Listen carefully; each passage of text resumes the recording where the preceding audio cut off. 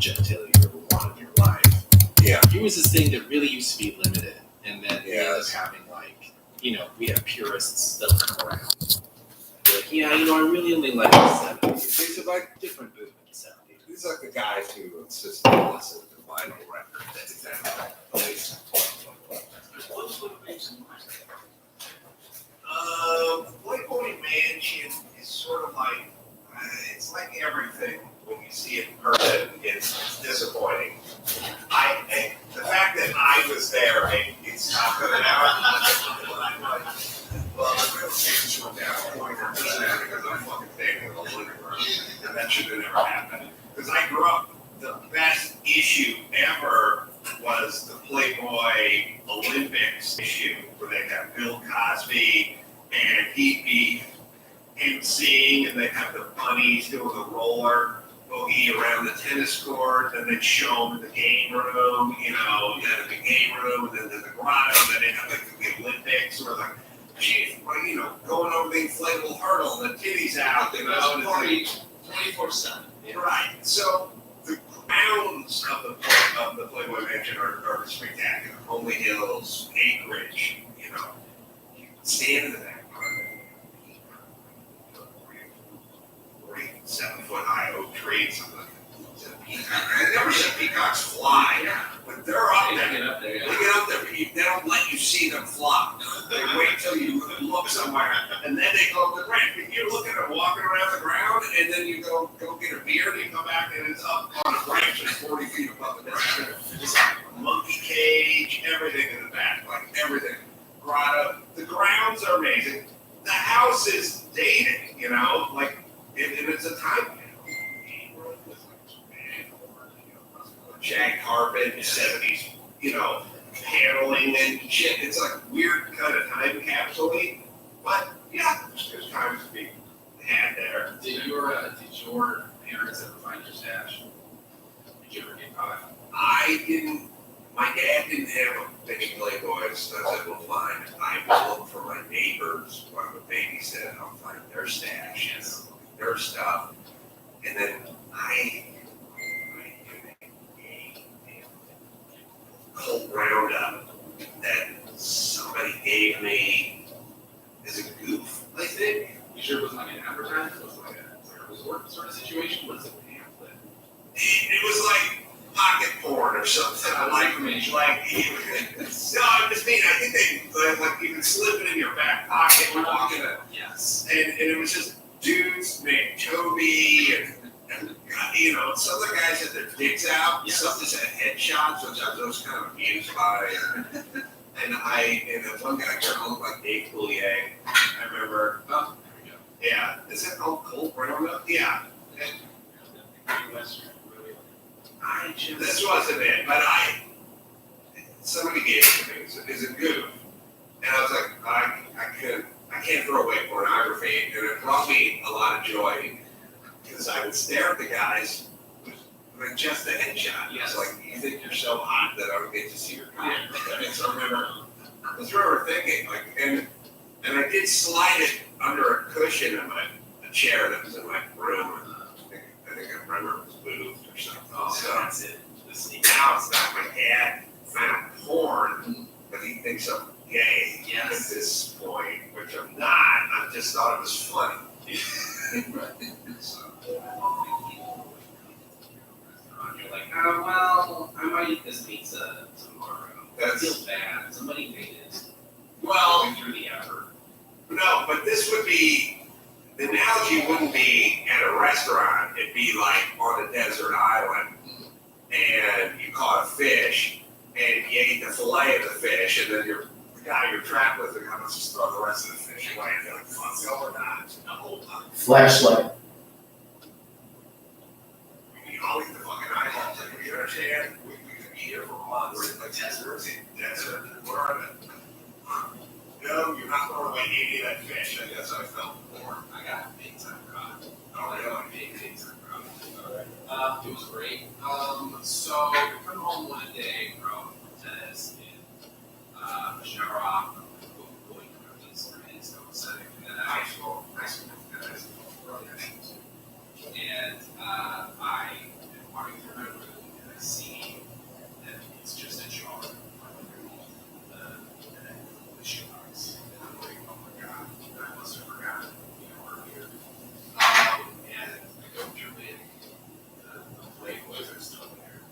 shoebox is a jar.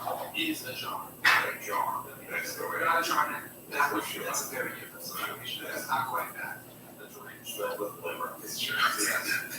But you know, so we were like, okay, you can call from downstairs. Josh was down here. I go down. I remember looking at the door of my living room, and you know, I'm just like, this is understand.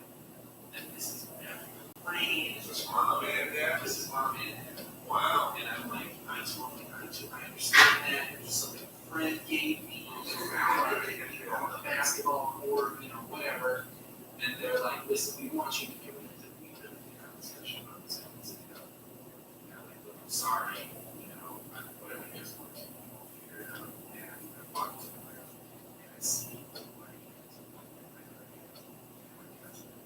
my little sister. And it's just like, yeah, it was a orphanage. And they were all there. And I thought, it was just like my stomach dropped out of my body. It was the most insane, just inquisition after that. The odd thing was, you know, I had both had, I played both, I played girl. Oh, that's that where the trouble. That's where I thought it was going to be. And I was like, oh, this is the time. Okay, you know, I didn't know what else I they just talked about it. And then when we get back to the stash, the playground was so I'm like, there was a discussion that was happening. Like, you got to get rid of this one. Right. But for the community, they brought that whole part of this story. Oh my God. And why? And had you checked it out? No, I didn't know what the word was. So I was still trying to, I thought you had like 15 in the jersey. And so I was just ready to be like, hey, this is the one. I don't know. I just watched Everybody's story. And trees look pretty good. Oh, but yeah. Okay, here it is. Here's this person. Yeah, it was back and forth tense, and I'm like trying to figure out which one it was, and then trying to come out to people, and every time I did, they'd be like, "No, you're not." And I'd be like, "Oh, okay." No, he's not. Yeah, I come out to games, it's like, I think, I kind of like both. Be like, "No, that's not cool." I know what Vince thinks is just like, "Oh, let's alert everybody." No, and it was the whole group. I never supported that meeting at all. We had pizza things. My sister called me when my nephew was like 14. It's like, I need you to provide now. Did you ever? Fucking nuts. No. Years. By the way, I'm beating off here, right? Talk about this thing or Our countdown, right?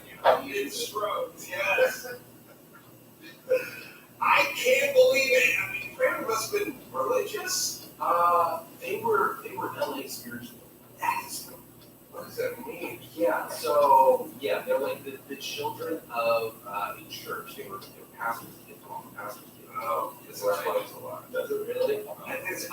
Listen, I know that you're from a family, and the family has certain rituals, and that they seem matter of fact to you. I'm here to tell you, this is the weirdest shit I've ever heard. Oh my God, no, super weird. This is one up there with like molestation and Santeria. Yes. You had you put that deep onto the bench of family members to be sitting there because a 15-and-a-half-year-old kid had a Playboy under his bed. That's insane. It was like a sports or policy. They were just like, maybe if we bring in the heavy, it'll just eliminate the problem on the whole. Wow. You know what I mean? It did not work. No. So like, what did you think was going to happen? Yes, you're a sexual deviant mess, of course. Oh my God. That, I mean, how many people are running? I'm going to say like at least 8. Whoa. Yeah, I'm going to say at least 7. Very public. Yeah, it was amazing. All right, when you were in blood. Yes. Let's go. Yes, I did yet, of course, and uploaded it as well on the website, joshand.com. No, not dead yet. ABC's most watched comedy. Yes, Thank you. Watching this much, I think I'll finish out some more. So congratulations on that. Come back anytime you like Josh. It's been fun. We're going to come back with Scott Atkins, who is in John Wick 4. Well, he's a really cool character, so bad guy. Well, action actor. They don't do that, right? I don't know why ratings cost so much, and I have money out here now.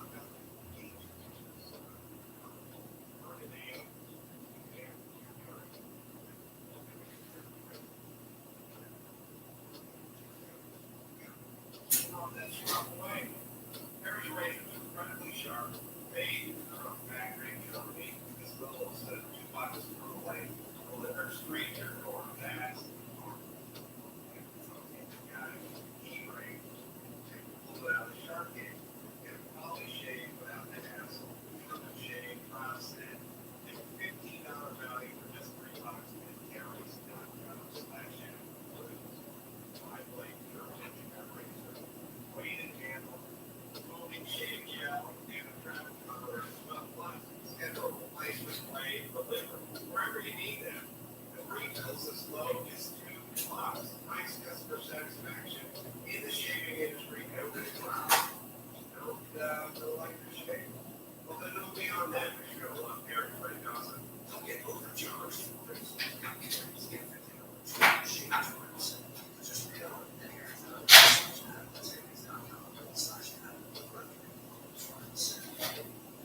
Back with action star Scott Atkins.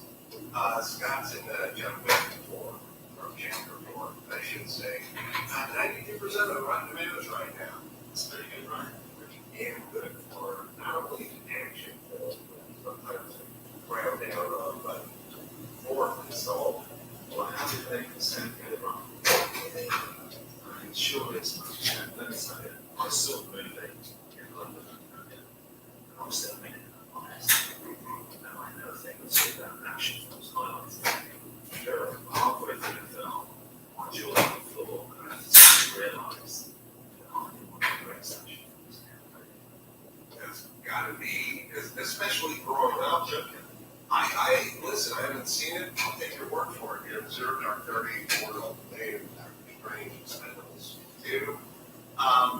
And you're like a hometown hero, right? At this point, because you're acting your mother and watching the same, right? Yeah, I don't know about Hometown Hero. I think you're right. Yeah.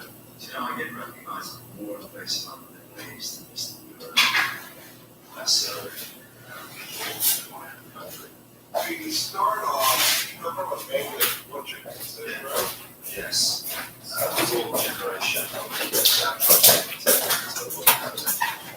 Yeah, I think that's too.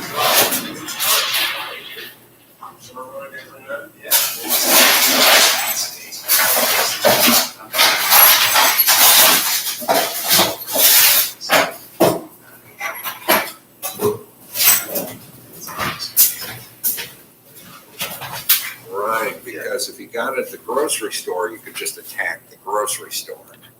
Yeah, but if you got it from his work. He's got meat that's a bit tough. It's not as good. He's got to go and sell it. It's So- about that. Yeah, so like you're in a house and the roof is leaking and you had to roofer and you did the roof. Exactly. Because normally you could just call the roofer a son of a bitch, but he's sitting across the table. Like, God damn it, I'm shit. So you started early with martial arts, right? Yeah, 10 years old. Because you saw Bruce Lee or Well, no, my dad and my brother did judo, my older brother, and I just went along because it was something to do with it. But then I discovered Bruce Lee and other things, and we stopped judo and I started taekwondo and made it on stage.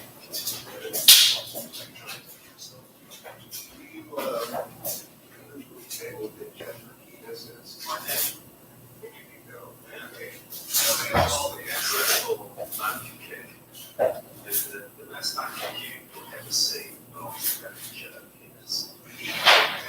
So I used to train kickboxing at the Jet Center, yes. which was his place. Yeah. And I was California. And it was my earthquake, I think it's not that. I don't think so, but his brother-in-law, and,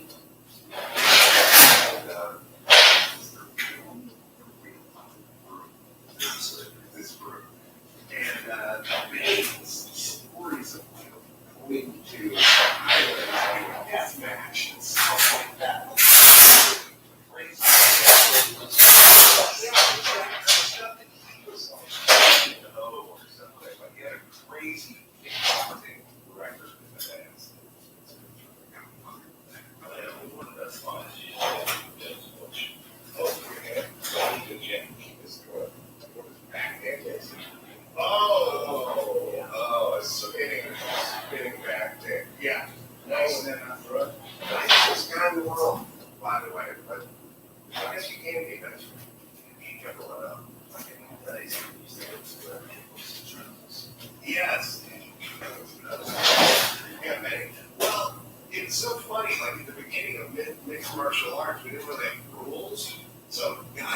show up in E's, other guys would show up in a Speedo, some guys would show up in a toga or something. Yeah, it's like blood sport. Yeah. It's like the karate guys fight the wrestler. This judo versus jiu-jitsu, blah, blah, blah. Yeah, and I guess people figured out that making an E turned into a handle at some point. Yeah, well, they can use it to So show they you. also use the E for jump. It's kind of a weapon. It's like a gun. You can wrestle on a weapon from a guy. So some guys who want boxing shoes on, guys with barefoot. Yeah. Some guys who want kickboxing trousers on. So you get deep into the martial arts world early. Yeah, 10 years old. Just it's in my life. I don't know. I'm very fortunate that I'm very young age. I want to make action films, martial arts films, and be a martial artist. But then at some point acting has to come in on top of it. It kind of was there at the beginning, you see, because I'm watching Bruce Lee and I'm watching Valadez, and the whole thing was, together. Like I want to do what those guys do, Jackie Chan.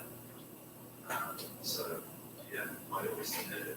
Specifically, I want to get into film business, I want to be a martial artist, film actor. Now, I know Keanu Reeves a little bit. He's a very nice guy. I like him. He sometimes has a little problem. That's not been my experience. I would think if you were that rock set, you would stand up. So I can tell you. Especially me. Adam, you've only seen Keanu racing versions and the leather game ups and everything. So there's not a lot of really agreement. This is we were doing a car race in this particular instance. And we have a downtime in the trailer just talking. Speaking of lots of children, I was second year with Alan action superstar. And then I go and look and see what he looks like in Jumper 4. He's wearing a fat suit. No. Yeah, that's what I was doing. Wow. I swear that thing through it. How do we even say fat suit anymore? He's wearing a football suit. Oh, there you go. Wow, that's you. Yeah. Do we have a clip? You said this is a book. Well, I played who is the head of the German table, John Wood, says he could see my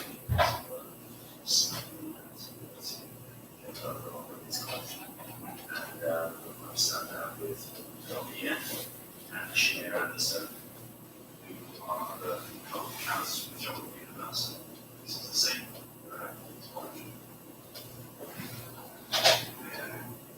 So,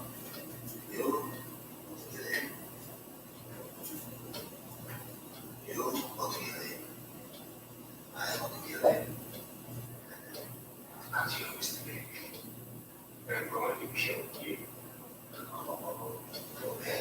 of course, yeah. But it looks like we have ourselves a genuine conundrum. I want to make it clear. So, I hope you play the game. One hand. See the decides who lives. And she does not. Wow. That's crazy. Yeah, and with that cartoon, on every take, we got cartoon right. We said when the camera came on me, but when it was on me there, every take I did it, I did it for hardly any straight breaks. Wow, catch the ace of spades. Perfect. I don't ask us to do that.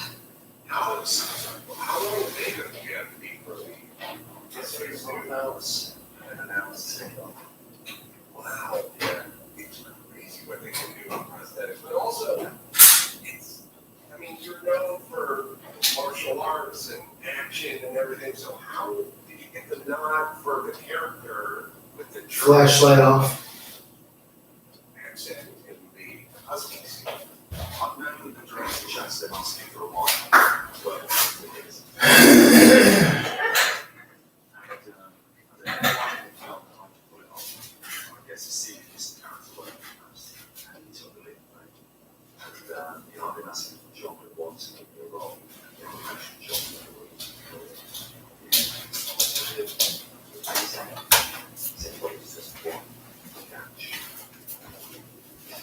The inspiration was.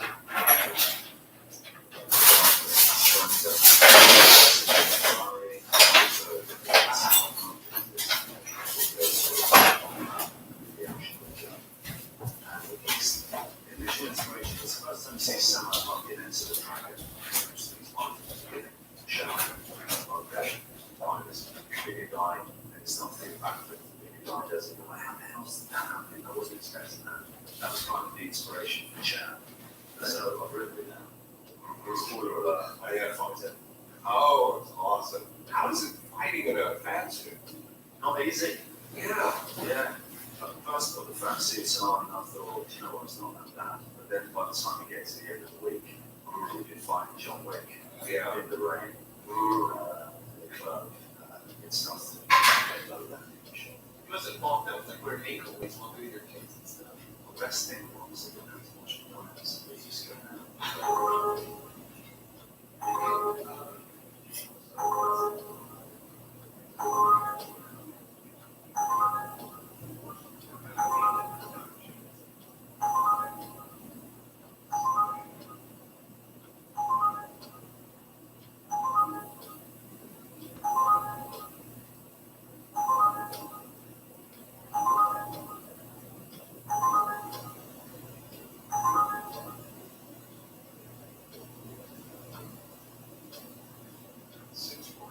Whatever, but if you have your 3.5 hours worth of prosthetics. First and last day. And it's all night shoots as well, John Wick movies. Oh, really? So, yeah, not easy. You didn't get much vitamin D, especially through that suit. And I saw in the trailer, I saw a little bit of the fight scene just flash real quick. You're fighting in the midst of crap. It's an amazing set that they built for this movie. It's a club, it's 3 floors, and at the top you've got like a waterfall, and the water parts as people come through it, and then it cascades off the side like this. And then by the time you get down to the 3rd floor, you're literally in this club, but it's raining inside this club, and there's fans and lights, and the cinematography is just so impressive by Dan Mouston, and the production design. It's every shot of this movie just looks incredible. Where did you shoot it? I shot in Berlin, but they went to Paris and some other places. Wow. Yeah, I mean, They built that. This was that's amazing. So I want to talk about the project Chad Stiles we worked with. Adam, so Chad was the fifth villain stunt man or the double for Brandon Lee. Right. So that whole Crow thing happened while he was working on the set. So then he goes on to direct all 4 of these John Wick movies. And now he's recently said, I don't see any reason for a real gun to be used on set. Like he just uses all, we have CGI, we have prop guns. And in John Wick, they do the gun fu, right? There's a lot of close range gunfighting. So I just want to get your thoughts. Do you agree with that? I mean, you can't do the John Wick stuff with a real black firing weapon because you're doing headshots, right? But I feel that there is a place for real guns with blanks. I mean, obviously, there's terrible things that happened in the past. And we have to do our best to avoid that, of course. But there's no substitute for seeing the real thing with the gunpowder, in my opinion. But I'm a big fan of John Wick movies anyway. But certainly you couldn't do what's happening in the John Wick film, so you would do it at that point. But I think there is space to do it the way it used to be done, if you can. Well, you're a guy who would know the answer to this. When this whole Russ, Alec Baldwin thing went down, half the people are saying, it's not Baldwin's fault. The other half go, he should have checked the gun. I'm like, who checks? Listen, I'm English. I'm no expert. We don't have guns in England. I've got a clue. Somebody comes, first time I got onto a movie set, the armourer has me a gun.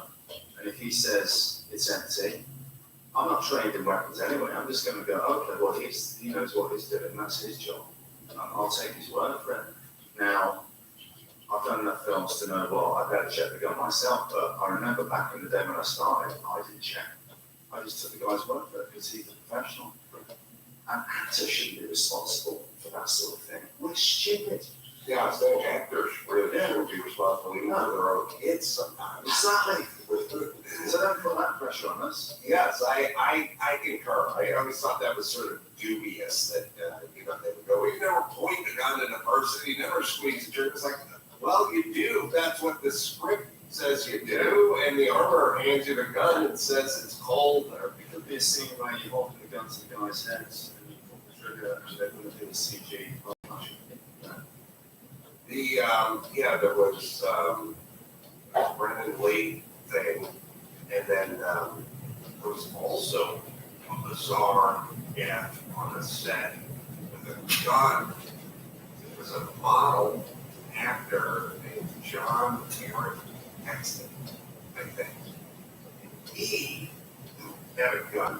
You know the story? So you know the story? It's worth looking up. It's kind of interesting.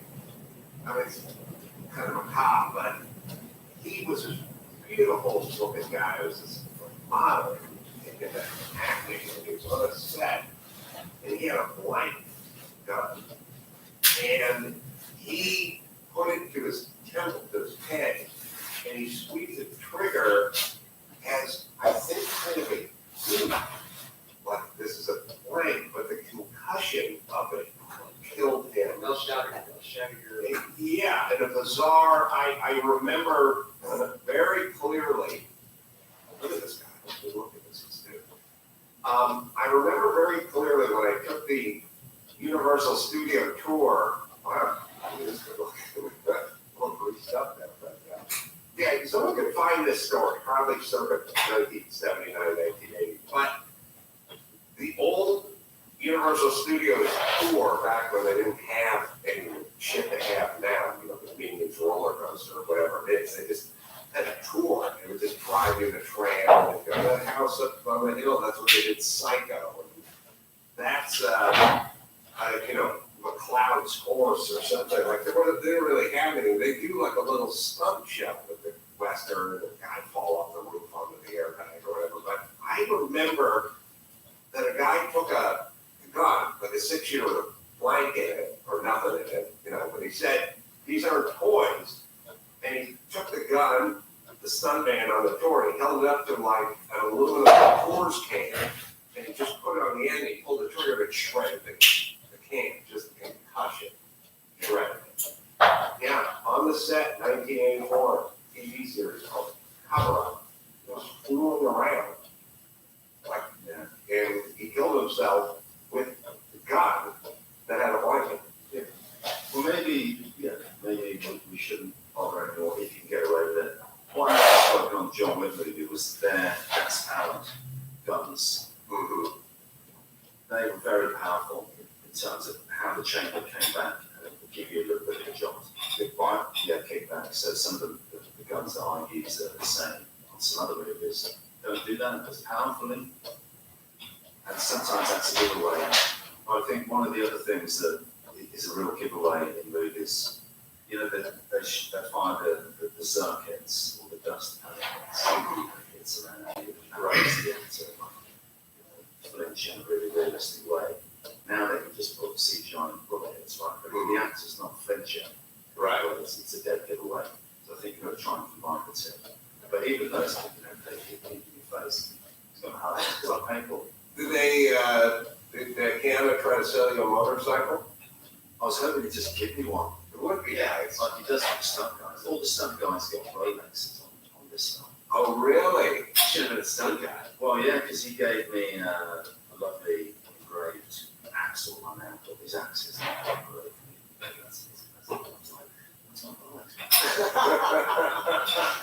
No, I did appreciate it. Really. Do you keep the grill at least? They sent me the grill when I was doing ADR. The teeth. Yeah, I had to make To do ADR. I've been that for about, 16 months. They stand as well. So for you, you want to direct, you want to write, and what's the next project, what's coming up? I have written. I've got 2 films called Accident Man 1 and 2, which was a passion project of mine. It was a comic book that I did, and I've adapted that, produced that. I just read something that those have the best fight scenes in recent We just won an award for best bicyclist for an accident too. I'd like to direct in the future, yes, it's finding the right project. Because I guess I'm going to have to be in it as well as direct it in order to get the financing. Right. And it's hard enough when you're doing action films anyway. I'm absolutely knackered all the time on the set anyway. Now I'm going to direct on top of it. I kind of like to give myself a fighting chance to be good. Any thoughts about comedy? I'm open to it. I've done a little bit. Yeah, so, I mean, this is like comic relief genre film, to be honest. And I'm not even sure the director was planning on that. That's how it turned out. And everyone seemed happy with it.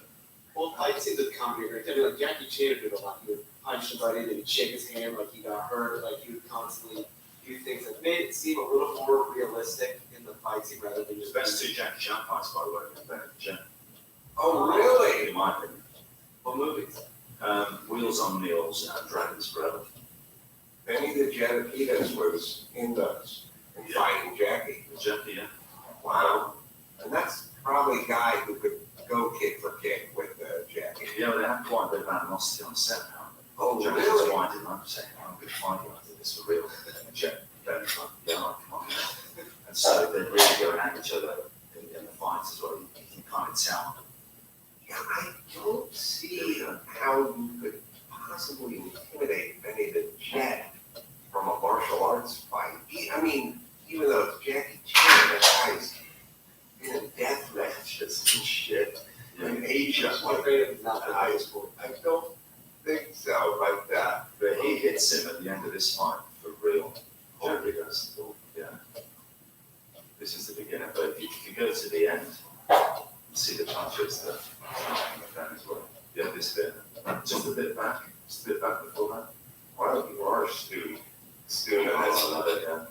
I analyze this. yeah, they're throwing down. Yeah, that was. It's getting Wow. Oh, yeah, Contact. yeah. Although, Benny's probably pretty used to being a fighter. Yeah, it's probably like, give me a best shot. Oh, I gotta tell you, he was a maniac at that gym, and his brother-in-law Blinky was the sadist. Like his sister, I don't know, is Benny the Jet's sister Lily Urquidez? But you know, you'd be doing, you know, planking or something, and he's come punch you in the stomach and everything. I mean, they didn't really have so many rules back then about how to treat students. Yeah. Like, their whole point is they're just gonna kick the shit out of you. Lily Rodriguez is his sister, but not Urquidez. I think she married. She married Blinky, the other badass kickboxer guy. It was an interesting time. I don't know where kickboxing is today. Well, it's MMA now, so Yes. that's where the money is. I think it It's is. still K1 apparently. I Oh, don't really? know, but that's still going. You watch MMA? I watched MMA UFC, and my friend Leon Edwards is fighting because we're from the same town. He's fighting Kamaru Usman on Saturday. Oh, they're doing the second fight, right? In the third fight actually. Oh, the third, that's right. Yeah, so Leon was down most of the second fight and then just landed a kick. Yeah, now he's saying because he was a Salt Lake City fight, Usman trains in Colorado, so he's used to high elevation. Leon trains Birmingham, England, so he's not.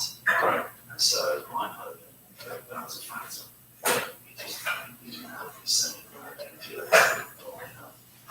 Yeah, well, Leon's a phenom. Yeah, so is Leon. Well, obviously, if you're going to knock a phenom The out, only guy to defeat Leon last was Usman in that first fight. man, who's the favorite in this fight then?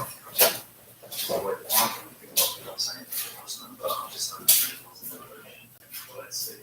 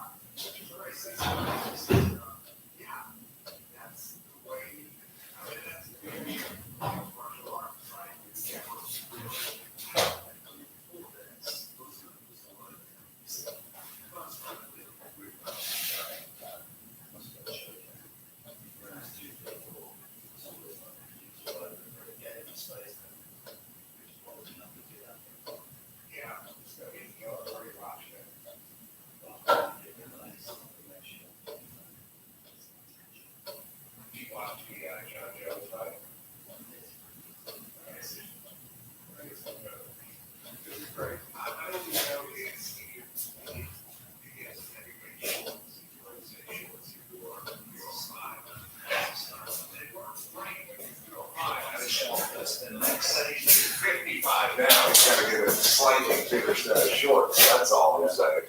Yeah, we choked him out in a minute, 57 seconds or something, right? Just made it look easy. He made it look No, I think that's probably a tougher fight than the one he was going to have with Francis Ngannou, Mhm. because you know he's a big guy, hits hard, but his wrestling is not that Yeah. good wrestling either. Yeah, so Yeah, but he's upped his game. I mean, he improved a lot. yeah, still, you know, John Jones is a great wrestler. Well, I think what we're talking about is it's really hard to overcome athleticism if you're fighting a guy who has balance.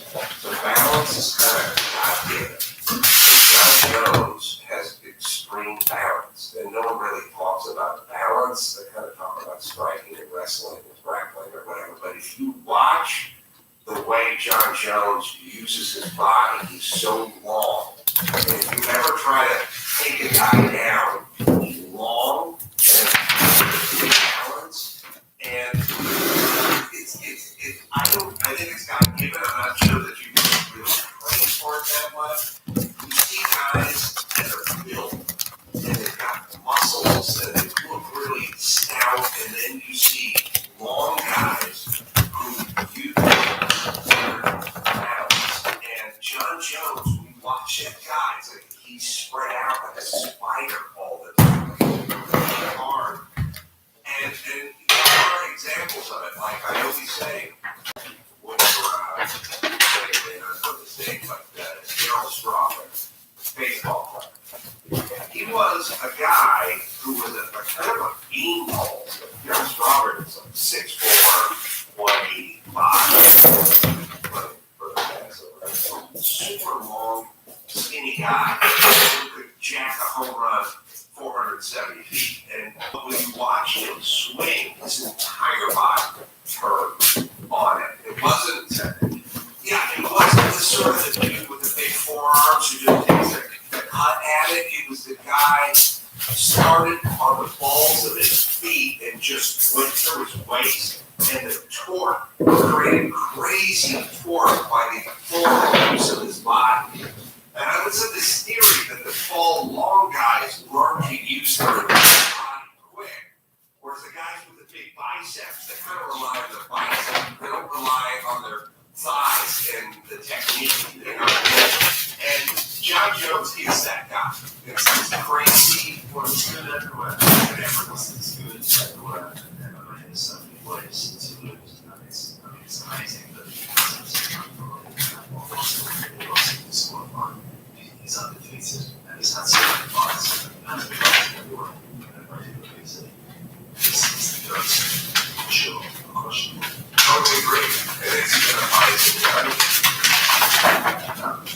Steve May next. Steve May and George. That's a tough fight for Steve May. It's a tougher fight for John Jones, I would say. Because the other Steve May, Yeah. so that's the equalizer. Page 40.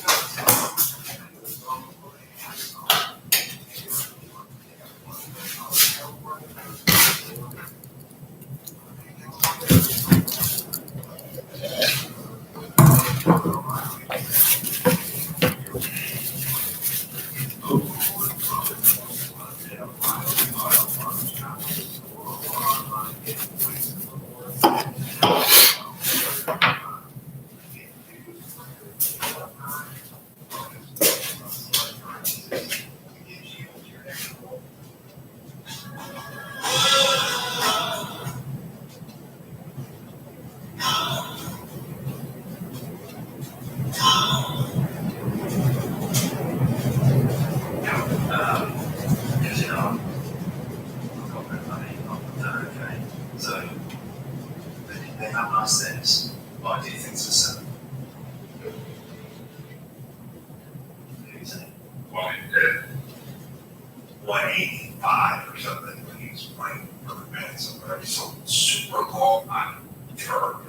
Started on the pot, and I was adept, but they don't rely on rewards. He's good and repeated, and he's had several provide for John Jones items. I'm sure he's washed out of that. O'Reilly knows the song. The song before I had a song.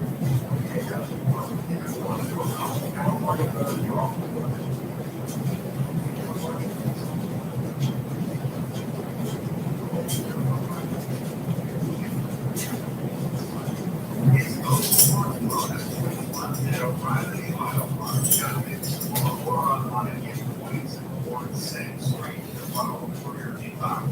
You get paid 3 or 4 times bonus points on select purchases.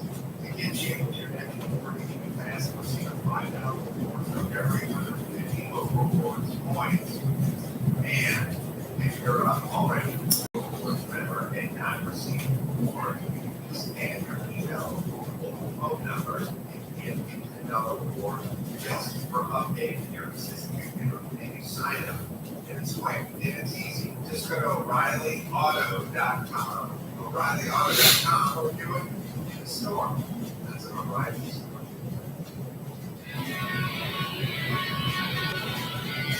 It's time to check out voicemail. It's bad. Come on, we got a rich man for it for you. Don't wash your own car. Keep it glass. You can leave us a message at 888-634-1744. You don't wash your own car. So if you're super poor, you just leave it shitty. And if you're rich, some guy comes over and details it for you. All right. We're trying to think of rich man, poor man, the stuff rich people and poor people do, but it's really the middle class doesn't do. I get my kids out on the drive and we wash the car at the weekend. Mm-hmm. Give them something to do. That's what my dad would make me do. Yeah. My brother would have to wash the car at the weekend, cars. Yeah. So I tend to do that with my kids. Not that as often as I used to for my dad. But I do try and do it. Do they listen? No. And every time it's a struggle. It's an argument. Yeah. And then there's that version where they come in after 5 minutes and go, I'm done, and then you should be done, and then you go, what about this? And then they go, I tried to get that out. They go, give me that drag. And then all of a sudden you're down, buffing it out, and they're watching you. Watching Yeah. TV. Well, how does that work? How old are your kids? I've got a 12-year-old girl and a 4-year-old boy. How, well, we may not know what the boy had, but the girl's girl, but you tell me. You come from this world where everything is about discipline. Really, you owe much to discipline and repetition and all martial arts is repetition, discipline. I mean, it's all sports are that way, but in a weird way, martial arts is just doing the same thing over and over. That's what Bruce Lee said, like, don't fear the man that's practiced 1,000 kicks, fear the man that's practiced 1 kick 1,000 times. Oh, wow. Yeah. That should be on your license plate, friend. That's very good, by the way. When you're making a kid go out and clean the car, they should read that. Yeah, so That's the repetition thing. that's the repetition. So that's a great thing. Yeah. So it is nothing but repetition and discipline. And that's in super short supply today. And I don't know, I in many ways have, Did you sleep on your side and bed you need your pillow? Because, you know, I've got a bit of rain, I've done okay. So, they have nice things. struggle. It's a struggle with you for a long time. Everything I got, I just did, and that's in super short supply. Yeah, so That's the repetition thing. that's the repetition. So that's a great thing. So it is nothing but repetition and discipline. And that's in super short supply today. And I don't know, I in many ways have the same background you have in that everything I got, I just did it through sort of discipline and delayed gratification, and while everyone else is going out having fun, I'm gonna stay here and do this thing that I want to do for a long time. I don't want to do for a long time. How the hell do you instill that into somebody today? Yeah, I don't know. It's impossible. It's a struggle. It's a struggle, yeah. Yeah, my kids are spoiled. Yeah. Because, you know, I've got rid of it. I'm there every day. So, they have nice things. But I do think to myself, man, it's much better to grow up before. Because then when you get older, you appreciate what you get. You won't just accept it's not that much. I know I'm supposed to instill these things and everything, but I'm aware that you've lived this long time. Right. That's my wife. So it's like, Yeah, well, I guess it's good to grow up poor and then get rich. Yeah. It's not good to grow up poor and then just stay poor till the end. That's what my family did. They just got on that poor highway. They never exited. yeah. But imagine growing up rich and then being poor. Oh, That's really going to suck. I used to tell Dr. Drew, who lived in 7,500 square feet in Pasadena, I was like, your kids are never going to live in this nice house because they grew up in. I grew up in shacks. Like I was literally walking yesterday doing the air conditioning math. Like I grew up in the San Fernando Valley. Yeah. And I was going, first house I grew up in, I was on the service porch, no air conditioning. That's apartment, no air there. Then I get about that $4,000 floor house, no air there. Then I moved to another house, no air. Then I moved to the garage, no air. Then I moved to my first apartment, no air. Then I went to the house, no air. I saw 7 dwelling, no air rolls in the San Fernando Valley where it gets up to 108 degrees.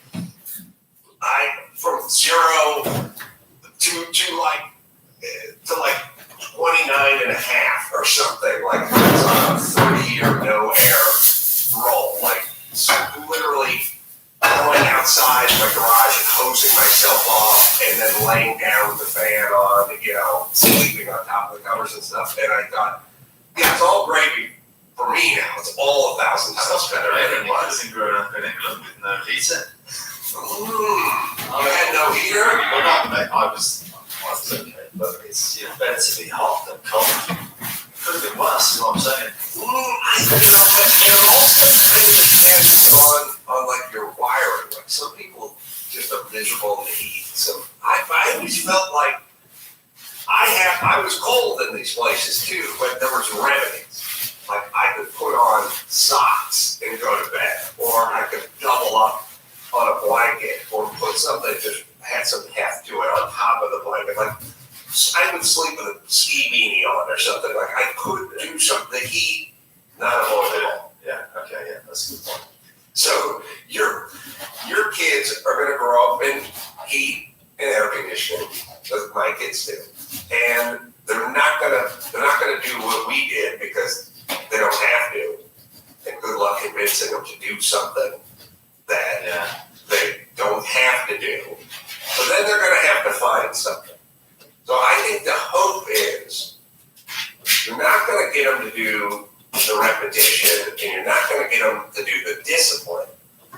But if they can find something that they're really into, then they will do the reps with that.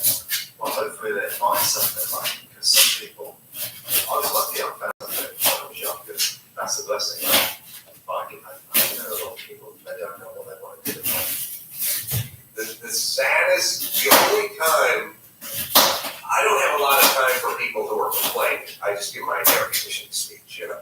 But the only time I really feel bad for somebody is when I talk to some 28-year-old dude and I go, well, what are you into? Like, what do you want to do? Like, what's the deal? And they go, I don't know. Like, I've been watching Drive to Survive. Like, I like watching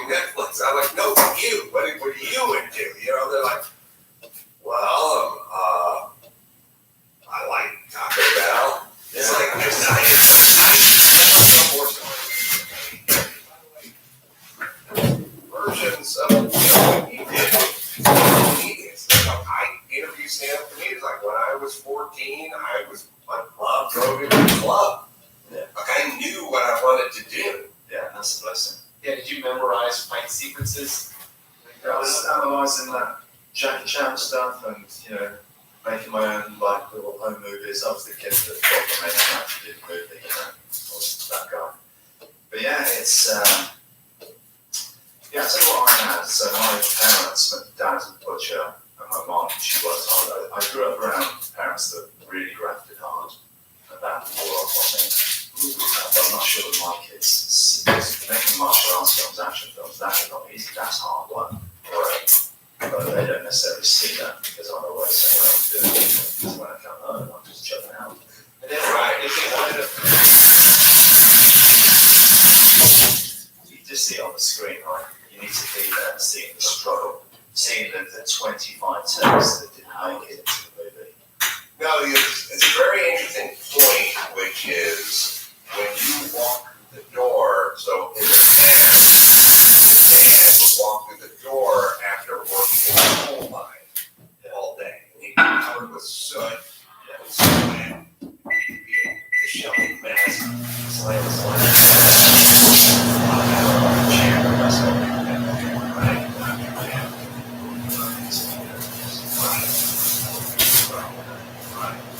He goes to shop on Saturday and work there as well. Right, so drop the lunch pail and just collapse into a chair.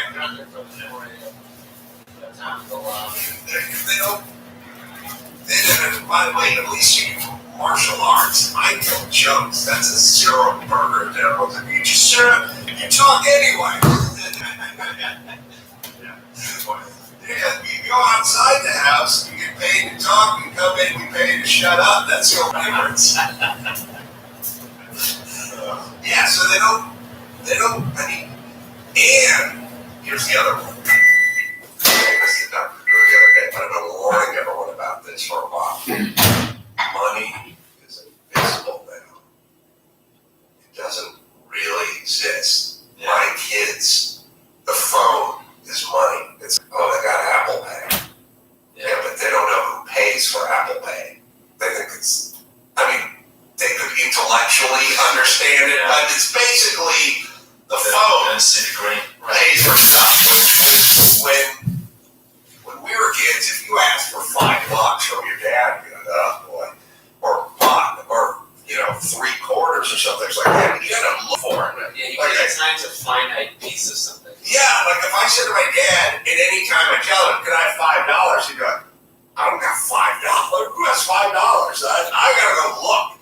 I might have to go to another room or something and search under the mattress or something, but don't hold your breath." Like it was all super tangible, and people. I guess it's sort of the difference between going to Starbucks and they go, "Would you like the 20% tip or the 30%?" And you just tap the thing, and the person kind of looks at you like that. All right, you just tap the thing. But if you pulled out $10 and went like that, or you open your sweat jacket and you had one of those change belts on or something, you peeled off a bunch of quarters, it'd be a little different experience. Yeah, no, you're right. Yeah, things are weird these days. Yeah, I sometimes say, well, I'm just getting old, and like my parents saying, "Oh, I don't like this and I don't like that." Because the kids, they just accept it for what it is. It's only us that knew when it was different. It's sort of, and it's sort of micro, and it's kind of macro. Like we go, like everybody in San Francisco is going to get reparations for $5 million. And we'll go, yeah, that sounds about. What's wrong with that? It's like, who's paying for it? Like, where's the money? The money being invisible will let you do anything. Sort of big government and/or just on the sort of family level as well. It's just easier to do it. Now, it's not easier to you or me because money's not visible to us because then you have to leave the house and have $25K to get your money. It's still very easy. They smashed off the concrete and under 5 times.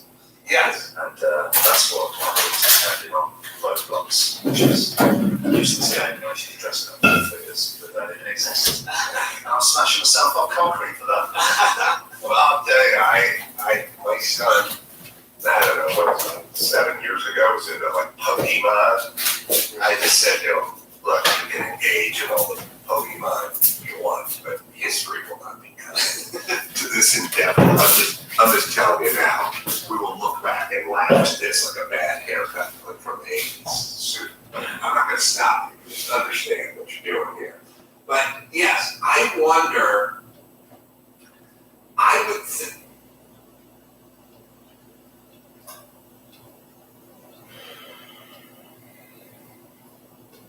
about the funny ice cream glue. We both laughed, and she said I should put this in one of my movies. Well, I just laughed some more, waiting for her to move it along. She chuckled to herself for a few moments longer, and I pretended to wave at someone across the restaurant, hoping she'd take the hint and get lost. She finally beat it. That's good. Bathroom. Very comfortable toilet seat. Sat there for a while and checked the sports scores. Saw a few coarse black pubes stuck to the porcelain as I got up and wondered if they were mine. Oh God. Service. So you figured out. Yeah. This was a brother. Okay. Black and short, most part. Service. When I got back to my table, there was a breadstick sitting in my dessert dish. My server approached and said, "Get it?" I said, yeah, it's good. And she said, "You should put this in one of your movies." And I said, "Hey, there you go." Rated, I give the other person New Mexico Applebee's 4 out of 5 tenders. I'll be honest, buddy. I put it down to the little less joking around with my server. It's like serious. Yeah, he doesn't want to Fucking tell me jump you to a Applebee's or I was trying to say, I told a few of my cohorts about my experience at Applebee's, and some of them thought I was a little rude to my server. They were right. I felt off. So I bought her a brand new Corvette and had it delivered to her. I also had the dealership put a note in the front windshield that read, "Guess what? I put that funny picture there in my movie. Sincerely, your buddy X." I didn't actually, but I thought she'd get a kick out of that. That's pretty nice. You bought her like a car. Oh, all right. Here's another one. This one just said, Chili's. "Oh shit." In 4211 Wailea Avenue, Honolulu, Hawaii. Oh, okay. In Honolulu, what? He's definitely shot a bunch of movies. Yeah, Oh, that's right. He shot all those. What are they called? Where they with everyone. Everyone's in. Rock is in. Chris Rock is in. The Grown-Ups. That's a lot. What's the one where they're on vacation? Well, that's a different group of guys. Yeah, there's a lot of skill. You know that? Yeah. In Honolulu, vacationing with my family. We're having a tremendous time. My wife and kids decided to take tennis lessons. And I was like, have fun, not my thing. I'm a basketball guy. I love the hoop. To me, the tennis court is a waste. To me, a tennis court is a waste of a perfectly good concrete and netting. And guess what? No Applebee's on any of the Hawaiian. Oh shit. I wonder if that's true. So I had to settle for the next best thing, Chili's. Hey, tell you what, it's no Applebee's, but it'll do it in pigs. That should be Chili's new slogan. Yeah. Chili's. We're not Applebee's, but we'll do it a pinch. Decor. Red vinyl booths and walls adorned with monochromatic palm tree murals, like a tropical Wendy's. Didn't care for it. Food. I got the crispy chicken crispers and an ancho salmon house salad. The crispy chicken crisp.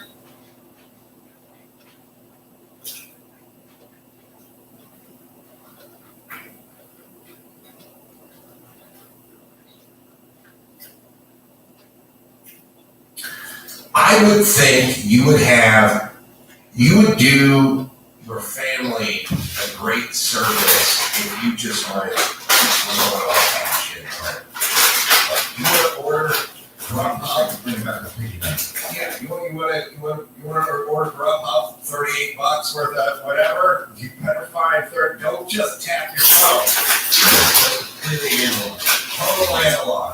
Yes. Yeah, we'll go outside and watch the car. Yes. The other thing too is when money's invisible, you can't bribe your kids. You can bribe people with cash, but the invisible money people, like I tried a couple of times with my son. I was like, yeah, go out, clean the car, whatever. I'll give you $20. I'm good. Like, he is good. He doesn't need my paper money filled with cocaine and germs. He's got a phone. He doesn't need my shit. Yeah. Yeah, me and my brother used to be Nan's grandmas both used to live with us. So we would play them off against each other. You get like £10 off the one now, and then go and say, oh yeah. Well, then I'm going to go with £10 now. How much have you got? That's what we used to do. And next thing you know, it's betting the Jet and Jackie Chan going out in the living room. Yeah, I exactly. think that's how that scene started. That's right. So you would go work in a butcher shop on Saturdays? And at weekends, yeah, especially at Christmas time, because that's when it's really getting busy. And were you operating the bandsaw and cutting ribs, or were you like just up front wrapping stuff in paper? Yeah, not with the knives, just carrying. Well, yeah, actually, the pigs would come in the morning still warm from being slaughtered, and that's a big pieces, Whole pig. a whole pig, yeah. Minus nothing? You have a bucket of pig heads, just chop the head off first, whack it in the bucket. The thing wouldn't be gutted or anything? It's already been gutted. Right. That's already happened. You've got a leg of here, a leg of here, and you cut it out. And then you have to, dissect it. But scrubbing the bowl at the end of the day, that's the Butcher's luck. Yeah. Craft, hard So, work. 2 questions. Did you ever work out on them like Rocky? You know, I mean, there on a Saturday. It looks great, but you reckon the meat. It's not good. You're not tenderizing it? Yeah. I don't know how they let Rocky do that. You know, it obviously wasn't very It realistic. seems like the Philadelphia Health Department. Meat tender, come on. The health department would get involved with that guy. He's got all the hand wraps that are bloody. Yeah. Wait, are we looking at you? Oh, that's me. About to hit the meat. What movie did you hit the No, knee at? I'm not hitting the meat. You just I'm walk walking to kill someone. So did working at so I'm squeamish. Yeah. I mean, I'm not emotionally squeamish at all, but I don't like fishing because like the means like me. I go, well, let me put a hook through the eyeball the minute I put a hook through an eyeball. I've never been hunting. It's all somebody brought 5 baby lobsters to my house once, and I just like opened the box, and it was like live lobsters. I'm like, do this, like it's all weird to me. But you grew up in it. Yeah, but I didn't work in an abattoir. That would be something that I would like to see. An abattoir? You know, to kill the animals. Oh, what we call The animals would come in around. slaughterhouse. Yeah. Yeah. Yes, slaughterhouse. But seeing the light go out is not something I'm glad I didn't get to see that. But I get, I'm not squeamish, But also, I think it's good to have the respect for where the meat comes from. You know, you go to the supermarket, you buy it. It's gone off, didn't eat it at the time. Put it in the trash. It's nice to know that it's come from a living animal and have a bit of respect for it. And that's what being a butcher gives you. Yeah, I agree. But so some people might be vegan right now because they were Listen to this. No, but my dad made me come to the butcher shop and he made me splay the pig out, and then I never want to see it again. And the opposite effects on me, I love the meat. Right, Yeah. that's a good one. Yeah. It shows respect. That's what the sharp teeth. It could also turn you into a snob because you could go into a nice steakhouse and go, oh, my dad would have done this differently, or this is not right, or did it?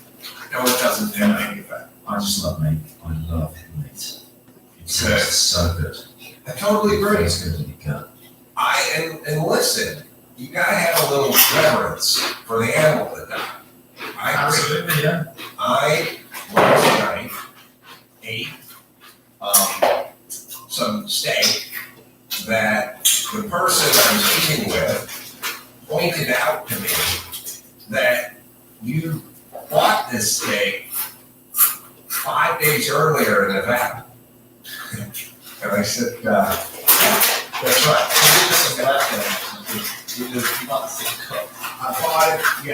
You're right, I should have been clear. I went out to dinner on a Friday night with Pete Rock and his wife. I ordered meat. I did not finish the meat. I took the meat, put it in a to-go box, put it in the mini fridge at the hotel room Friday night, Saturday. Those fridges aren't great. Took it out, put it in the back of a car, drove back from Nevada, and then 4 or 5 days later, consumed it last night because I didn't want that cow to die in bed. But now you're thinking, I might need to toilet in a minute. No, What do you do, those No. sweet dozens? no, because if you do that enough, you become, your gut becomes like that of a Saint Bernard or an animal that like forges in the dirt for roots or something. It's all about the repetition of the training. Repetition, training, and exposing yourself to a lot of stuff. Yeah, but that's good. You have respect for the meat, and you didn't want to waste it. Yeah. You should be like that. And I think the people that are too clean and too covered with Purell that don't like think about your upbringing. Don't think about just fighting, sparring, and stuff like that. I mean, there's sweat, spit, blood. Like it's all a lot of stuff. My dad is that he wouldn't get sick. He's very healthy guy, and he wouldn't get sick because he exposed himself to that much bacteria from touching himself by accident, like preparing the meat, and see that bacteria going into his bloodstream. Right. You reckon he was superhuman? Well, is he still with us? Yeah, he is, yeah. He's getting older. But yeah, no, he's looking for Is he sick less than most? Back in the day, yeah, he wasn't sick a lot. But I think what this whole pandemic taught me is that we're hiding away from all the bugs too much, is that this past winter, everyone's been sick, I've been sick, the kids are sick, everyone's so sick, and I feel like we're exposing ourselves to viruses that we normally would on a regular basis, and our immune system is very quick, right? So, Repetition. You've got to have something to train resistance. Yeah. I used to it's just from viruses. the first boxing gym I went to before the Jet Center. This is a boxing gym in the Olympic gym or a toy gym or something. They had, by the way, I didn't have any money, and the leather headset, the boxing.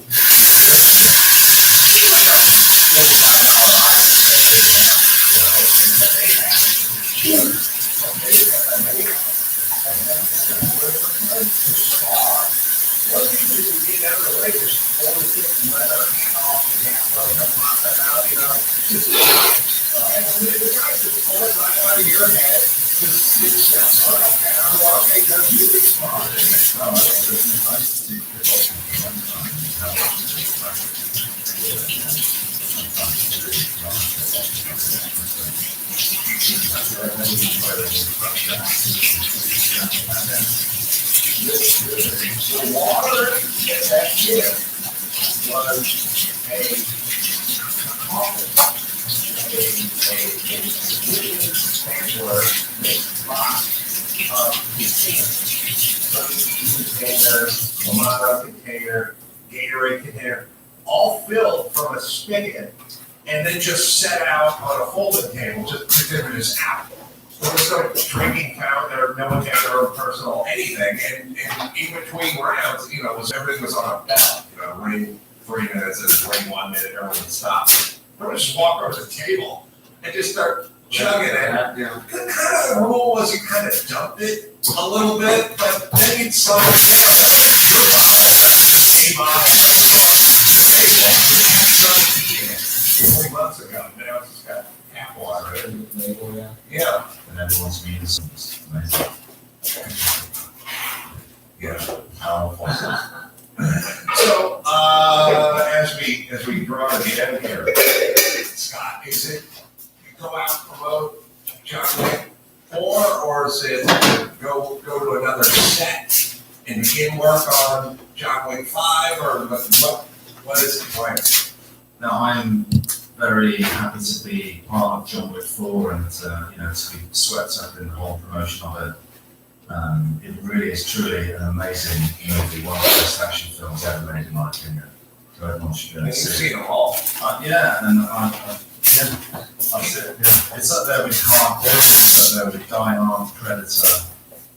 The original Matrix, I think, is an amazing action film.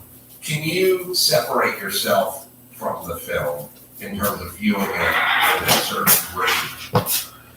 Well, I'm not in the whole movie, so I'm in a specific section of the movie. And once, I was watching it, thinking there was lots of the film that I didn't even have a clue about. There's some action set pieces in there that just blow you blow you away. Do you get the whole script, or they just keep that Yeah, script? but you read the script, but with an action film, so much of that is not on the page. Right. You have to see it. Yeah, so you have a top 5. I'd say it's in the, well, I need to see it again, but honestly, it completely blew me away.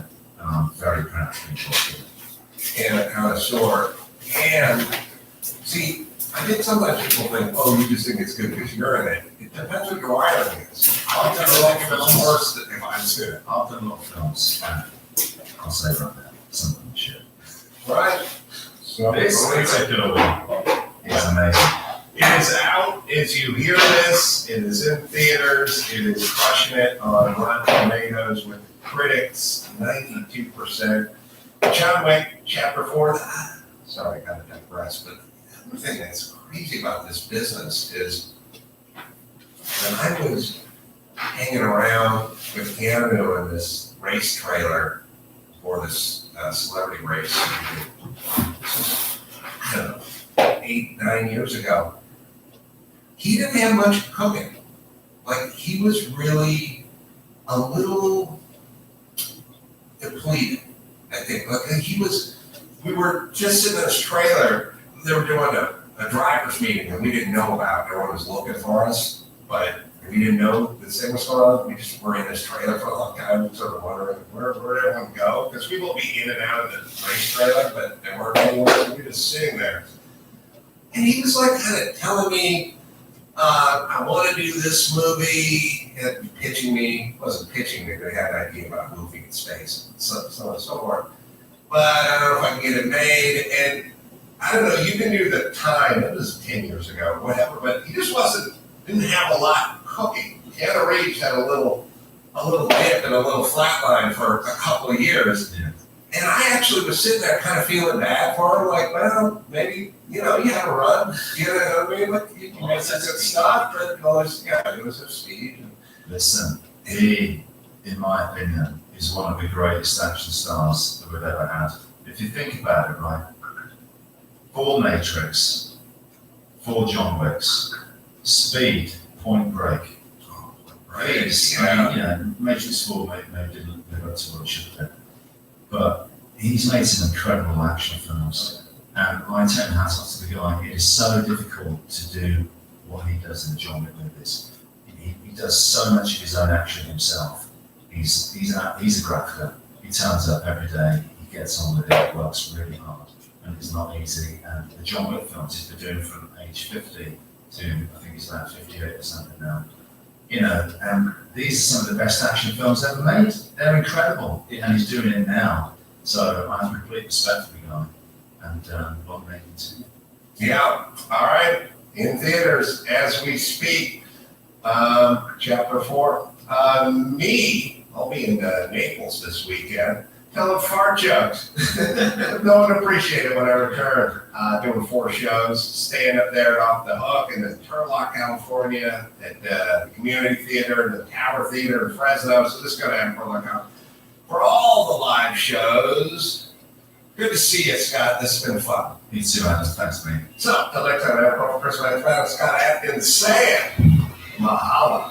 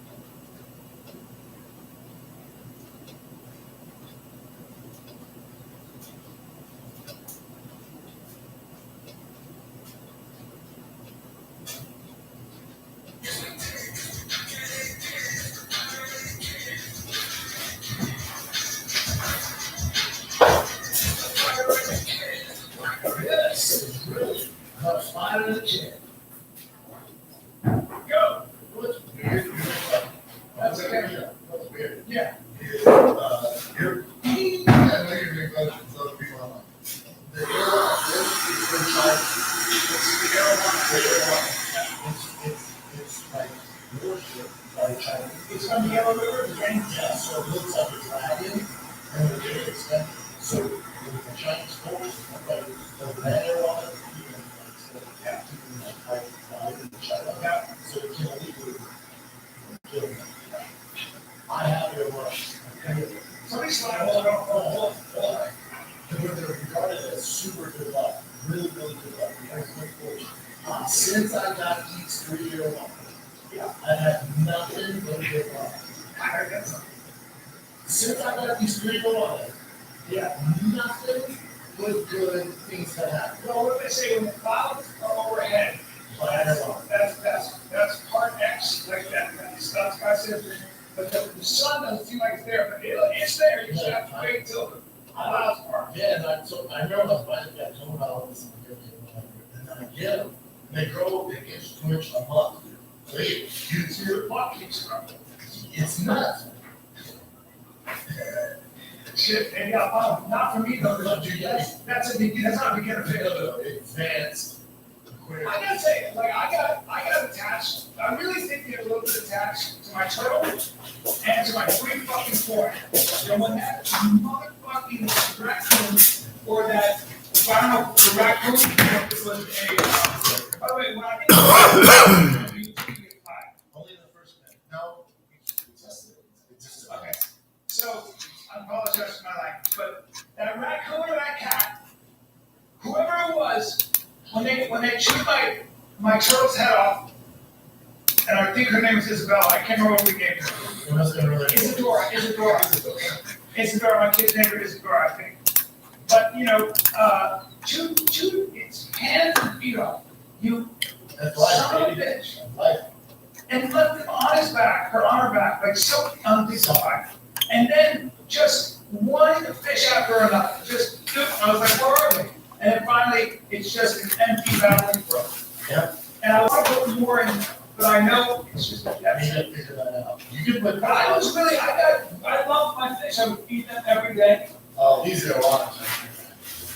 I feed them the feeder fish like I watch out for what it. Yeah, they do. The things now are running so smoothly. One way to introduce my day is if I find a new fish in, or the feeder fish that do carry disease habit. But hey, we have to celebrate your birthday. What's that? That's on Saturday. I know. Should we? You know how to celebrate my birthday? I bet you bought a fish. I did. I bought another airline, the Jardini airline from Australia. Very rare. I thought they were only in China. Well, there's one spot that's actually called a jumping. Well, wait till people can get a piece of paper and a pen. You guys ready? Go. Talk about fish. Yeah, it's actually it's called a jumping monkey fish. But these are from. Do they jump? Australia. Oh, you have to have a lid. They'll fly out. So do you know? Right, how about is it perch? His name's Bullet. Is it perch that's on is it perch that jump out of the water and hit people in the face when they're on a boat? No, that's like Asian carp. Carp. They jump out of the water and people are like, oh, it's amazing, yeah, my hand.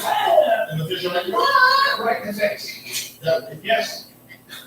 It's like, I don't know. I don't think the Asians do that. Are they yelling out? There you go. Let's say flying carp on a river in Indiana.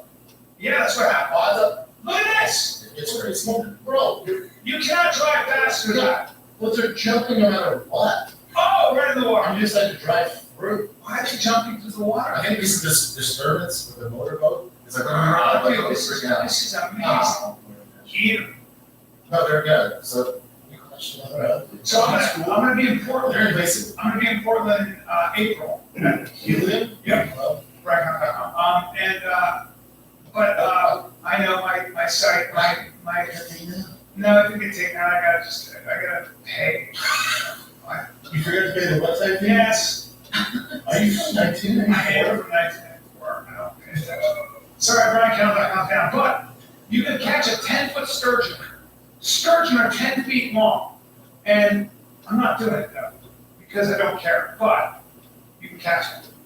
You're a 10-foot sturgeon. Look at the size of that. That's important. Look at that. That's what's. No, I know this guy's that's a real. They're tempting. That's a shark. It's a monster. That's a dinosaur. It's a monster. In France, we say, it's a monster. Those appreciate this one, those arowanas, they trace as far back, they were around with dinosaurs. What's up cool then? That's what a good No, one. I don't appreciate that. Hey, well, No, I'm not it's excited. not 40, like we have good. They're around. Dinosaurs are around, dude. Isn't that crazy? Amazing, dude. Arowanas were around the same time. It's amazing. And yeah, he's in my tank? No, there are fish there. Some of those fish are prehistoric. That's in my tank? No, I know. Longest lived fish. Do you know what it is?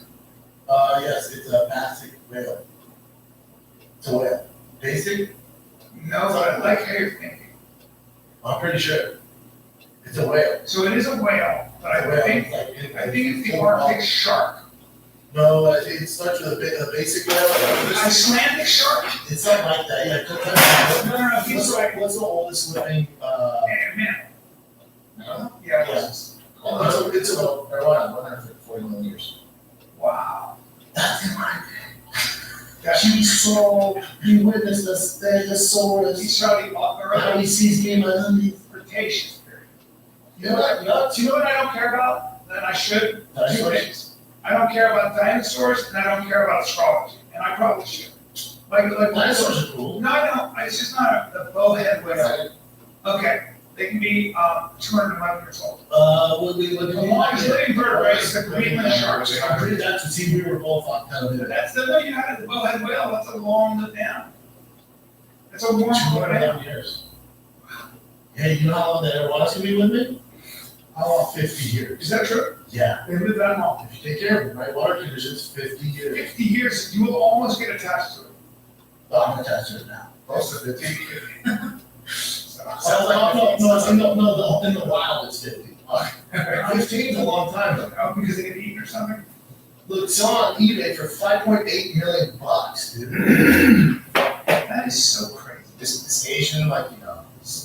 In China, they're called dragonfish because they look like dragons. They have these long things, like tusks that stick out. They're so dope, dude. And they're not They're good luck. Thanks. They're the most aggressive freshwater fishing line. They're the barracudas of freshwater. They're like barracudas. Yeah, barracudas. I put you with worms in there, frogs, which I would kind of worms, crickets. Good. Probably little sparrows. Oh, so I put 30 on. They last 2 minutes. 30. You need a goldfish. Goldfish. Yeah. Well, you know, I used to own pythons and you know, feed them rabbits. Can't do it. I always felt bad. I didn't like it. The only reason I feel good when I feed these feeder fish is it's time to pay, right?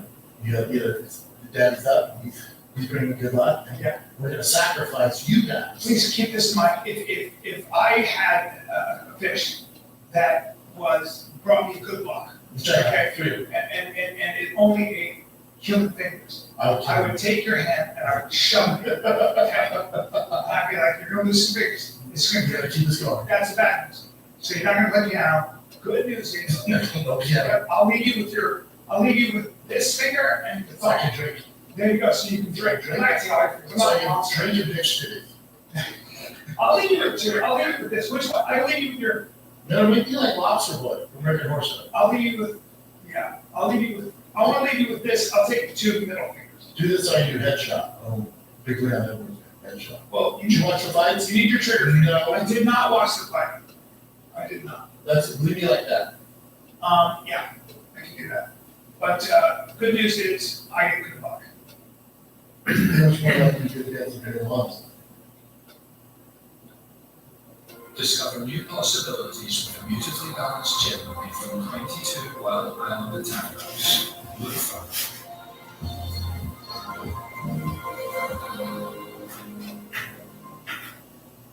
Hey Ryan, listen, you know I want to like a penguin.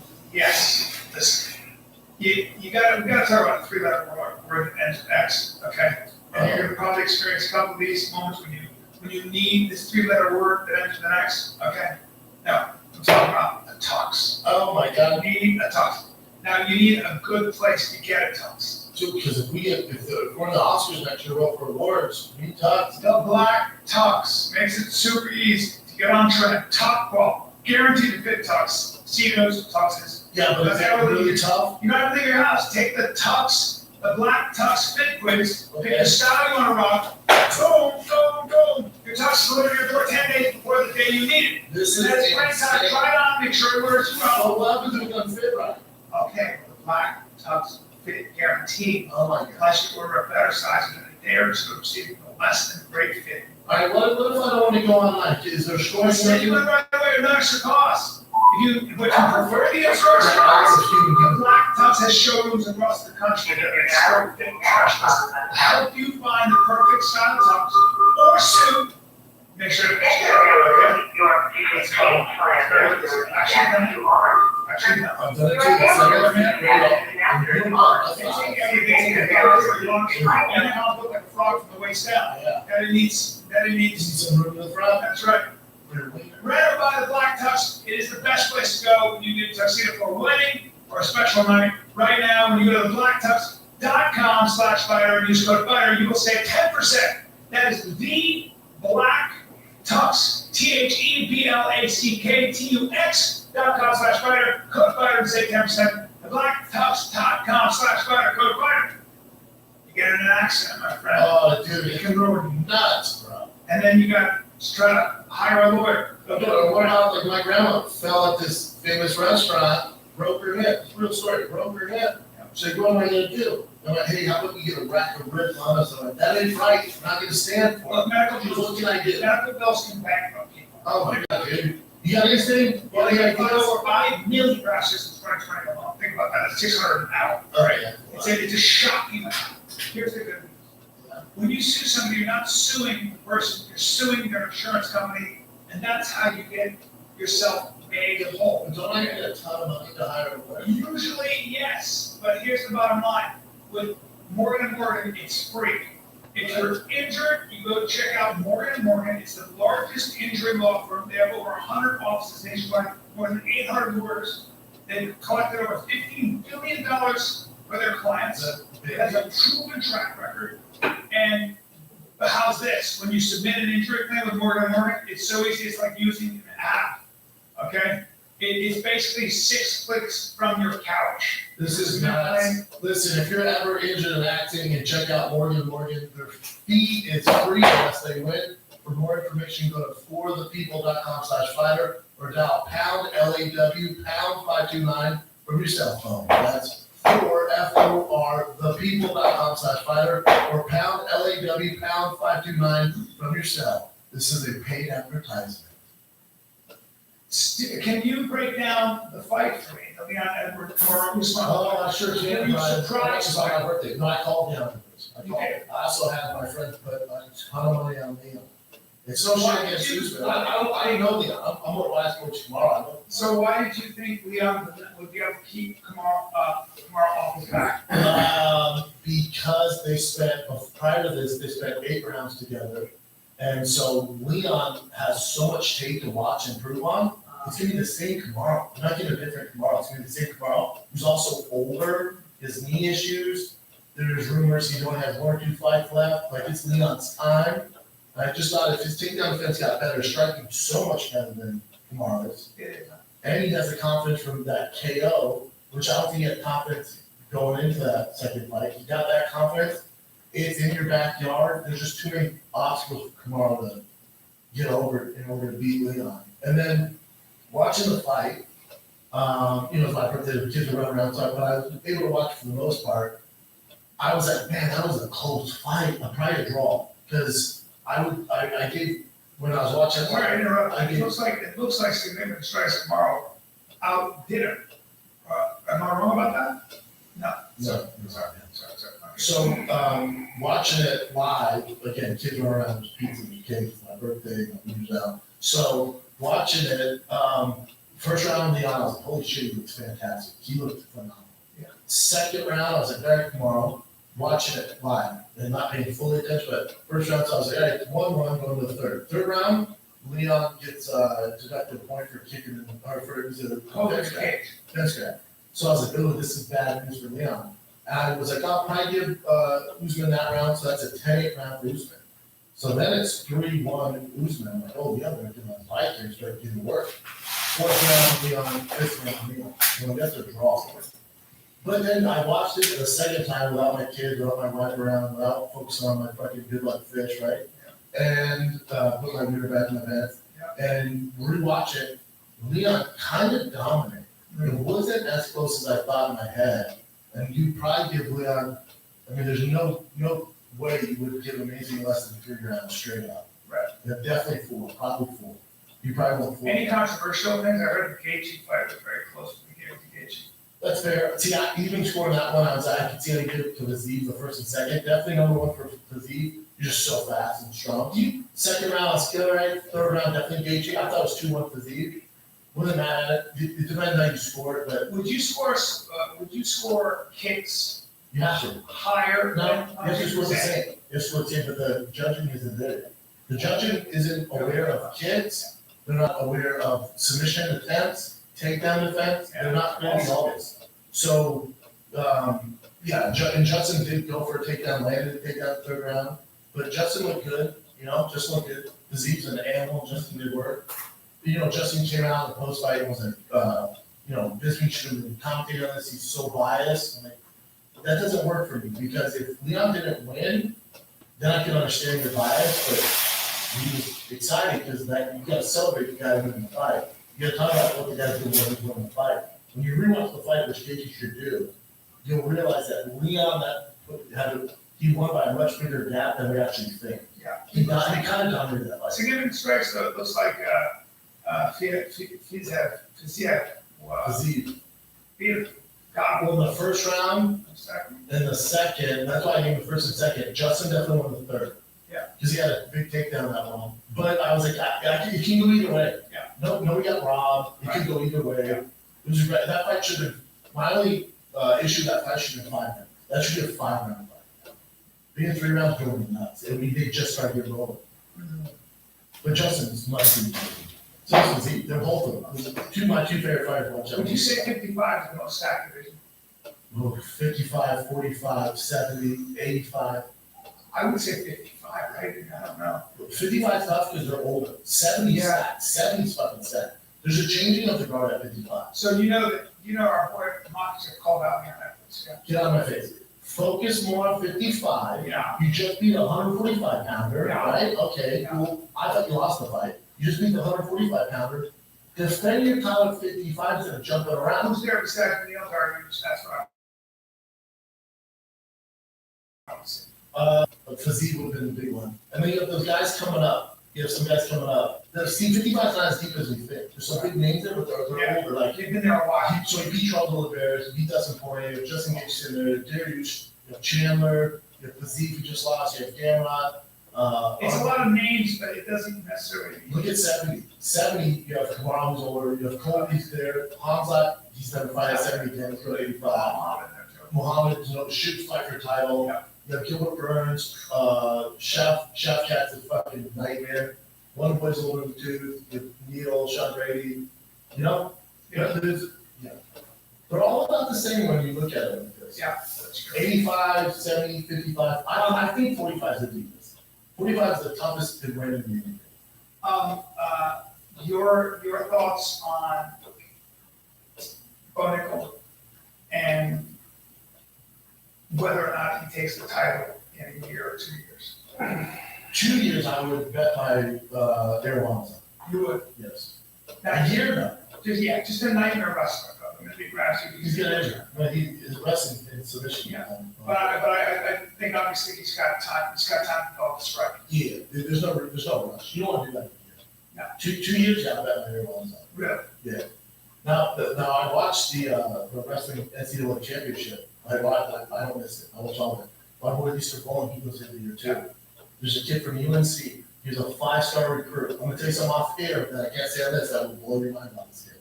He's a 5-star recruit out of Greeley, Colorado. Think less Spencer, way off. Let me get through that right. So he's a 5-star recruit out of Greeley, Colorado. Had offers from Iowa, Oklahoma State, Ohio State, out of everywhere. He goes, nah, my friends and family are in Greeley, a good sporting cast there. I bet I could still become national champion from northern Colorado. Brian, can you name the last, forget Natty champion, can you name the last All-American? No, think about it. I think we can get this. Can you name the last All-American from the University of Northern Colorado? That's all right. 2010 was the last All-American. Fights in UFC. From Colorado. Northern Colorado. Ice trainer. He fights in the UFC. Currently, just fought. Oh, is it, Just fought, right? Just fought. Physique. Come on. Yeah, there you go. Okay, there we go. So that was the last All-American. I didn't know something was called American. Big time. Big time. I'm gonna try it. And not wrestle. And not wrestle from day one. Apparently there's training jiu-jitsu. Jiu-jitsu's for gays. It's different, dude. Stands in back. That's why you love him. Love him. Disagree on his business income there, but you gotta love this. He's not seeking. Listen, Kamaru was doing him, our best friend, his training partner. So he thought this thing was biased because he's British.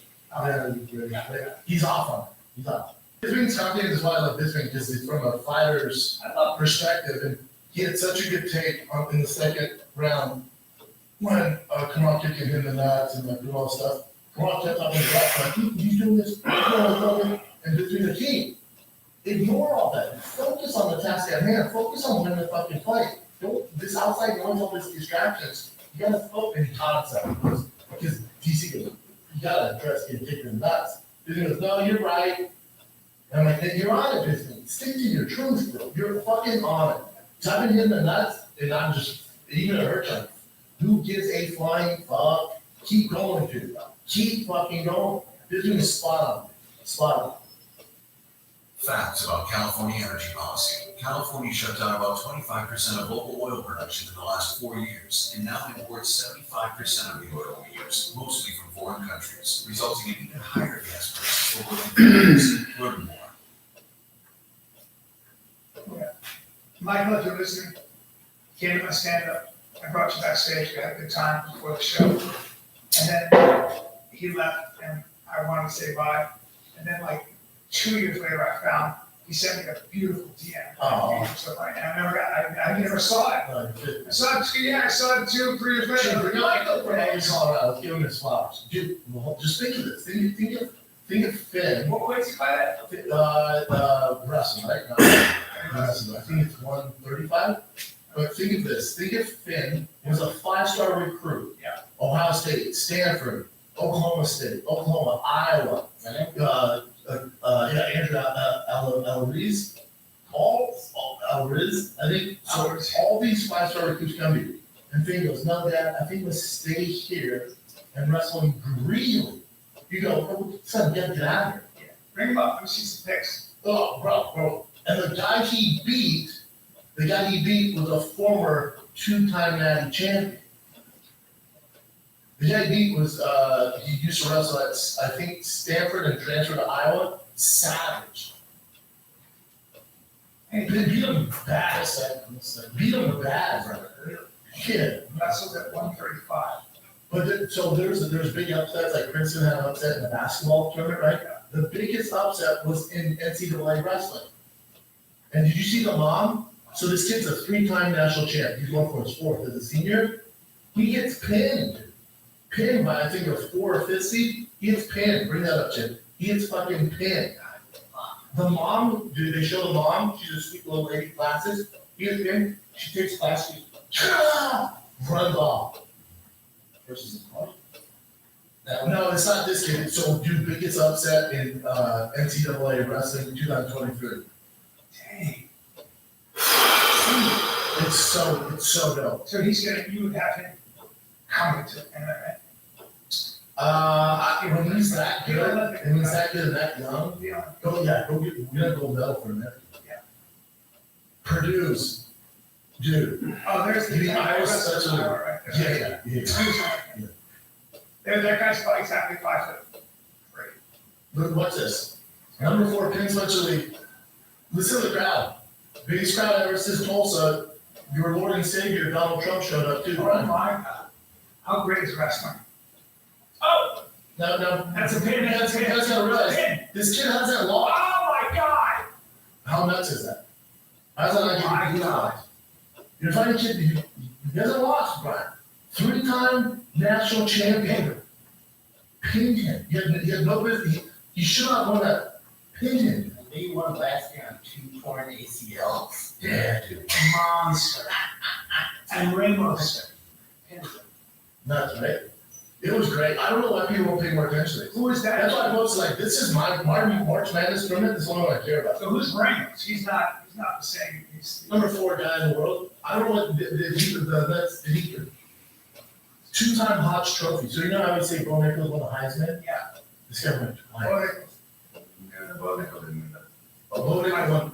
No, well, the Hodge Trophy is the Heisman, right? The Heisman? Well, because the best football players win the Heisman. Yeah. The best wrestling nations are winning the Hodge. So the Hodge is their version of the Heisman. Right. So I say Bo won the Heisman. No, it's just And he's now won twice. He's now won twice. 12. 3-time national champion.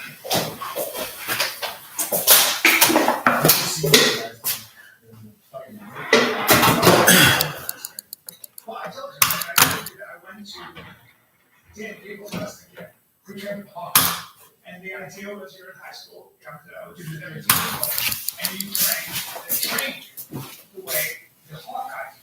So when you're training, you're doing 3 of them. 3. You wake up and you sprint, you do all that stuff. Live wrestle. I'm telling you. It's a similar format, but you're still like going to get Iowa Hawkeye Cows and wrestling. You know what I'm saying? Like, And I got a sense, I remember, they said, we're training, this is what team wants, this is what I train like a champ. And I limped, I remember I limping for 2 weeks. The only time I thought I could think.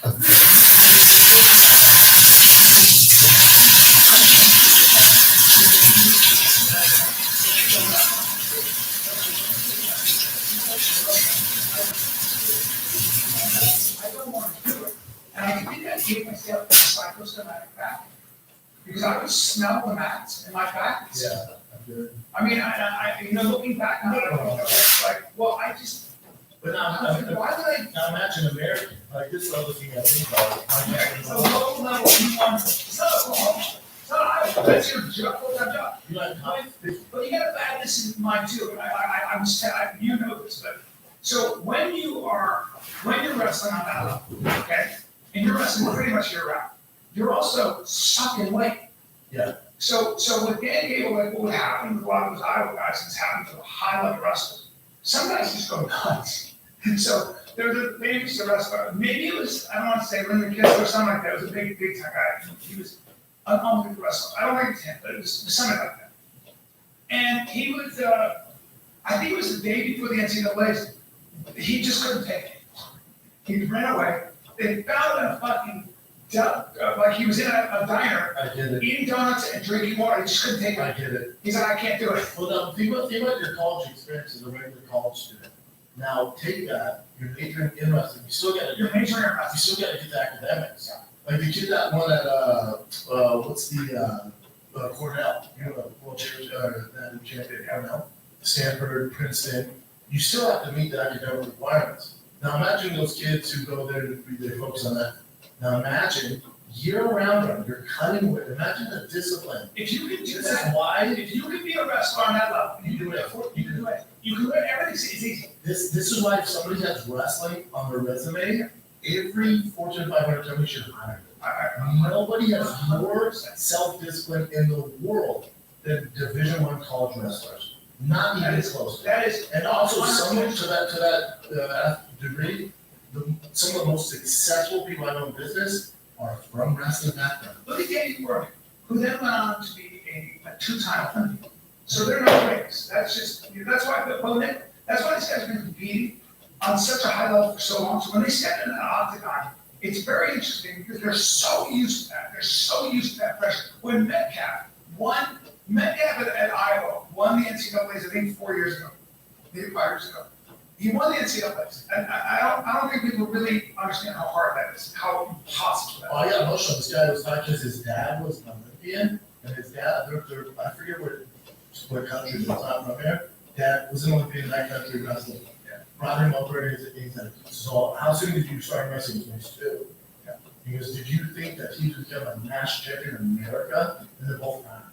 Well, that's the thing, when you see that kind of, like, so, I was at Ben Askren's house. It's the work, it's the amount of work. I'm at Ben Askren's house, and there's a guy at the kitchen thing doing some cooking. And I take him in, as I do with men, and he's got a crazy thick napkin, trousers. Well, that's his brother. His brother was a 185-pound national champion, NCAA. So we got 2 of these. Okay, I got it. And yeah, that, I really do, I think if you can do that, you can do anything. If you can suffer That's on that aspirin. level, there is. That's aspirin. Yeah, there is. That's, yeah, he's a monster. There it is. He's better looking than me. Yeah, he's taller, and. I'm just saying, it is what it is. Yeah. My brother's better looking than me.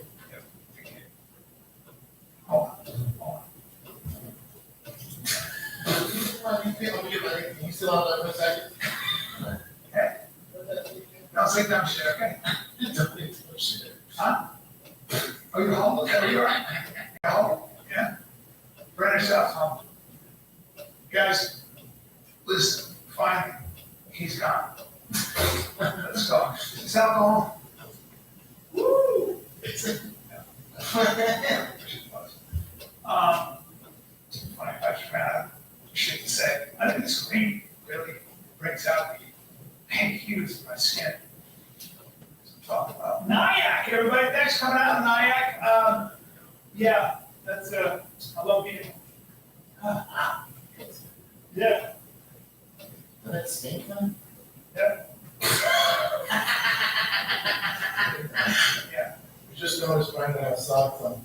Get stinky? You know what I'm saying? I've never worn these, and also It feels good, no socks, right? yes, and also I can't wear narrow shoes. These are dumb. Baby towel. Yeah. Baby towel. I do that with my milkers and other ones, because I can't fit a sock in them, can't even do that.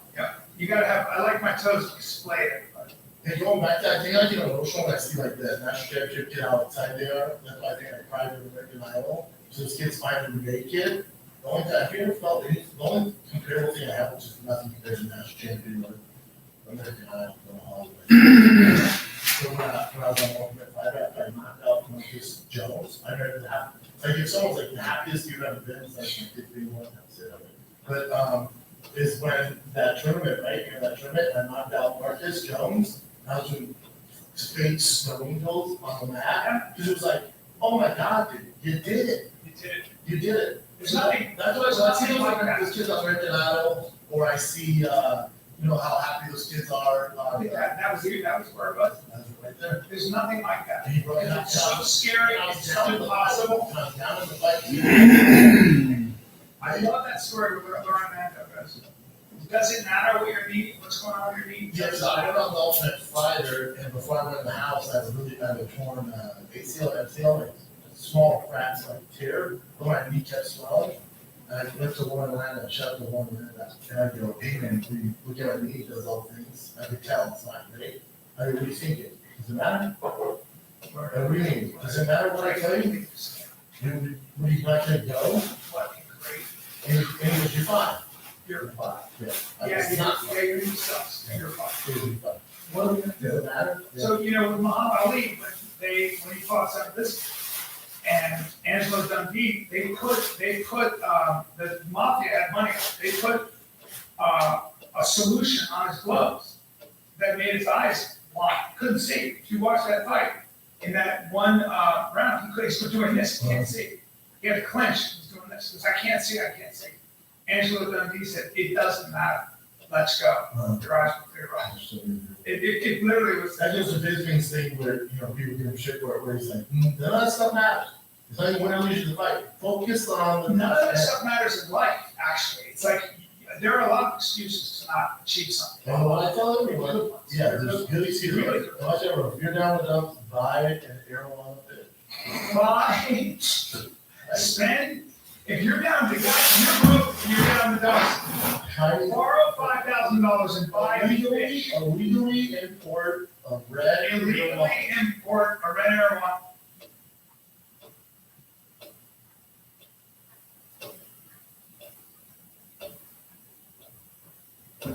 Max Aspirin? Yeah, there it is. That's I miss it.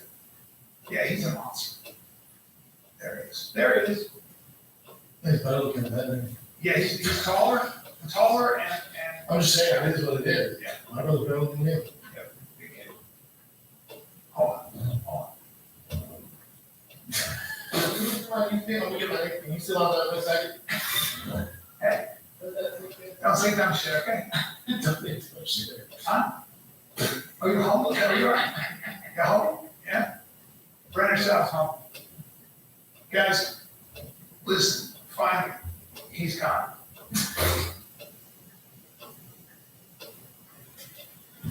And Angelo Dundee, they put, the mafia had money, they put, a solution on his gloves that made his eyes blind, couldn't see. If you watch that fight, in that one, round, he was doing this, he can't see.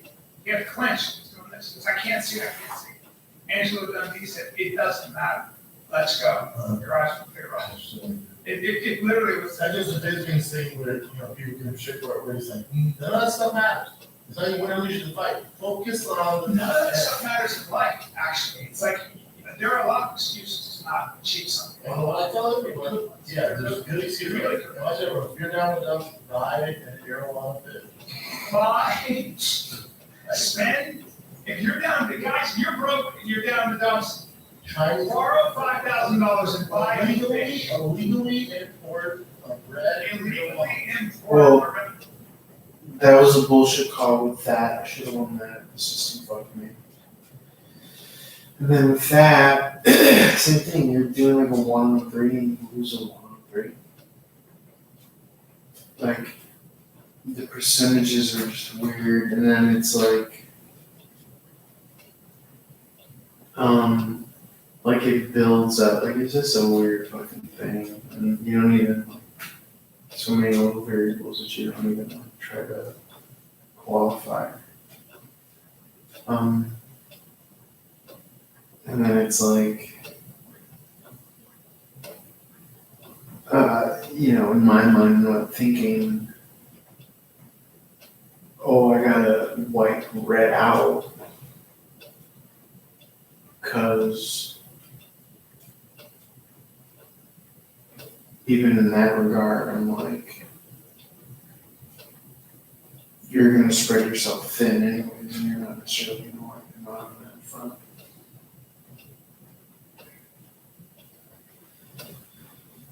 Yeah.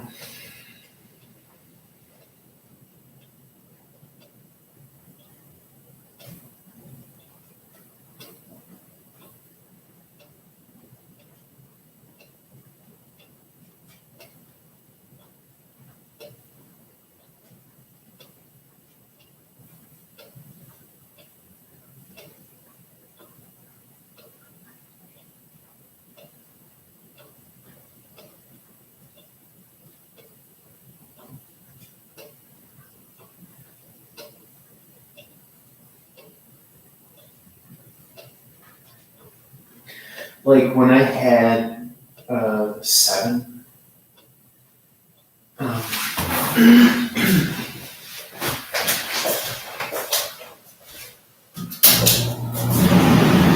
I had 7 there, I wasn't thinking like, oh, I gotta eradicate red because he's gonna come for me. I was like, I'm not threatened by that guy. Let me go get purple in case purple comes and this is a strong thing. So I'm not thinking about the person being vindictive. If I am doing that, then it's like, well,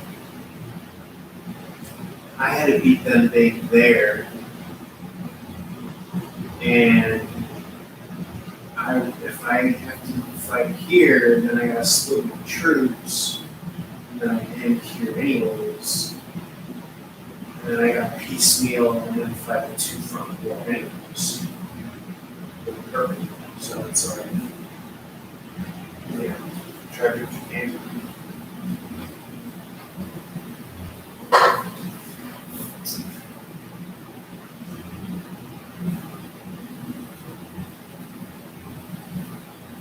And then the rules are different, and then it's like.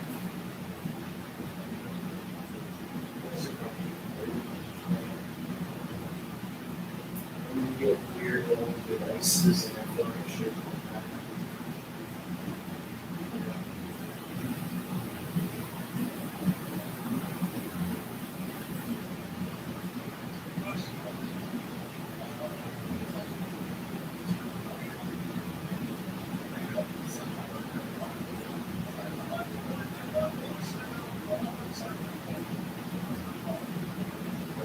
Red or gold? Yeah. Yeah. Yeah. 70 grand. How much? 70 grand. Yeah, and then don't I have to have a case? Oh, minimum 300 gallons. What's in cage? Case, I don't know, whatever, it's not a case. I'm not selling to you. What? If you're down enough to buy it and you're off it. Buy, spend. If you're down, the guys, you're broke and you're down in the dumps. Borrow $5,000 and buy a fish. Illegally import a red. Illegally import a red marijuana. It's gonna cost you how much? What's that? Okay. I know. I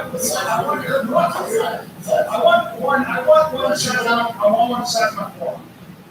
Oh, for red or gold? Yeah. Yeah, from China? Yeah.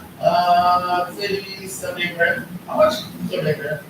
Yeah, and then don't I have to have a case? Oh, minimum 300 gallons. What's in cage? Case, I don't know, whatever, it's not a case. I'm not selling to you. Well, I want a case. I want to look, bro. And you know, some people, they want to get so big, you know, they have that pond. Sure. They'll put them in those ponds. There's a caveat though. I need 78 to 80 degree warm. 78 to 80 degree, very warm. But people will buy pool heaters and put them in those ponds, so that very well. So the thing about, also you shoot a raccoon. Yeah. With an arowana will eat that raccoon's stupid red nose off. Is that true? Yeah. I'm not hearing it from a raccoon. Okay. No. Okay, right. Good. Look up what feeds on marijuana. Jack, what? Yours? He doesn't sound right. That's right. There's a charge. What's our airline feed on? No, what feeds on there?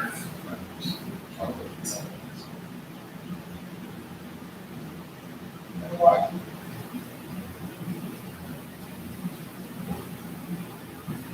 Automation will buy your car, your truck, even your SUV. It's well buy your car with automation. It's on offer right now. Visit automation.com or see us for an easy appraisal and get paid on the spot. So don't wait. Sell automation your car now. My name is Lady Arthur, and this is Julie Wilson. So I live in Minnesota, and I've been here for over 9 years, and I realized after 7 years that I had not been on vacation since I lived here, and it never bothered me because I wake up and I feel like every single day is vacation. The culture here, I feel like makes most people feel comfortable. I love everything that happens in the city. It's very welcoming. All business owners are amazing. The city is amazing. I think it is the gem of the desert because it's so centrally located. And just the community that has come together to make the Quinta. It's a very special place.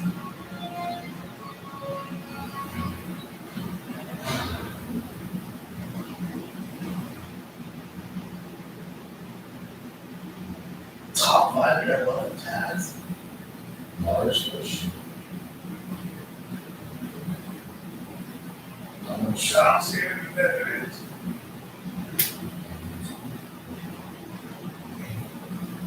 Wow. You have it? No, brother.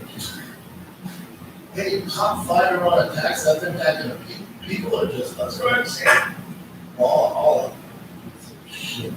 So I can't play this house. Unless, oh, that's a mouse. A mouse is doing that. Damn. And I was like, what? Snake. Oh. Yeah, that's attached to his face. Oh, that's a snake. That's a snake. That's a snake. It's a little snake. Yes. You guys nobody else see this, we're watching a red ear wanna feed on a straight up snake. Oh, that's a sick one. That's a cool. Yeah, for you. That one, cheap there, the top rescue, just wait for the food. Oh. Oh, that's there. There's a little, there's a fish. The fish lived this long, one vessel. Like that. It's like a torso. And you get out the torso. It's torso. Are people gonna be mad if I post the feeding frenzy by their line, the feeder fish? Oh, that's what's right there.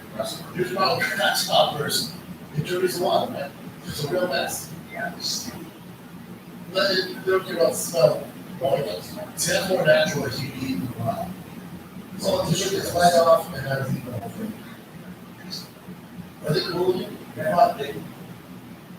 Yeah, Joe. Joe. So fun. They're so fun. Yeah. Yeah. Almost 70. Whoa. Oh, this is scary. Oh, and they sting. Ow. Ow. It's That makes no joke. Oh, jeez. Oh, jeez. I hate this. So watch that giant black tip airborne. It's a giant centipede, a giant It's kind of fucking them up. Well, centipedes are no joke. Centipedes, I guarantee you, crap. Oh, it's out of space. That's why I would. Ah, it's gonna be drowned. It's like one of those big time centipedes too. It's horrifying. Yeah, I don't like centipedes. They scare the crap out of me. Centipedes are Oh, shy. how disgusting. Eating the whole centipede. No seriously. Why? It's kind of cool. I don't think so. I got the big eating chips. Is it minus? Yeah, I got the big eating. How much should I try to put on your minus? Hey, I had a dream. rat. Oh shit, rat. That's not a New York rat. That's a live rat. That's one of those Malibu rats. Oh no, that's swimming his ass. The one thing you can tell is rat. I know that. Oh, That giant shark. that rat's like, if I could just get above his heater. Yeah, oh, guys, forget me. I forget about his tail though. Oh. Oh.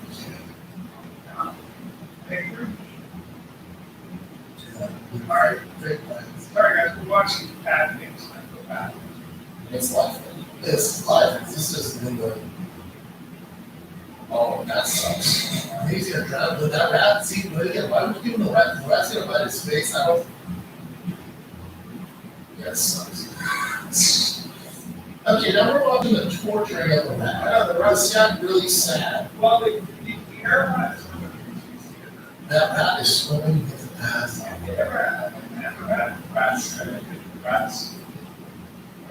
I took this time my buddies in college, that I thought that kid, we were on vacation, you feel like Canada, like eat some ice, all right, I go to school, they're all on ice, you get this big rat, I didn't get the rat, there's a rat in there, I was telling you that, you don't see that shit, I kept thinking, like, dude, what the fuck did you do to our goddamn python? Really, what happened? There's a rat here, it ate the python's face. That's why you can't put a big rat. I put that rat in the Yeah, you can't put a big rat in there. Not a bucket, a beard rat, A big shadow rat. Are you kidding me? My pit bull, my girl's pit bull, badass dog. Just a straight up. Well, this back in the day was not too long ago had pit bulls. So this dog came from Florida, like Corvino lines, like fighting dog. Just looked like it was made. It felt like a coffee table with some rats. I'd take her to Central Park, or I'd take her to the park. And I was in Chelsea, and right near the Flatiron Building, and there's a park. She grabbed a rat at night. I didn't know what she was doing. I let her run around. She grabs that rat and shook that thing so bad. She shook it so violently that a piece of rat hit me right. I hear you. Fucking fish. Yeah, that happened. It did happen. If I don't ask for my rat, do you mean? No, right? No, I'm talking This about is people killing the whole mess. Eat bomb time. Oh, Yes, wow. Well, that's the thing. Wow. Has its own smell. One there is different than the other. Well, here, there. And she will. So, yeah. And then I would make her get Tell us that. Oh, what do you want to do for my birthday, man? I think we'll buy a very expensive one. I think we'll have to Save a little wine, like, buy, another fish for my mom. I'll get ready to go fish, okay? I'm not gonna say that, I love it. I just pulled it back, I just pulled it back. I like Carolinas. You always like it. I like Carolinas. Get three? Can I come over and have one, or that's fine? What else do you get, I'll let you see it. recipe? Dinner, huh? Okay. I feel like you're 40 years old now. It's really important to mark these moments. You don't do that. You never stop. You should take a chip, you should take Jordan, you should take like our people. We didn't do a That holiday. are there for us. We didn't do a holiday. It's not cool. It's not good.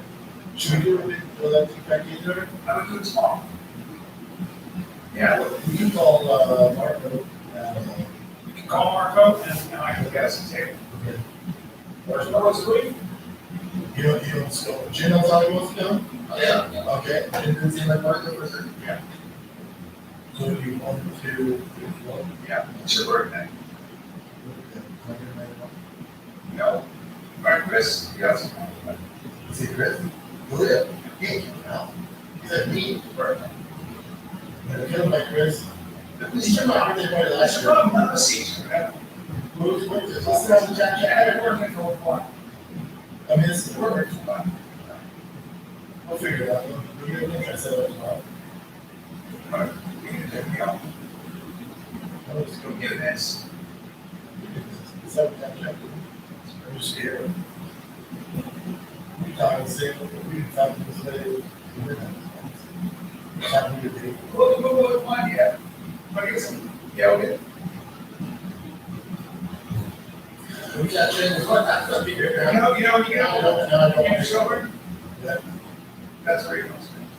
Oh, it's like my father-in-law, we were watching the fights, you know, just like the pros on fights, especially during that, you know, so my father-in-law, hey, so remember like the guy used to fight with the trail, he hasn't just get together with Dan and stuff, and it was like third round and all that country stuff, I was like, what?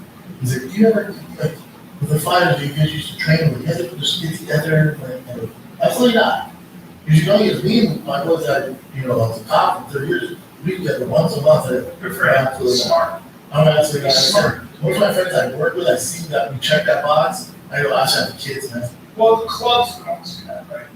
See people. all the time. And there's no community like that. Now, like, if in order for me to see my friends, I have to book them on shows. Otherwise, if you I'll be honest with you, I'd rather spend time with my 11-year-old and, you know, or my 14-year-old, like my kids. I'll see my friends today. Yeah. Yeah. Same more. Yeah, my friend got mad at me because he said, you're ghosting. I just haven't called him because How old is he? he's old enough to know that. Is he old enough to turn ghosting? Right. Right now, and I said, I was like, You said you're ghosting me, bro.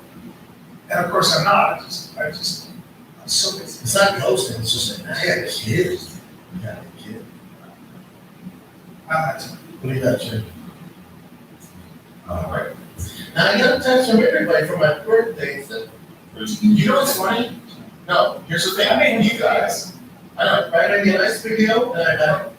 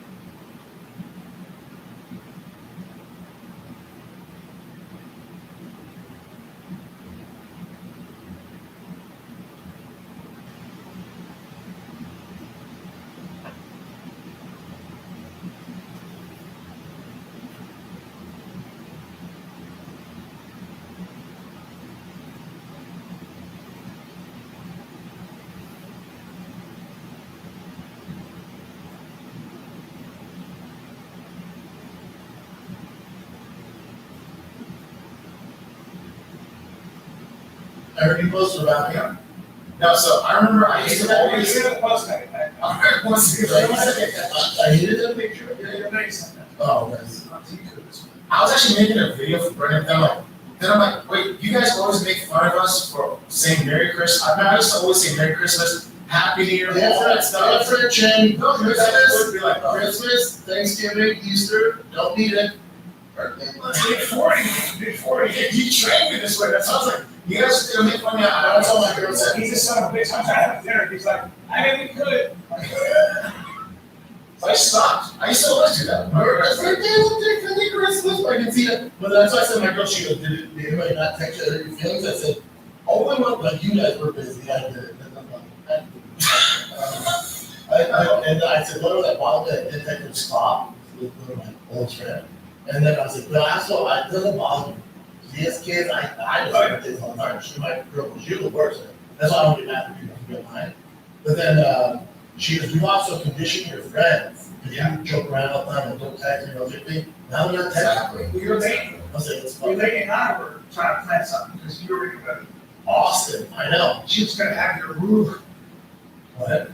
You gonna fly my hair She was gonna have your room all decked out, happy 40th. Oh, And she said, I can't wait for this to be, give me his, like, when you find out what the hotel is, where it is, I wanna have like balloons, I wanna have banners, and I'm like, I'm on it, but in my mind, I was like, he's gonna come in and go, man, thanks, boo, thanks, this is amazing. She got married because she got me those. Yeah, she's the best. She got me those. But you don't give a What do you fuck about say? that. What do you say? Happy birthday to me. She's like, yeah, you're doing it. My kid, she's like, every day you're doing it. Here, post what I put for Brendan. Yeah. She sent me a picture. Because she bought me that sweatshirt. Yeah. It's an off-white sweatshirt. Yeah. And you know, that's the man. There it is, look at that. Oh, that's nice. Yeah. Happy 40s, my brother Brendan's job 12 years ago. I met this man. We've seen each other twice a week ever since. Tough as nails, creative, but most importantly, generous. Few do so much for so many anonymously. He's also into fashion. Apparently, he thinks this Peruvian poncho suits him. It's a dope ass off-white mother. Look at us. Look at us. Look at John Eric. Yeah. How is this dumbass? Good looking guy. Look at this dumbass. Still pretending to be friends. Yeah, whatever, dude. Now, dude, how about that picture where we're wearing suits? That was at the Guy's Choice Awards. Sure. You know what's never coming back? The Guy's Choice Awards. Well, hopefully it does come back eventually. We'll just take it. Just have fun.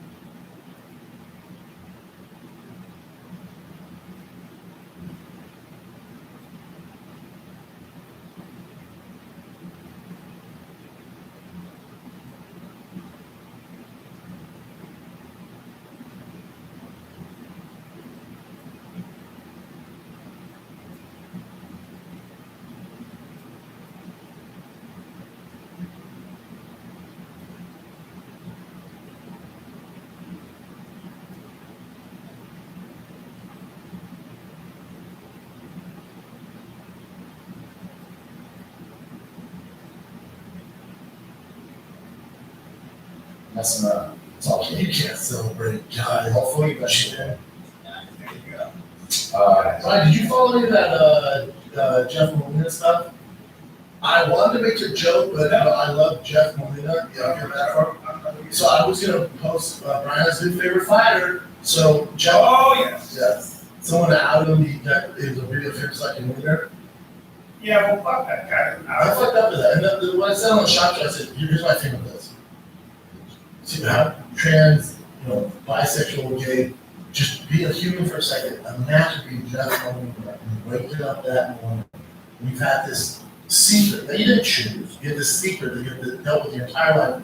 Coming up in wrestling, coming up in the MMA community, you've had this burden of a secret that you've been like, man, I don't know when to do it.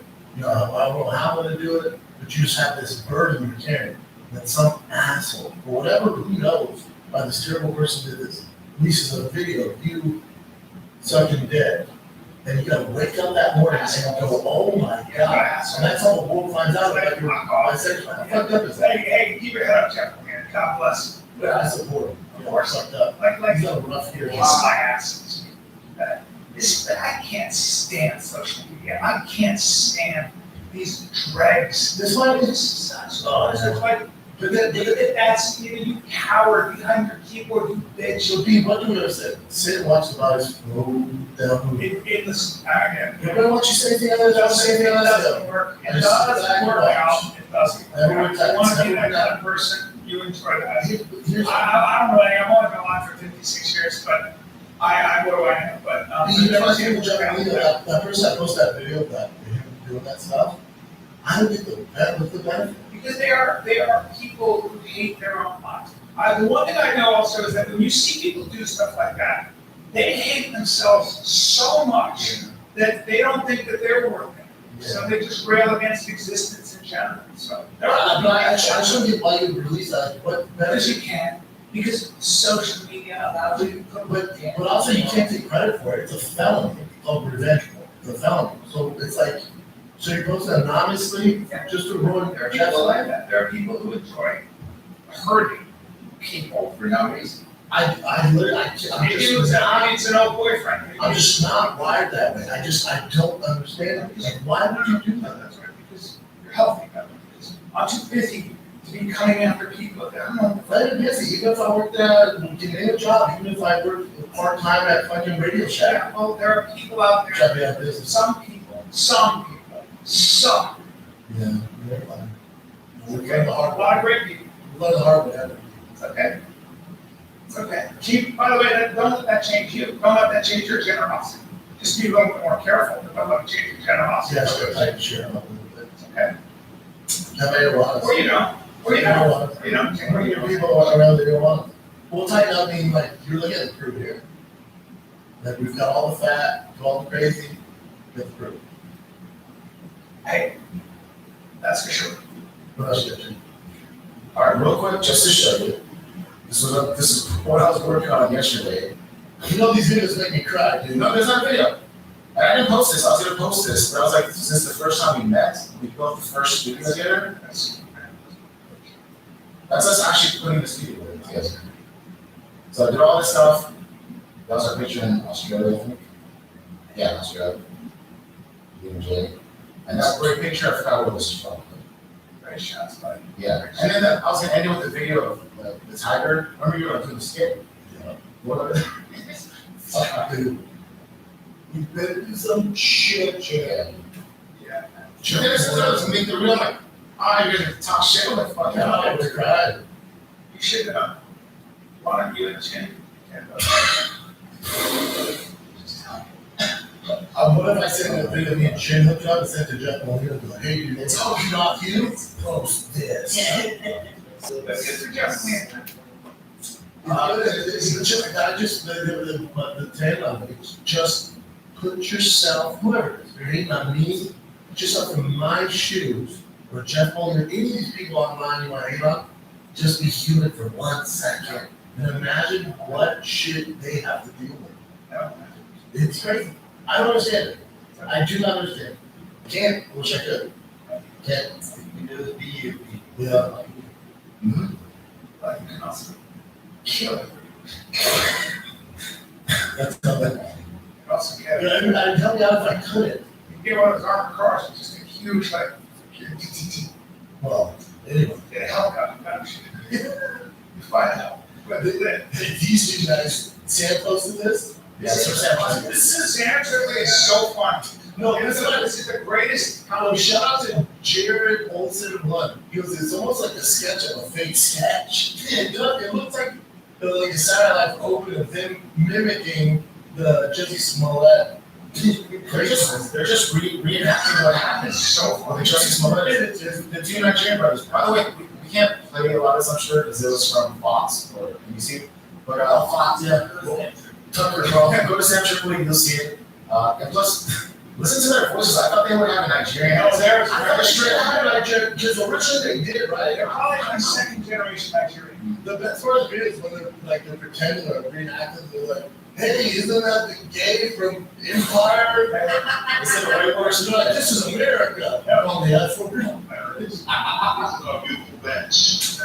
This is where we waited for Justine to come before it was happening. These guys don't care. Here's my thing. Well, why did Justin hire them, Jay? Do you know? Because he was. They were their on trainers. set. No, I think he met them on set. They didn't, they were, as trainers. He paid them as trainers, but I think there's some thing where he wanted to own them too, yeah. Yeah, there's a rumor that he hooked up one. Yeah, paying them to. I've seen way too much first 48. I'm just together, turtle. Right, well, I don't wear a turtle like that. yeah, but they denied it, so there may not have been anything. Of course they. Yeah, but they're bodybuilders. I mean, if they're getting paid to do this like fake crime, or if they're getting paid to do this fake crime, who knows what else they would get paid for? Well, Jesse Smollett, find out how much he paid them. It's like $3,500. Oh, so they were like, all right, like, I'll do it. What do you want to do? The nice part is they said they got the noose, the rope on Jesse's face and took it from his head. Yeah, the best is Jesse hired them. Wait, what was it? I can't remember. He wanted more money. So No, I thought this would. No, he wrote them checks. He wrote them checks. You ever see? What was his name? The two basketball players who were like, whatever you do, don't write checks. But I think in Jesse's mind, he's like, I'm gonna write for Jim or for. Oh, so that's like proof, which is just. So I'll play this little aspect. Watch the full thing on Sam Tripoli's Instagram. It's just Sam Tripoli, but I'll play this a little bit. I thought he was a good actor, but I also was thinking that this guy's a fraud.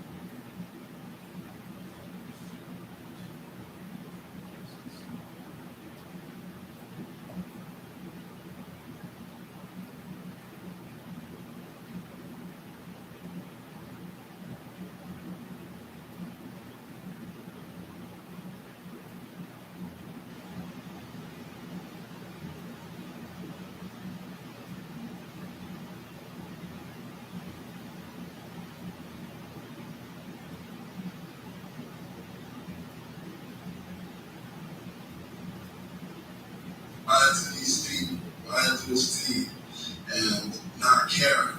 Yeah, I think he shed a tear. And I want a little gay woman come and watch this to see. This dude crazy. It's not true, right? You don't see this all this shit crazy, man. Like he was acting like and crying and saying all that stuff like, Yeah, Justin Smollett is a sociopath. terrible. A narcissist. His sister was called no. That shit was sad. just a bad guy, man. Just a bad guy. Hot. God bless you. There's another current event I got from, another current event I saw from San Francisco's, Instagram. 18 have been hooked up with him. What? He looked over Stacks. fired or resigned because of having sex with the prisoners. And then let me show you some of these girls. Though. This is the word. It's interesting. So that's a jail. Which was nice, right? Yeah. Yeah, that was an apartment. Yeah, it was a workout gym, all that stuff. Even yourself. Yes, this is one of the girls. But I'll show you the ones that I thought, not bad. This one. What? Was a prison girl? Looks like Lady Gaga on the left. Yeah. Have you got Gaga? And she hooked up with someone like, his name is There's a Rosat. lot of guys, I mean, like teams that are great to arrest guys. That's a different girl. Really great. She's like a, like that's Really hot. You get young, hot girls in there. Wait, go back. Her. She's gorgeous. That's the one that was in You this get these first young, picture. hot girls. Yeah, that's her. These muscular, rocked out criminals. Come on. So that was her. And by the way, what's the crime? You're not supposed to hook up with prisoners. I can't believe anybody shocking the look around the side, Brian. That's a love affair that they have. Hold on, Jen left, well, she was in jail for 1 year, after having an affair with a dangerous criminal. Then we can't have that. But I mean, put her in jail for a year for having sex with a guy. It is weird, right? It was Give her a little fine. Give her $520. She's cool. Yeah. I'll And post there's it. some other ones. So this girl hooked up with this guy. So that's where it is. This is the one right side. Oh, that's a kid. They're both young and they're probably Oh, you have it right. You're spending all your time with them. I don't know. I think it's great. Another one.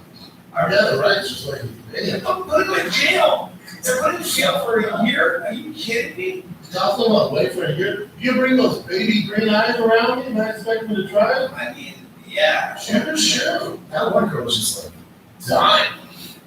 Also, should people that hire them pay, bro? Hire warlocks only. And even then, they want to get fired. So the inmates are after, after dudes and training, but hey, that warlock. You got 18 female. That one, I would have. I guess. Silly. All right, so this one, I'll play it a tiny bit of the audio, but this is another thing you used to post. And then, so this is what he wrote as his post. Our ancestors, we must never forget that. Whether it was resides in our souls. Stay inspired, stay human. Before you play, Jim, if Brian gets it big, this is going to be you're gonna be the exact same amount of hair. Get it? So all it is, by the way, because it's so long, it's just a horse running around and there's like beautiful music. You know what, dude? That's it. It's like literally just And when a lion comes out of nowhere and hamstrings the shit out of it. we usually see a big shotgun from him to go. And so he just posted. And this goes on for like a long while. Stay inspired, stay human. Size in our souls, stay inspired. He's such an interesting. He's just so rich. So rich. Well, that's. And Georgie found this one. Oh, That's really It's a horse. Oh, So I'm not squeezing the head I back. use the urge to squeeze. That's Of course, it's a best team. That's it. It's squeezing. Okay, well, Jay, Yeah, this looks like Jay shot. It does. Wait, charges dropping. His driver opened fire on I-5 Miami. This guy's blasting out his window. So apparently, this guy, his name is Popper, he actually cut off someone else, and then it became a road rage incident. The guy threw a water bottle at him, and he thought it was a gunshot, so he took out his gun and started firing him. Oh. I think everyone's fine, but obviously that seems like something that would be highly illegal, but since there's a standard ground law there. He's serious. Wow. Jeez. He shot. You shot with this guy. I remember this. Have you guys ever been to road rage Mr. where you wanted to throw a water It's bottle? Mr. Popper. Yes, exactly. That's what makes it even funny. no, I don't want to throw stuff. I have. But then I'm like, now looking at this, I'm like, there's no way I'm gonna throw a water bottle. Wait, Mr. Popper was shot. What? No. Yeah. Yeah. He only thought the water He bottle. thought he shot, he tried to get up. Where? No, he faces charges of including aggravated assault with a firearm after a road rage incident. However, the Miami-Dade State Attorney's Office recently dropped the charges against Popper. Popper's attorney, Robert, has said that the charge was dropped because of Florida's standard ground law. Thinking of the standard ground law, Mr. Popper was perfectly reasonable and justified in his actions. Mr. Popper was shot at. But I think it was just him thinking he was shot. Yeah, he was shot at. It was a water bottle.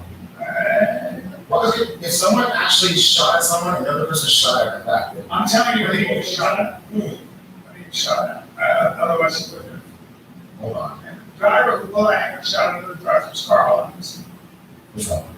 The other driver. I'll get Trevor, tailgate him, Popper checked him, other guy pulled along, said Popper. So a water bottle. Popper made was gunfire. Returned fire on.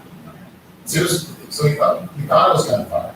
I'm very surprised. The water bottle. She was right. When it's loud, you run over into your car, like, Jesus Christ, and you're in that. Well, my girl, she was like, after my gig, she was on the street in Venice, and this car drove by there, the video, couldn't make out who it was, and this dude took it in Fiji bump, the whole Fiji bump, as they were driving into her car to go right at her, hit her right in the chest. What? Oh, dude, she couldn't, she was black, but she couldn't move her arm, she was yeah, she couldn't move her arm. I couldn't get into the soul out of it.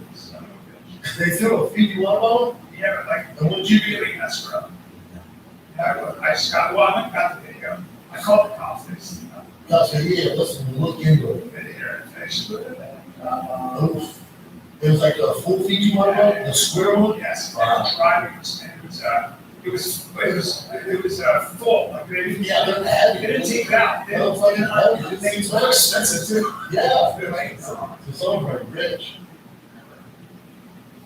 She's not falling. they put her in an armor, and she almost got. So, So any Israel is not transgender. No. Number one. Any Israel is transvestite. I think that's the word. Hold on, I was gonna say that. Oh my God. Eddie didn't get the sex surgery, as far as I know. I tried Googling it to see if he had the bottom. She had the surgery. bottom. What? No, bottoms. Yeah, so I heard that they didn't. I heard that they didn't. But anyways, this is she or he changed his name to Yeah, to Susan. I'm not falling. This whole pronoun thing. If that was under your bed, you would be scared as shit. Well, my problem with all of this is with this pronoun stuff is that you can say you're a woman because you feel like it. So let me just follow this. There's no science. No, go on. So I feel like a woman, therefore I'm a woman, and everyone must refer to me as a woman. Not only must you refer to me as a woman, you're allowed to, before even getting any operation for estrogen, go into a dressing room or bathroom where my daughter at 14 and change and take a shower or all that stuff. I am against that. I don't think a woman is feeling. I don't think a man is feeling. I think there's biology. And I also have a major problem with the fact that they are giving children puberty blockers and double vasectomies. And that is. I'm glad you cleared this up, because I thought you were on the other. But this is the case in California. And I think it's criminal. I think it's worse than bad. I think it's criminal. And I stand against it. So fuck off. Yeah. I'm not never. Do shit.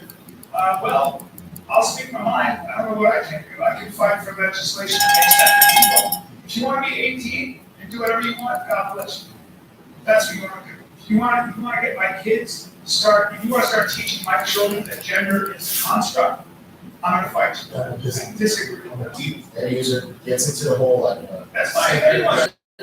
knows an actor and Yeah. So he's never great Stan. Great actor. Great. He's amazing. Eddie Izzard is amazing in every way. Eddie Izzard's been doing it for a long time. Eddie Izzard's been dressing like a woman. He just likes to do it.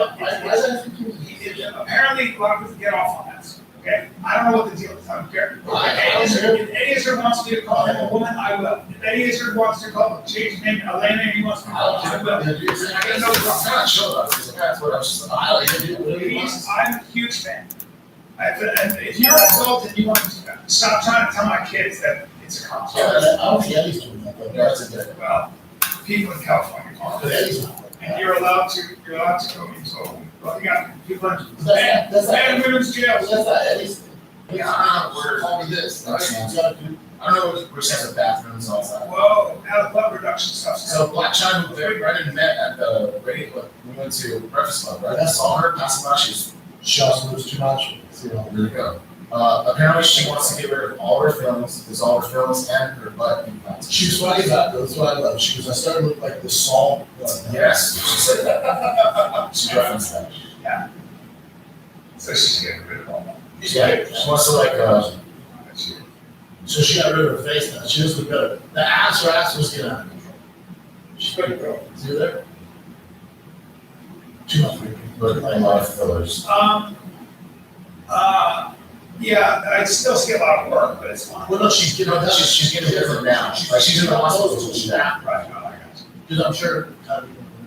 You're gonna see a lot of this fashion's changed. You wanna be, that Kim Kardashian has out of control. I was like, that Brazilian booty. Yeah, and so Like this, I can understand what both have. would be parallels with the kids talk. Yeah, it's out of control. She did have a feud, Kim Kardashian, I was like, They're on hot time. I was like, Yeah, those two. no, but I mean, I didn't know how crazy that surgery was. Like, you have to do the surgery, like, there's a way to do it. She went crazy. But Black China's message as well, on top of wanting to get rid of the fillers, she's saying she did silicone implants, which is not Brazilian butt lift. Brazilian butt lift is your own fat. And silicone can be very dangerous, it can be deadly, so that's what she's like. That's smart, you know. And I hope she doesn't know at all. If you, well, listen, excuse me, but they just grew antlers on a mouse. Say it. They just grew antlers on a mouse. Do you know that? Okay. So, bring it up, Chin. Bring it up. Why do we care? Tell you why we care. Do you put antlers on anything then? If you grow antlers on a mouse, That's not fun, is it? Those are Photoshop. That's cute as fuck. I think that's true. No, this is like, well, that was okay. That's terrible. Well, let's see what they're saying. Now, hold on. Alright, but Throw the name of us on my spine, so it's your jeans. Well, give a fuck, right? You can grow antlers on a mouse. Why can't I grow hair on my head? I feel like antlers are a lot harder to grow than some hair. That's your point. What do you expect to say about antlers, why still need antlers? I need hair. I feel like, you know when I gave up all hope for years when I realized Donald Trump and LeBron James have all the rainbow. Yeah, you can't do it. You want us? No. I can go get an old school hair transplant. I'm waiting on.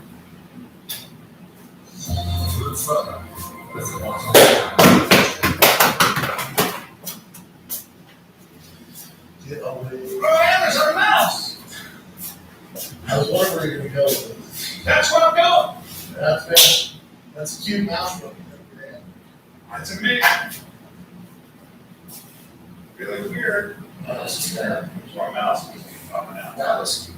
Then a hard hit. Nice. Get eaten by marijuana. I don't get you by the wrong. Is that real? No, that's completely different. Yeah, I know.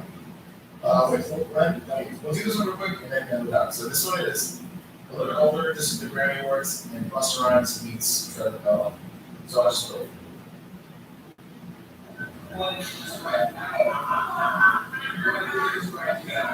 So Trevor's singing one of Busta's songs.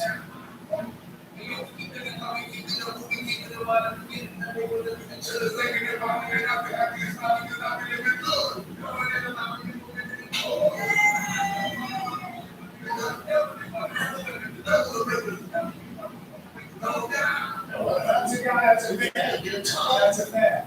That's cool. It's like Trevor's like, you know, Busta's like old school. Yeah. Smart. He does his music. Alright, that is pretty cool. But so this one is another from Georgia. It's funny. This guy's going serious. This girl. Yeah, this guy's beyond that. I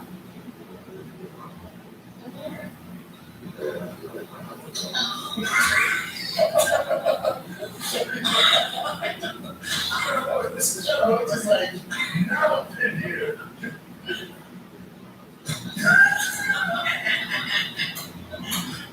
She's old. I don't know what this is from. feel like, Ah, I man, got a feeling. that's your wife, I have no choice. Yeah. What do you get for having a little shit in the apartment? Do you ever I'm flying in like that road to Tacoma Thursday, Friday, Saturday. Tacoma Comedy Club. Tacoma is this Thursday, Friday, Saturday, March 23rd through 25th. Pasadena, one show only, April 1st, Shopping Friends. Be if you can down, come on down. Atlanta, Georgia, April 13th through the 15th. Spokane, April 27th, 28th. La Jolla Comedy Store just announced June 2nd through the 4th. When your boys jumping across the pond. Leon Edwards, Belfast, Belfast, June 15th. Glasgow, August 17th. Glasgow, Belfast, Glasgow, and Manchester, London, Cardiff, Dublin. But Tacoma this weekend. Right, it's. I'm not Mexican. Just respect. I can tell you how West Nyack. Can you grant it? You didn't bring it up. No, West Nyack is the mall, and it's the club is it's 40 minutes outside of New York City. So that's what West Nyack was. I love the staff. I love John, the manager, and I have great shows. But it's just out. It's strange to be there in New York. Yeah. Something else, right? All right. Well, love you kids. Tacoma. See you this weekend. Bye. Bye.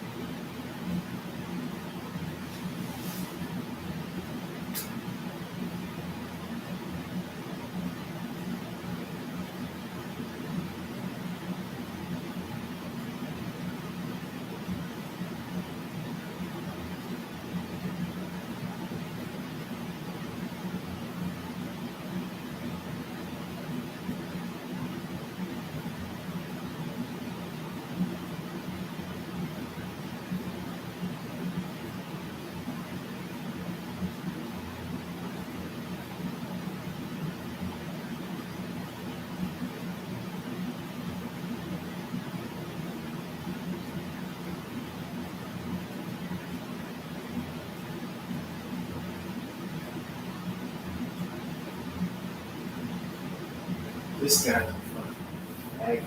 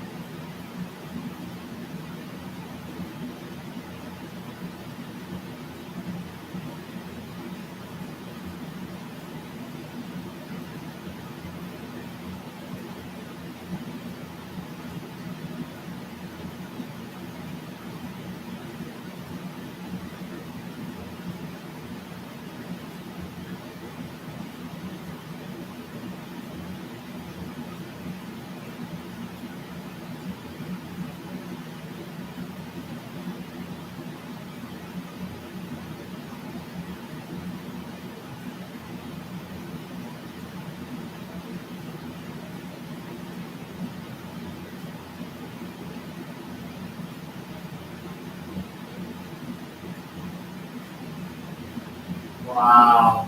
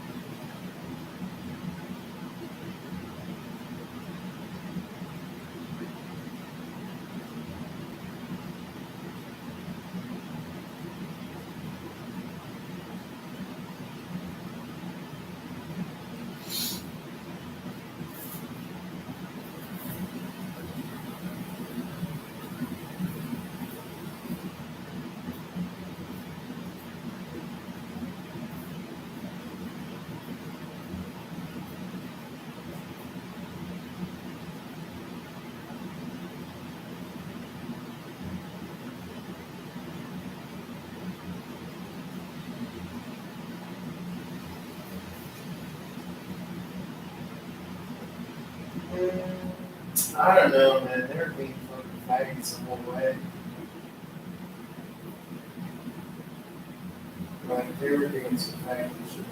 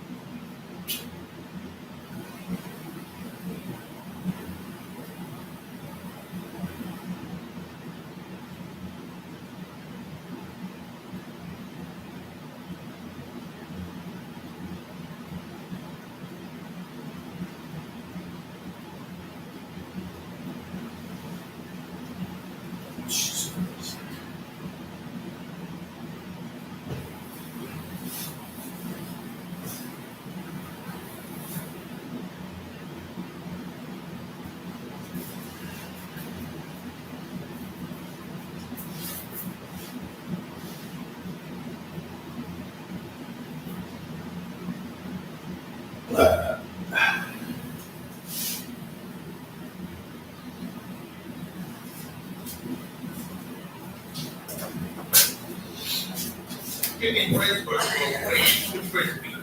But fuck me for that one. It said Chris, white, the name of the dish. And I closed my eyes tight and pretended I was eating chicken tenders, plated apple, and choked them down. While he's eating. Oh my God. My girl was very nice. We thought that I was perfect, and she told me about a good pocket about where only the locals go. Very private. She set a basket of chips and salsa down on the table, and I said, on the table, and said to let her know if I wanted more. I politely told her that wouldn't be necessary. At first, this moron thought this chips thing. Look, if I want to eat tortilla chips, I'll eat tortilla chips. I'm in a restaurant to eat chicken tenders, chocolate cake, and chicken wings, stuff like that. If I wanted to stuff myself with chips while eating all of that, I'd bring a bag of Tostitos to Applebee's. Still want to be that. The salmon on the house salad tasted sort of like bleach. It was probably some kind of new farm tilapia dyed pink capacity. I ate it all. Bathroom. Didn't visit the bathroom at Chili's. To be honest, my stomach went tight and my butt popped right up immediately after eating the salmon salad. Felt like the opposite of having to go to the bathroom. Service. I gotta say, the service at Chili's was impeccable. 5 separate servers dropped off baskets of chips and salt at my table throughout my meal. One of them had a few questions for me about the movie The Cobbler, starring yours truly, Steve Buscemi, Patrick Mann, Alan Rocket, and Dustin Hoffman. He's one of my favorites, and no one ever talks to me about it. Nice guy. We'll look into it. We pretended to grab each other. Someday you'll show. His vaccine that big bull on the green. I took the Honolulu Hawaii until he grew out of 5 minutes. The service was great, the food wasn't it. While driving my rented dune buggy back to the hotel, my bowels started bubbling. Had to dig fast, so I headed to that third spot my server told me about. I walked on the stairs, kicked off my shorts, and ran for the water. Was pooping undigested salmon salad while running through the knee-deep surf. Before diving headfirst into the first big wave, farting up the last of my Chili's experience that I ate away. I popped up in the water next to a big DC local sitting on a longboard. He said, "Hey, you're Adam Sandler. The Pablo is my favorite movie product. Life is funny." Okay, here's the last one. Applebee's number 8, 415 West 50th Street, Manhattan. Hey, New York, New York. The city so nice they had the name it twice. This place is at my heart since the SNL. I've been down to impress for a movie. Howard Stern called it day. So this must have been a little while back.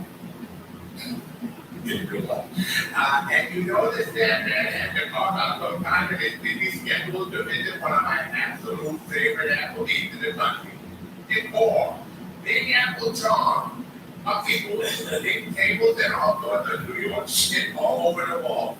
Brooklyn Bridge, Yankees, Empire State Building, Broadway, and the train full of Patrick Stewart standing next to Marilyn Koch. Food. I got the chicken tenders platter, the whiskey bacon burger, and baked potato soup. The chicken tenders are the chicken tenders burger. I've never not ordered the chicken tenders at Applebee's. I ate them all now. The burger was top notch, and all these patties come with two slices of pepper jack cheese, crispy onion, half-fluid smoked bacon, whiskey steak sauce, lettuce, tomato, onion, pickles, served on a burrito bun with a generous portion of plastic fries. My mouth is watering just writing this. I eat it all, pal. So he's got chicken tenders and like a giant cheeseburger or whatever, and some soup. Yeah. I usually order the baked potato soup when I don't think I've eaten enough potatoes to get it down. I love potatoes, and I'm a believer in their many health benefits. It did not disappoint. I ate it all. I washed it all down with a few Diet Cokes and a pitcher of water, and the salt in the fries and the potato soup. All that salt in the fries and the potato soup made me pretty thirsty. A table of dudes in town for a wedding sent me over a second platter of chicken tenders. How nice is that? I went over and sat with them for a while and cracked one. Great group of guys. A white boy getting off the ship was taking up the name of penis. I pretended to punch the fellas in their penises. They pretended to punch me in the penis and he got done. Only the fat boy got in on the action. We lifted him over our heads and opened our mouths under where he penis was, pretending like we were all trying to stop on his penis or whatever. But a joke. Had to piss down all that pop and water. So I visited the little boys' room a few times and it's a different girl each time. Lots of different cubes on each turtle. Black cubes, brown cubes, orange cubes, curly cubes, straight cubes, short cubes, straight cubes, and really long cubes. Probably more cubes. But when that comes to a urinal, that cubes take up. Service. Second and none. Hey, New York pal. Rating 5 out of 5 Kendos. Big Applebee's in the Big Apple. What else could you want out of life, buddy? I exchanged numbers with some of the bad guys. And guess what? They invited me to stop at reception the next day for the week. I think just that, but I didn't come at the end. You guessed it. Applebee's chicken tenders for all 450 guests. We ate them all, pal. Nice. Oh, man. Whoa. Thank you. Moving on. I love that he's ended up with 10K elevator per outpatient and always 10, there's always 2 other meals. Yeah, 10% of it on basketball. Still in good shape. That's right. Hey, I just want to remind you guys if you're enjoying the show, please do all the things and subscribe. We really appreciate that here. And don't forget to sign up on Patreon. There's a whole other episode from yeah. Shit, that's loose a little bit. And right now, I'd like to read a couple of YouTube comments. If you're on YouTube, please leave some comments. We love hearing from you. And this one is from Peter 988, longer name. Dear Nostradamus, what do you think of 10,000? What do you think of the 10,000 points you were chasing? What is Tuesday's end game? My prediction is that it creates the singularity. After 10,000 points, you have given enough intel to Tuesday, and it integrates you guys into the tipping. Well, that could be possible. I will say that. I've been reading a lot, listening to a lot, watching a lot of people who are like that in the AI community. And basically, they all think that Kurzweil's prediction of the 2040 or 2045 singularity is too deep in the time. That it's going to happen anyway. It's going to happen before. Yeah. So today, I'm super excited about that. This is from Should be on. Wrong. Want to speak every language? Want to speak every language? Hey, I'll tell you about something cool. You want to speak every language? Okay, I'm going to go with yes. And then you get like singularity. So this is from Lee Miller 4028. The Zoom ins were so good. That's right. He's doing some weird stuff on the YouTube show. You know, there's some Chiron. Yeah, titles. They have little title things now. Then they're doing these weird editing moves. Weird cut into us. Okay, super. The Zoom ins were so good. You know, turn back, shit talking kids. The instant they started playing Street Fighter, sit-downs, and yeah, play Street Fighter, which is One of us. well, and I was cheap.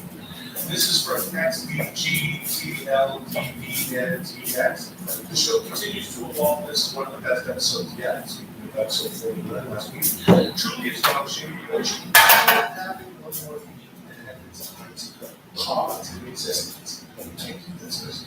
Been with the show since day one and can't wait to see where it goes. Thanks for being the best two dudes. Shit, thank you, XBG, that I beat to the expedition. Here's one last one. This is from Michael, the Center. And one of the game Alex 77. Chat needs Mike as well for DTI. Let's say, yeah, I got a video game. Alright, Humans love to celebrate holidays, and today is National Common Courtesy Day. This day serves as a reminder for humans to behave in a way that keeps society from slipping into chaos.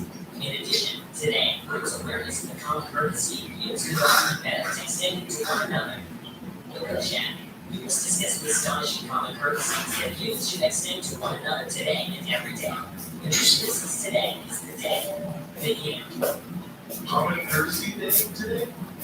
Yeah, I guess. I mean, I've never heard that. Of course, there's a bunch of national days. Yeah, every day has multiple days that is associated with the common courtesies. All right, so what are the common courtesies that are required to maintain a, semi-stable human civilization? Don't ask me. I'm from Canada, where society is just a little bit different, and it's not by much.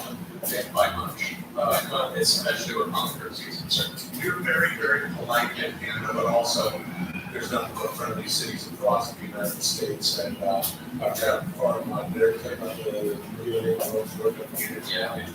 Did I ever tell you about the Canadian state about myself, where common courtesies are? I was in Toronto at the time, and I was going to a restaurant. Somebody was coming out of the restaurant, and Toronto, then it gets brutally cold during the winter. So they have all these buildings have like these little vestibules. You don't just open the door to walk into the building, you open the door to walk into a tiny room, and then that door has another door that goes into the restaurant where everyone is. So someone was coming out, opened the interior door, we were coming in, opened the exterior door, and it was a matter of both people holding the doors open and saying, no, after you, no, after you, I insist, after you, no, after you, I insist, you go, no, you should go first, come on, you come in and we'll go out, no, we'll come in and you go out. And it was this way for, I'm not shitting, about a minute and a half, just staring at each other, who's gonna fucking actually hold the door with the other person. Hey, Chad. Yeah. You heard me All minutes. Actually, it's pretty good. Here's what I think about controversy. I always did. Well, it's almost like what's happening in Russia. I do think that post-pandemic things are, we've all sort of been redomesticated in a way across, in most populated areas where everybody came out the other side. Well, what are you talking about? I'm talking about public courtesy. What are you talking about? Well, it's pretty domesticated. I feel like we're all a little bit different. We're all like, haven't been around people as much. Sure. For a while, and I think even that aside, there's so many factors that made us perhaps a little more aggressive. Yeah. People are at each other's throats in our country, and I think actually, having said that, Courtesy Day is important, and we do treat each other like neighbors. Here in this country, we are all Americans, and we need to fucking come together and hold what is important. What is important is people, all people. So let's all be nice to one another, right? Yeah, it's common courtesy. Yeah, sure. Opening the door. That's what we do in Canada. And when you're walking out here in that, you go ahead. Oh, you yeah. Right. You can never see. But I'm getting up and over. All right. Well, yeah, you can get yeah, I think that it's on each of us to exhibit more common courtesy. I agree. I have noticed that people are a little less courteous. It's a challenge for myself. I mean, I know that a lot of people, like, not that I'm trying to mess up, right?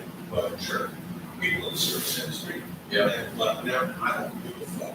We did something wrong with the research startup. I don't get it. Fucking care anymore. And now I'm super. Me, don't fucking play a hot spaghetti right out my pocket. You're still getting a minimum 20% tip. Damn that boy, buddy. No, sincerely, I agree with you. Anybody who's doing service industry jobs would appreciate it more. You're doing it on its work thing, absolutely. And we gotta be nicer to each other, right? And we gotta be courteous to each other. If someone, if someone is holding that door open, walk through. And if you're following, hold the door open for the next guy. That's right. We'll all just be stuck in Canadians. Or if you're sitting next to somebody in a small enclosed space, don't cough as loud and grotesquely as you can right in their face. Just a common courtesy. Just a common courtesy. Oh, I see. Okay. Because I do what you. I didn't say it was you. I didn't say it was you. I'm saying everybody should take this advice. If you're sitting a few feet from someone in a small enclosed space, you should not, that means, cough directly at them as loud and grotesquely as you possibly can on purpose. There's no need on purpose. Yeah. So you think that I'm doing theatrical coughing? Oh, again, I'm not talking about you specific. Okay, well, do you have any other, what I'm getting about? Do you have any other complaints about just society on the whole? Yeah, I would say, again, it's small enclosed space and somebody, again, it's not you. So just anyone who finds themselves in a small enclosed space with someone else, don't threaten to fart in that enclosed space constantly, especially if you're known to have farts that can peel fucking paint off walls, especially in that case. Again, not you, just anybody who might be in the situation. Common courtesy. That's a common courtesy. Yeah. Yeah. You're just joining the show for the first time. First of all, thank you very much for joining us. Second of all, I'm going to threaten you to get up, and I might even pull my pants down and take my shorts off. I understand. Common courtesy day. And I've been threatening you to fart directly in the shed. This is not one of my worst nightmares. What's that? It's not one of my worst nightmares. You got like nuclear war, zombie apocalypse. Even that though, I think I survived zombie apocalypse better than I could with you part of this room. You know what? I would have a problem with it because if you felt it and then smelled it, you probably enjoy it. You enjoy your own farts? No, you're alone. You're alone. You're a weirdo. But I will say this: the other day, I literally did a fart that smelled exactly like one of my dad's. It smelled exactly like one of my dad's old farts. Now, my old man, I love him very much. He passed on about 3 years ago. Yeah. And over a little over 3 years ago. And so it was like a nice reminder of my father. It's interesting that I have discovered my dad farted too. Don't fucking get me wrong. I believe I've been told him on this very podcast about how he farted and changed the way I saw comedy forever. That's my introduction to comedy with my dad. and simply farting on people around us. But I don't remember what any of his words smell like. And that's a specific case. See what I'm saying? When you're talking about you don't like the smell of your own parts, can you for a minute imagine that there is a spectrum that exists in the human population that is how much you like parts? Yeah. And the smell of your own, the smell of your father's, the smell of whoever's. Yeah. I may be somewhere in a different portion of the spectrum than you are. Right. So might other people. Yeah. All right. So that's common courtesy. All right. Well, we learned a big lesson. But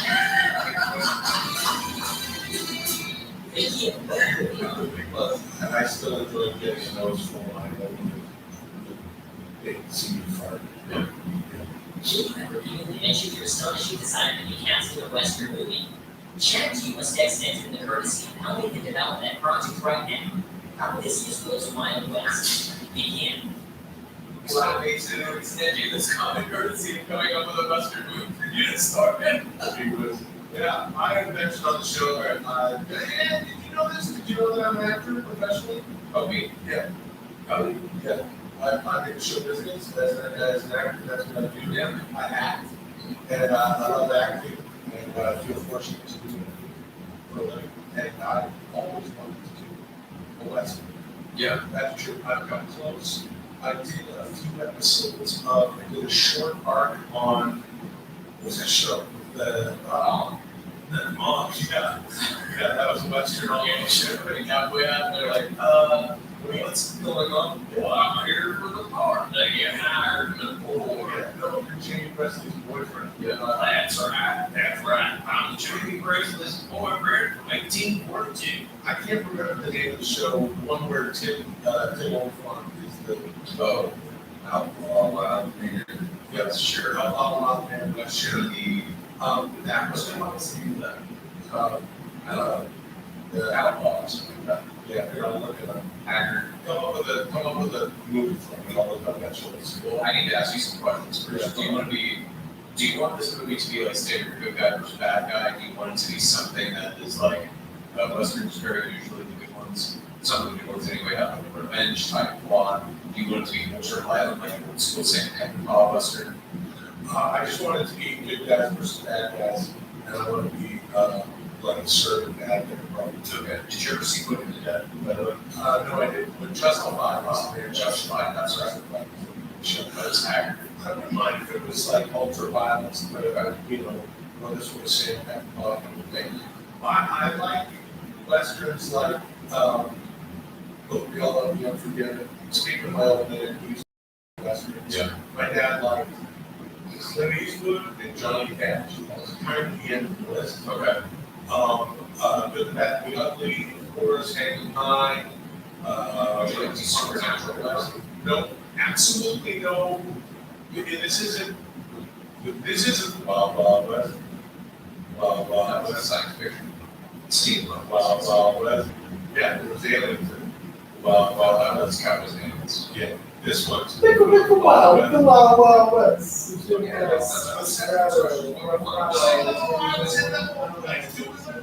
I was just going around by the silver shiny bling caps and the things that poke the horse. That's what shiny horse. The Wild West.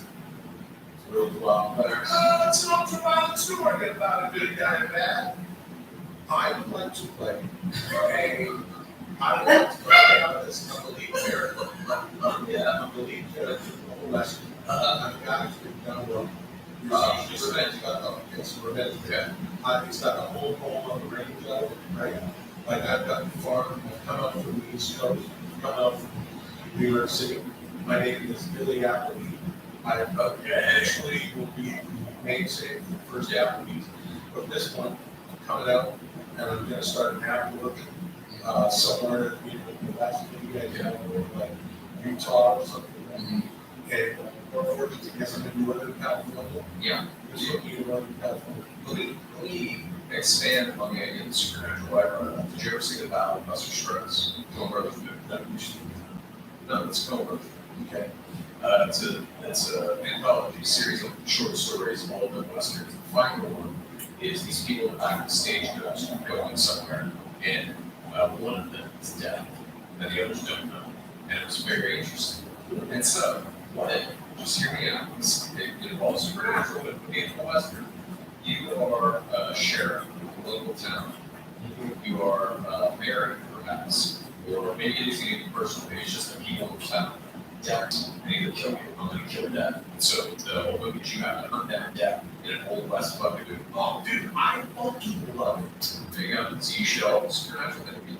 Yeah, turns out it's good. Yeah, but that's interesting. Have you ever seen Jim Jarmusch Western? Dead starring Johnny Depp? No. It's pretty good. They couldn't see that. No, he's just on his way down. Yeah, he's just there's a good out. And Mickey Bob is in it really well. It's terrible. It's cool. I consider death being a guy like, traditional, just fucking black on black, cowboy outfit, fucking big, building like revolvers and have skulls and fucking ivory inlays. Yeah, that very Robert Rodriguez. Yeah, exactly. Plays that guy necessarily. Like Shannon, or maybe it's a woman. Yeah, it could be a woman. Gina Corona. Molly Ringwald. Yes, I like Molly. Molly birthday, 18-year-old Molly Ringwald, death, and a. How old do you want to be in this? Get serious. It's 25-year-old you. It's Michael Shannon. None of this fucking AI. Okay, all right. Michael Shannon's death. Michael Shannon is dead. There's a few more chilling actors currently than Michael Shannon. He's basketball. What's going on in Canada during the summer? Like around where you're from? Where? 1800s. 1800s? Yeah. Oh, well, there was potato farms. There was farming in Latin. Is there like about shit? You know, children around with potatoes on guns and just fucking shooting at people and shit. I have no idea, but the town has been around since like, I'm just saying that maybe we get ties up or something. I know that Douglas Senior Secondary, or that's sort of Douglas Secondary School, my high school, was that started in the 1800s and not was it used to be a really old building, schoolhouse that was there into the 90s, and then got torn down. You know what we can do too? We can steal from Rooster Cogburn, or True. You meet a kid along the way, dad killed that kid's parents, and so now you got this 10-year-old kid coming along as a sidekick. Yeah, there's like a little family and all that shit. Yeah, it's sort of like the butt-shaped kid in One Punch Man. It is just a awkward sort of true good thing. Like, I make it, it's all about him, so I don't care. Death comes for us all. Yeah. But when I learned that death came for his parents, yeah. When death came for my family. Dude, here's what it is. Okay. You fucking into the first act is you find that you're about to fucking kill death. Death is in a problem or something. You fucking kick in the door, guns blazing. Death knows you're coming. Death gets the draw on you. Death's about to go fucking pull your skull. And then the kid shows up. It's death. Big fucking hole. You got like T2 style death. Death is like fucking staggering back. The hole is like shrinking up. The kid's like, come on, we gotta go. What the fuck? The kid saves you. The kid lays it out.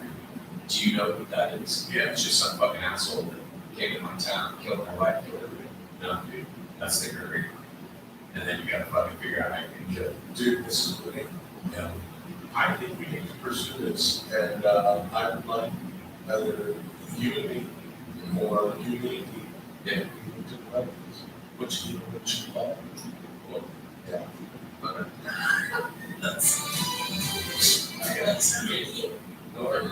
You want those one title things, that's what's in, it's just one day. But you want like Death Comes to Yuma or something, we got Western.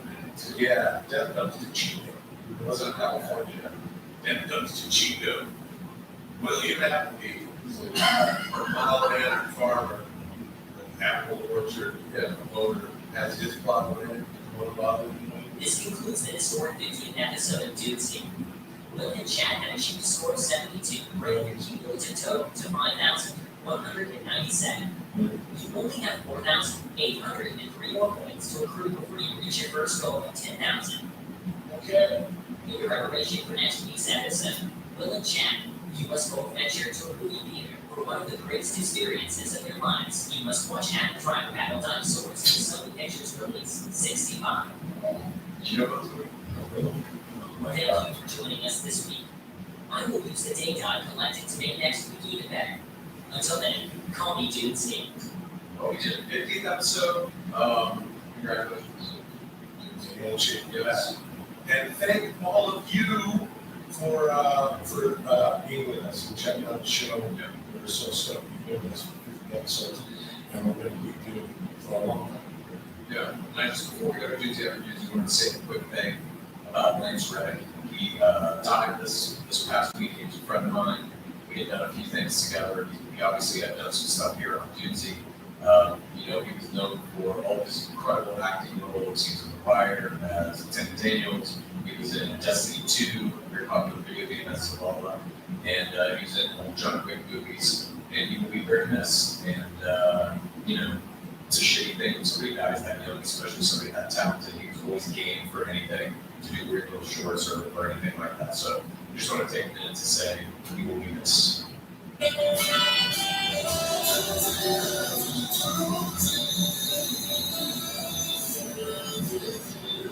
Oh, boy.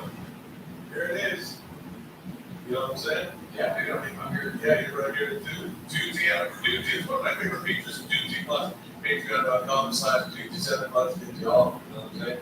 Because it's Doozy Plus. It gets a little blue, literally and figuratively. If you're in here on YouTube, you can tell things. The lights go down, and the spirits come up. And other spirits come up and show themselves. Intergalactic beings. Welcome to Doozy After Doozy, the flagship weekly show of Doozy Plus. I think 50 episodes has earned me the right to take a few minutes off. So I'm going to relax and let you two show up in the show. Just pretend I'm not here. As always, feel free to discuss your thoughts on today's episode, but you can talk about anything you want because, remember, I'm definitely not listening to this conversation.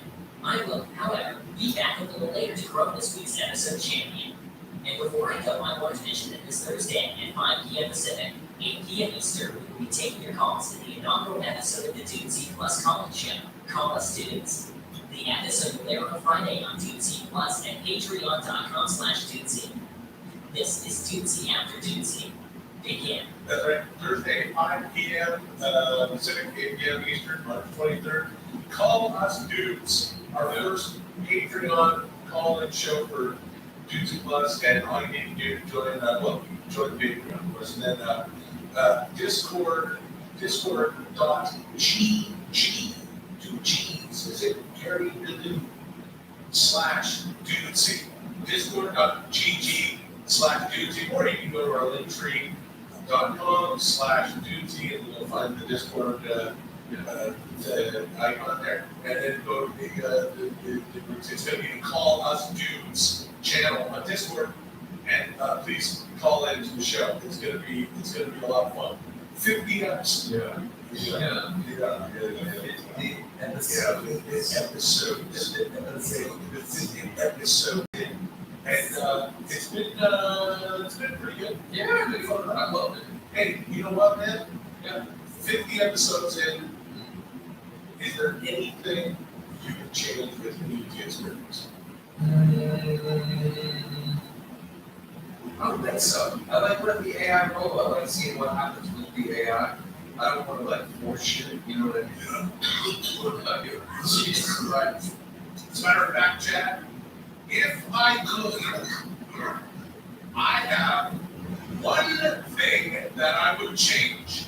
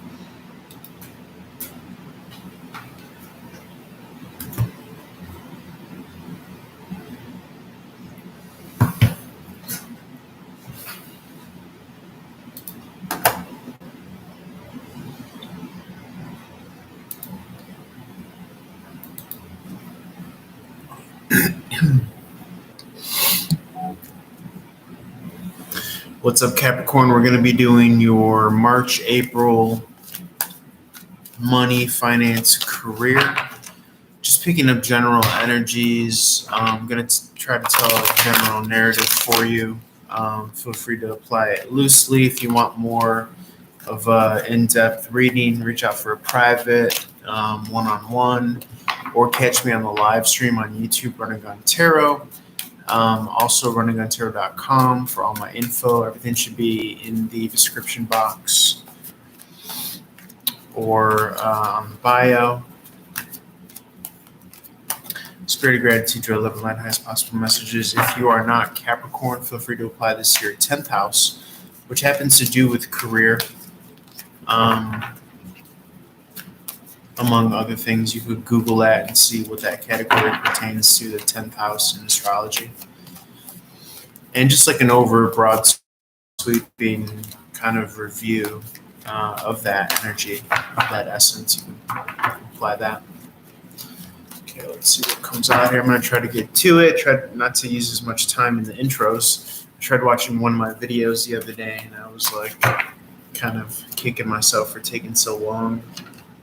A lot of pentacle energy coming out here first and foremost. Okay. Followed by cups of water, and lastly action. So it's almost as if action is taking the back seat here. I kind of see two different characters. I'm getting the feel of like someone coming in from the back door, or using like the back way in, somebody being able to learn from someone else's experience or expertise. Definitely more refined or more polished here. Okay, you see the alien there, the hermit is looking at the back of the Nine of Wands here. So it's almost as if you might have an avenue similar, parallel to that which you're traveling down, and you could almost kind of gain or learn from the wisdom. You see the wisdom teeth here at the bottom. Okay, something that I actually just noticed. It's so weird how that happened. And so, you kind of learn from the wisdom of others or from the lack of wisdom from others. Okay. Very cool imagery here. I'm always surprised when I don't really notice something, especially that it's in your face here. You see the wisdom teeth there. It's very cool. The Nine of Swords is overthinking. A healthy way to get that out is through writing, expression, things of that nature. Okay. It's just energy at the end of the day. Let's see. I see the stages of manifestation with the Six of Pentacles in the upright.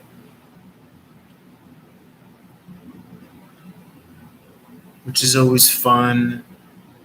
The Princess of Pentacles reminds me more of a physical plane effort type.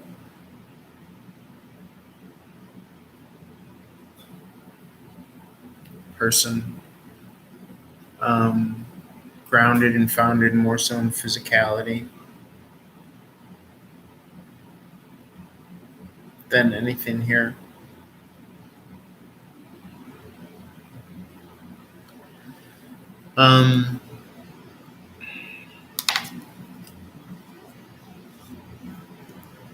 The two energies add to the Seven of Pentacles, and that's about growing something.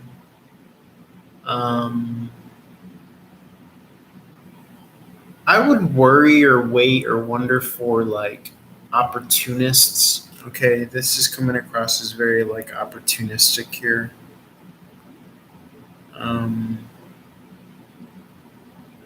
Someone masquerading as one thing, but really truly another thing is how this is coming across.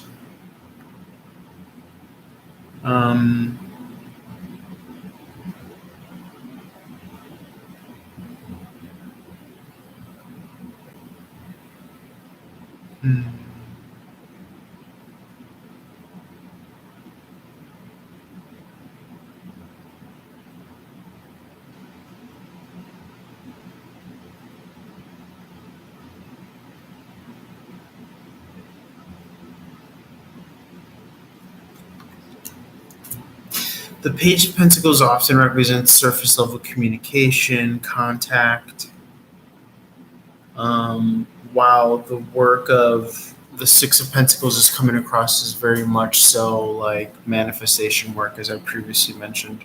Whereas again, the Princess is coming across more so as opportunistic.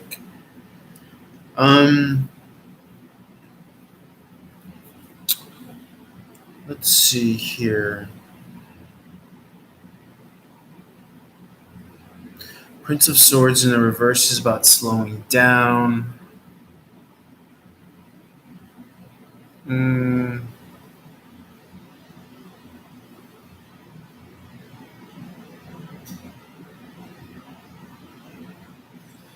Five of Cup is about, I mean, there's definitely still underpinnings and ties emotionally going on here.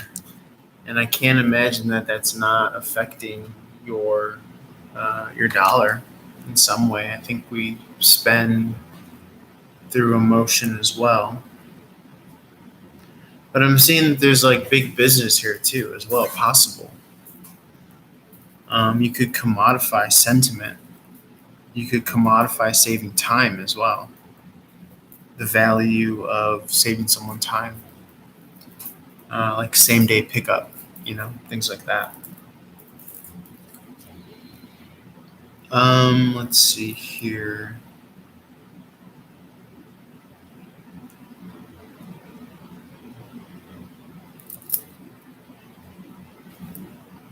Trying to see if there's more of a story or a narrative here. A feminine could be very kind of heart stricken over a masculine who has this kind of like defensiveness towards them. And this could obviously be seen by a third party.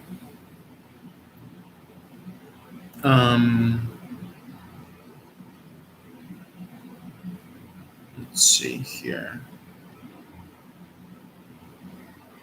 Yeah, I mean, I'm getting both the masculine and the feminine are going through their trials and tribulations.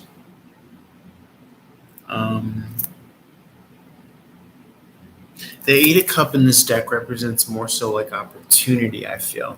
It's more of a Seven of Cup type energy. Like options. Like choosing what cup to drink from, which is interesting.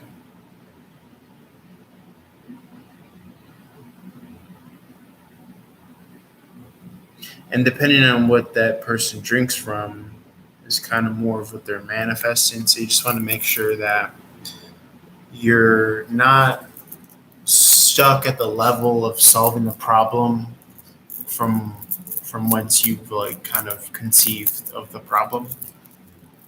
And that's where this manifestation comes in. Just remember to play with your energy, keep it high vibrational, keep it high-minded.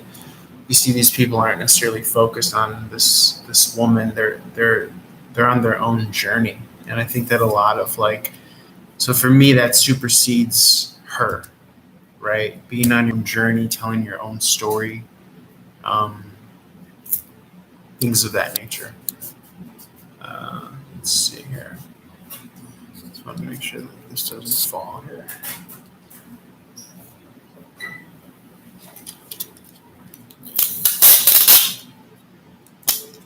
Pardon, I'm literally taping up this setup that I have here. But just my phone doesn't fall.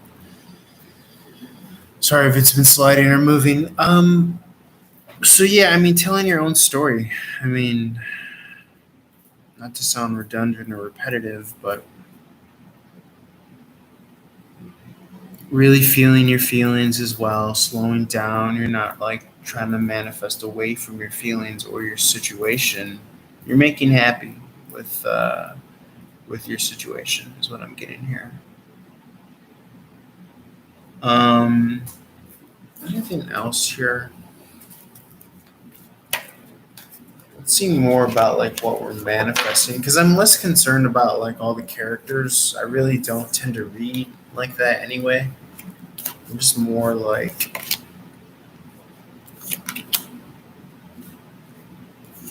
there's an inner knowing about coming out of partnership.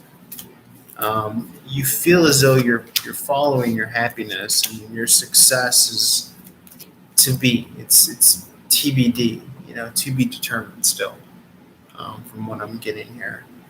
And it involves carving your own path. But when you carve your own path, you find, the the people or the one that you're supposed to be with.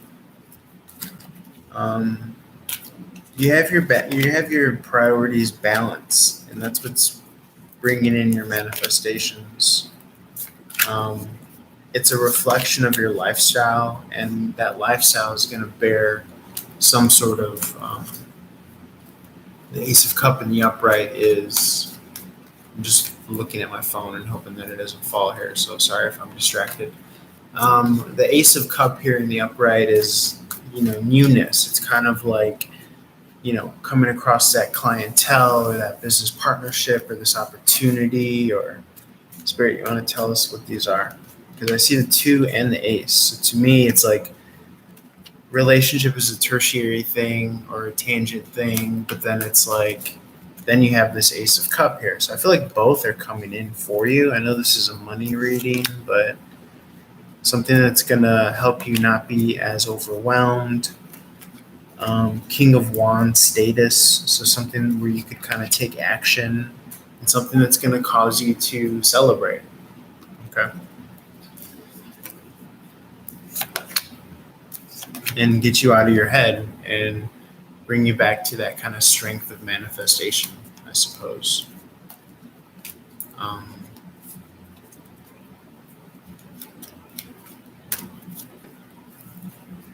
And so if this was you, or at times you find yourself being, right, it's colored in.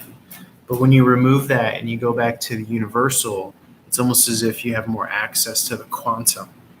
And that's how you're able to manifest this Ace of Cup. Notice like the raising of the hand theme here.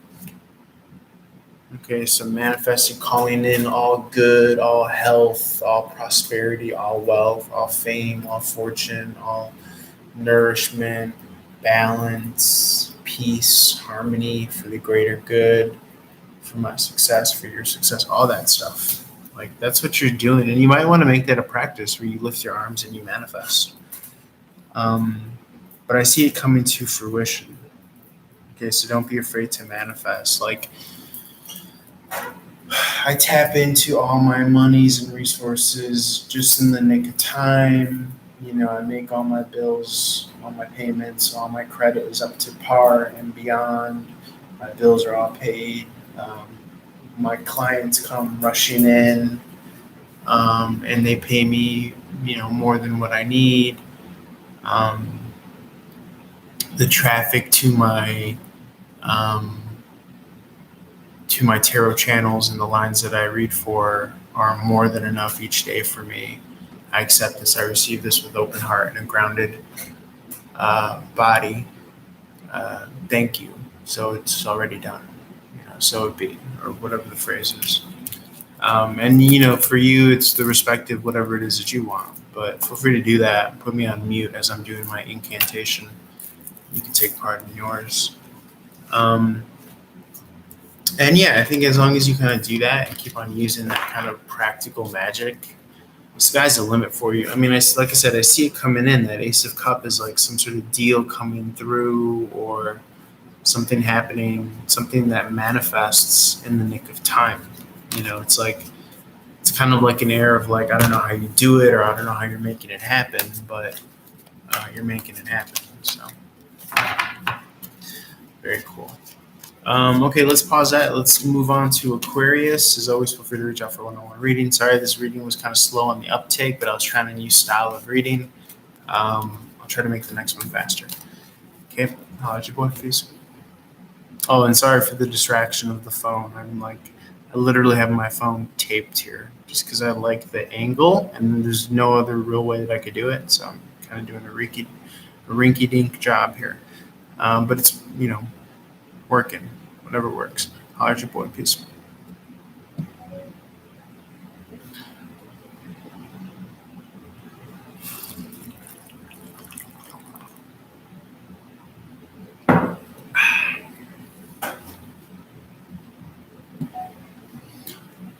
What's up, Aquarius? Holler at your boy for one-on-one reading. As always, runningguntarot.com. Feel free to like, share, follow, comment, subscribe. Check out Running Gun Tarot YouTube live stream. Catch it live reading there.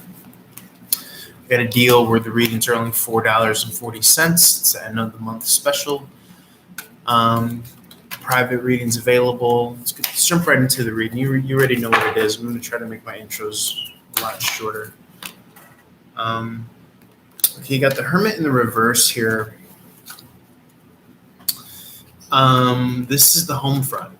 Okay, this is, where the magic happens, because it's mainly or partly where the manifestation happens. 10 of Cups in the reverse.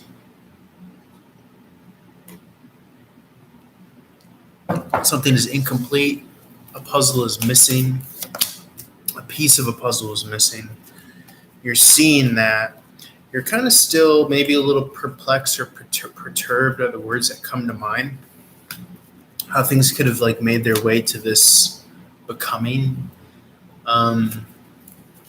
this falling out. It's almost as if you're still not over something. That's one channel that you're operating on. Another channel that you're operating on is manifestation. It's calling in that which you want to create, and that which you want to make. And that's a little bit about what we did, Eight of Wands in the reverse, by the way, in the reading before this.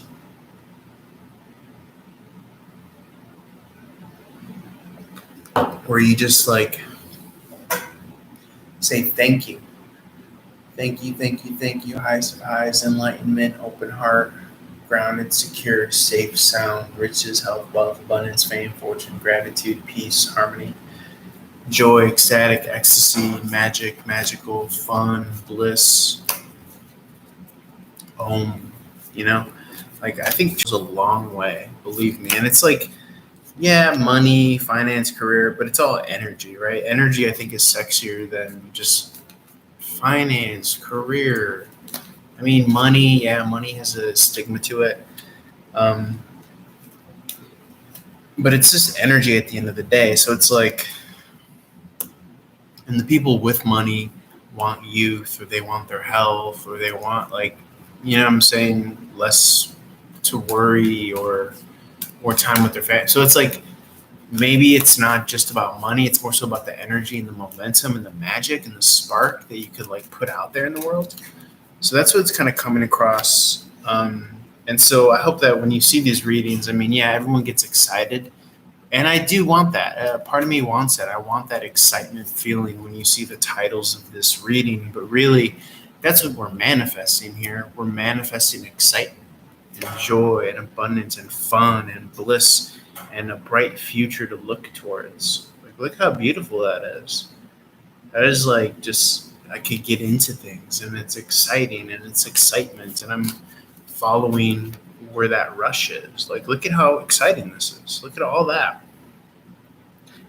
And it's I know I'm probably guilty where it's I don't give that its due.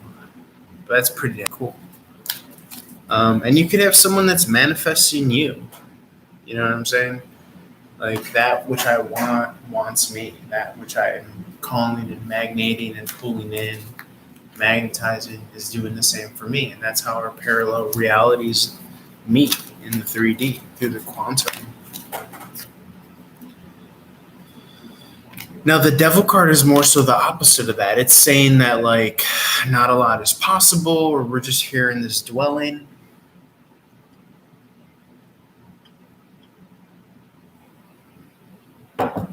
It kind of suggests that a damp, dark environment, breakthroughs don't happen, things like that. And not about that. Okay, so don't partake in that kind of mindset. Okay. Tap into the feeling of yes, yeah, I knew that would happen. Thank you. Yes. Oh God, such a relief. Yes. You get chills, you know what I'm saying? Tap into that and let that be the driving force. It sounds so funny, but it's that's what it is. It's I don't care if you want to call it mental masturbation or put a negative definition on it, but it's I do think that you have to tap into the energy, and like you send a ripple in the quantum fabric of space time reality, and it's like, yes, I'm tapping into that. Like I made it. I'm tapping into that clutch. I made that game-winning free throw, or with like 20,000 people looking at me, or like I did what I was supposed to do, and I've done everything right, and I'm killing it. I killed it. I broke through. There was a breakthrough. Money tree, gold, copper, wealth, health, like just I don't know, just that energy, just that like excitement. That's what we're talking about, and you want to make sure to talk about it. That's another reason why I like actually doing these videos is I get to kind of talk about that stuff. We spend so much of our day listening to others, and we don't really necessarily always have the time to just talk about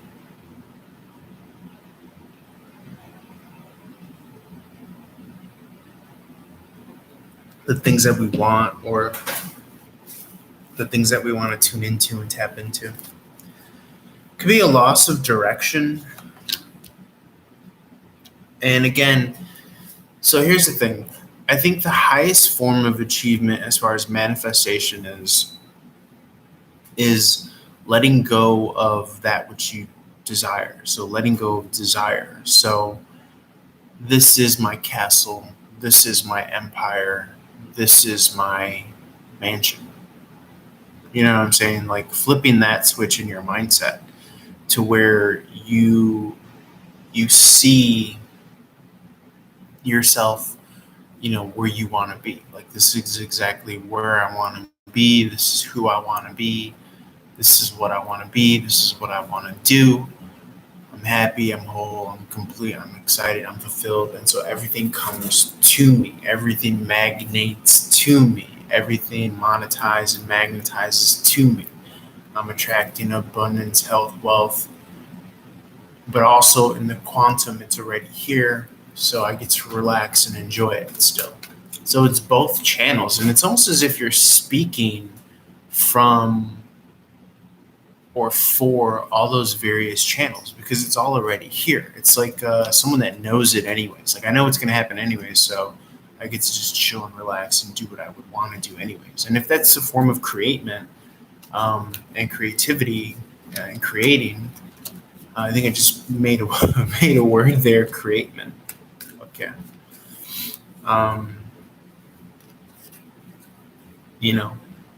Then creation, I think, is the word, the right word. Then cool, so be it. But I think that there's like a way to move about energetically, and that comes from the story that you tell yourself. And the truth is that the story could be in the 3D realm a complete lie, but in the quantum, you're saying how it is. I'm in my mansion. I'm a millionaire. I'm a $500 trillionaire. I have a wife and kids and a car and this and that I want, and I'm happy and I'm whole and I'm complete. Thank you. And so you're dwelling in that form of fulfillment. And then in the 3D, now everything follows from that era of like fulfillment, or that era of fulfillment. So, it's so ass backwards. Like, don't get me wrong. It's like, it's ass backwards. But if we've learned anything from this past decade or whatever, or just life, it's that it's fucking not based on 1, 2, 3 ABC logic and reason. It's based on, ass backwards. So really consider that about what you're thinking and what you're doing as far as like energetic and energies, and like, because I think that there's so much power in the state of being. And it's like, okay, we shut off the camera and then we go back to the default mode of like, I'm this and that, but it's like, no, I think you really got to tell yourself that like you're in a wonderland, and this is magical and this is my time and this is prime time and I can do anything and the best comes from me and I'm what's happening now. You know what I'm saying? Things like that. But you're going to be challenged from your internal interface because all you've been taught was the language of logic and reason. And now you have to like learn a new language. Like I don't have to fight those fights anymore.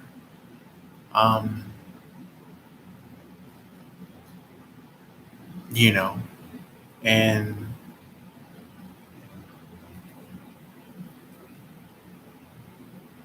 yeah.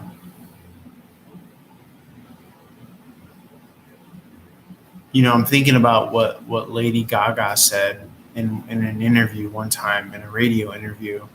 She was saying like, now's my time. And it kind of puts you on the precipice of like the cutting edge.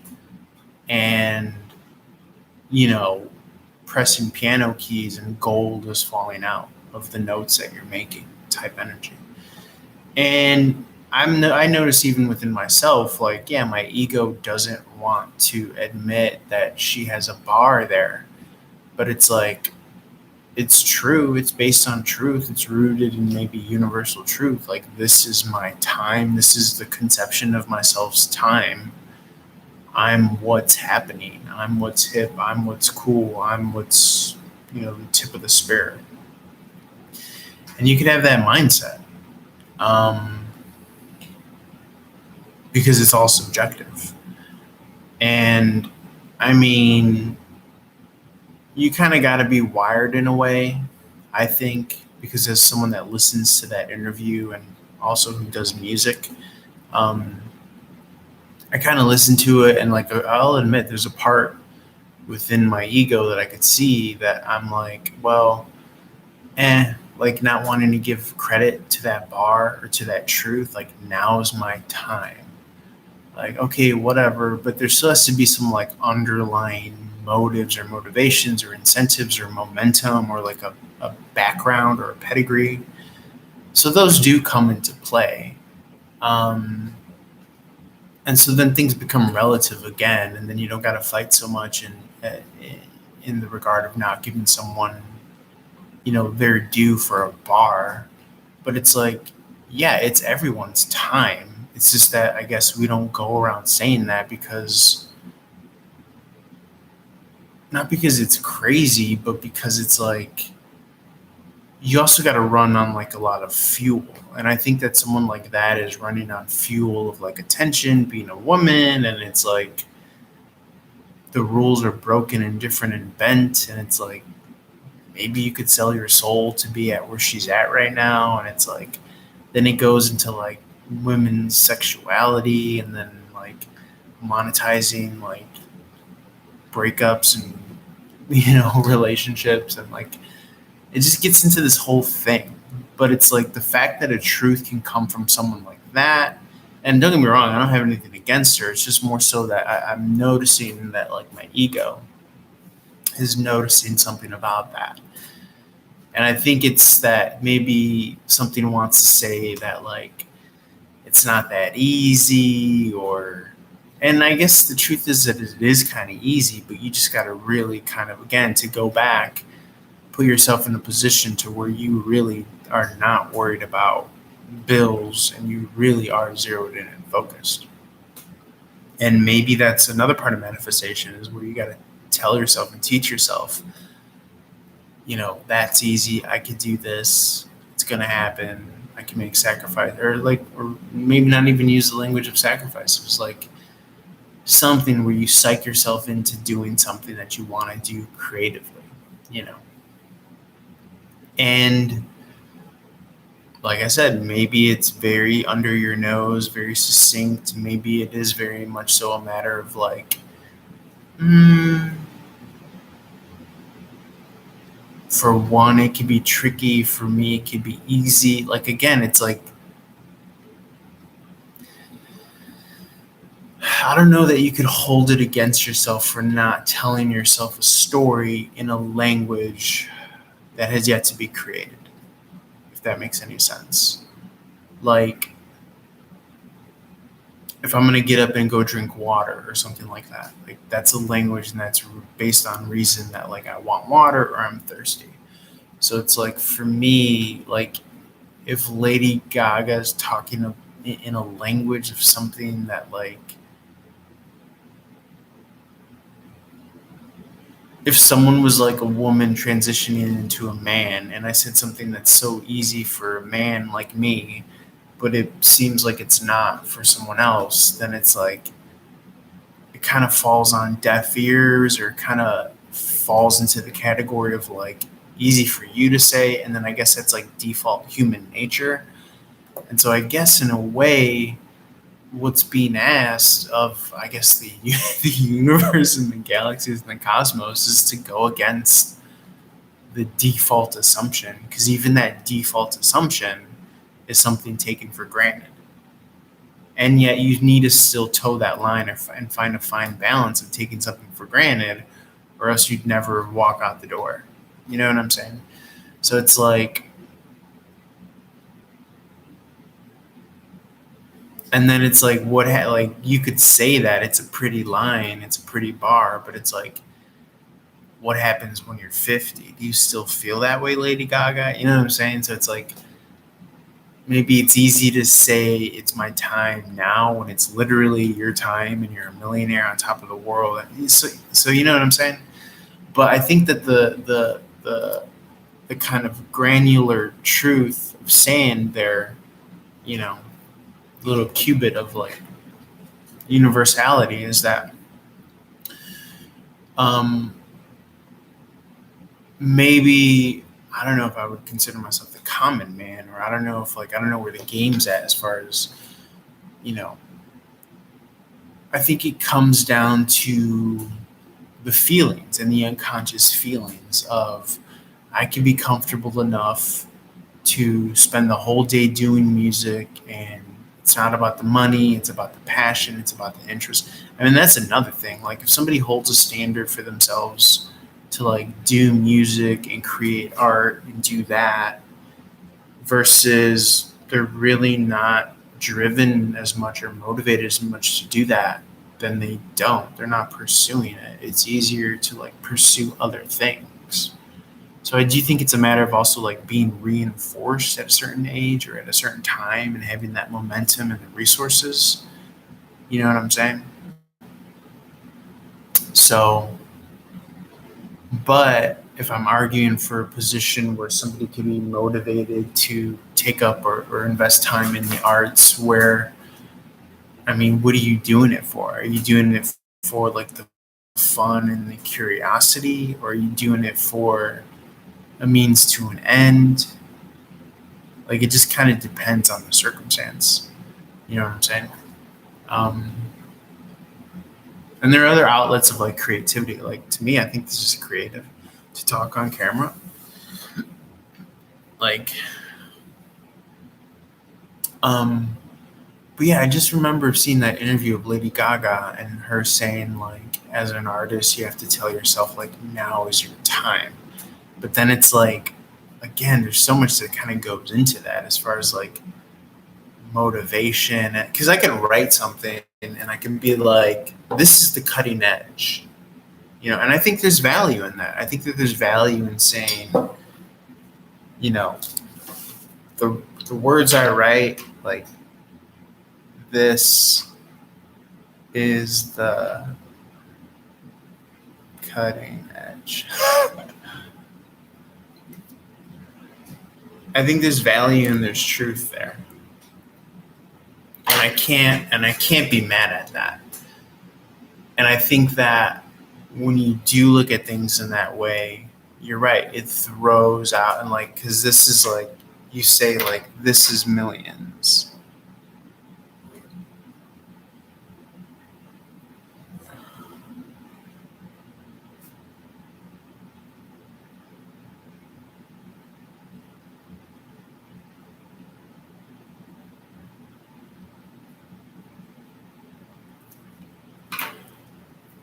Yeah, and when I start to like write that down and, you know, think about that and point that to my work, whether it's poetry or lyrics or music, yeah, I think that that's brilliant. Like, I can't be mad at that. But I wouldn't necessarily fault someone for, the Nine of Wands came out in the last reading, and that was a bit of it's kind of like a stance of easy for you to say. But if you could take the granular universal and it's fucking bars and it's the keys, and you apply it to what you're doing, then that could be fruitful and that could ripen and that could bear reward. And that's what I'm like. I think that we get hung up on things for a reason, egoically, because it's the soul wanting to fight through the ego and get to that universal truth, or the spirit or what have you. But,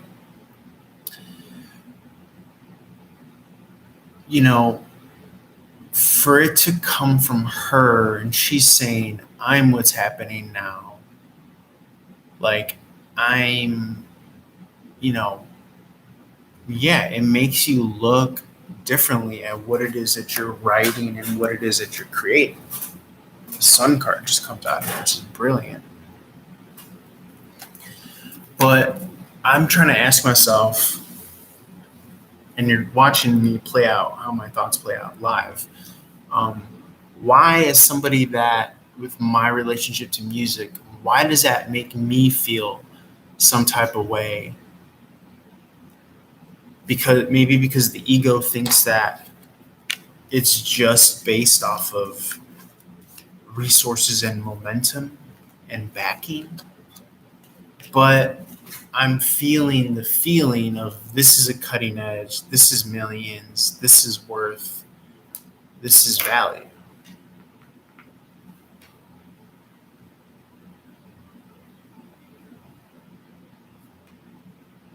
You know what I'm saying? And so then that offsets anything in regards to momentum and backing. And so I guess in a weird way, it's like, be mindful of when you're bitter, because you could have a choice to apply some sort of key to success. And it might be worth revisiting if something is stuck in your craw, So instead of being bitter and saying, oh, where you were backed and you had a foundation and you had a pedigree of instrumentation or piano or money or supportive family or whatever. Well, guess what?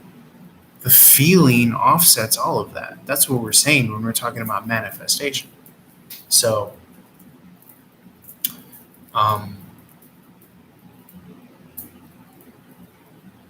now that's value, because now that's empowering to you.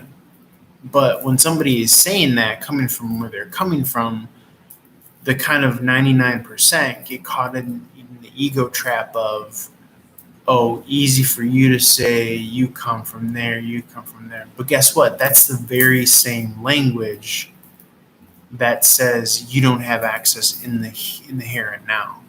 So it does require someone with the spiritual goggles to be like, oh, I could use that, and that offsets, paradoxically or ironically, where she came from, which may have been that, with backing and a pedigree and maybe a little bit of a privilege or a silver spoon or support or being a woman or whatever ego advantage construct one would come up with. So, whoa, we just stumbled across something fucking very valuable then, which is, oh, wait. And guess what? You win because you get the credit, because you suss through the ego to see it, the grain of universal truth. And I don't even know that she was necessarily meaning to say all that. but I put all of that on that. And I've been able to, in this moment, and you know what I'm saying? If we're able to say that, like,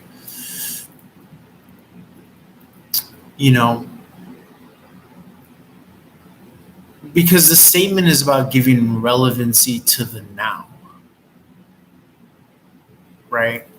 And I mean, I'd be hard pressed to try to figure out where her mindset is at, but all I can say is that it's easy for people to be resentment towards someone and be like, easy for you to say you have this and you have that and you have that. And that might be valid, and that might be easy for her to say.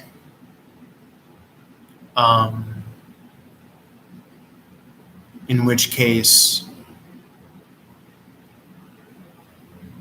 what? It's still something that's arrived at. It's still something true. You know what I'm saying?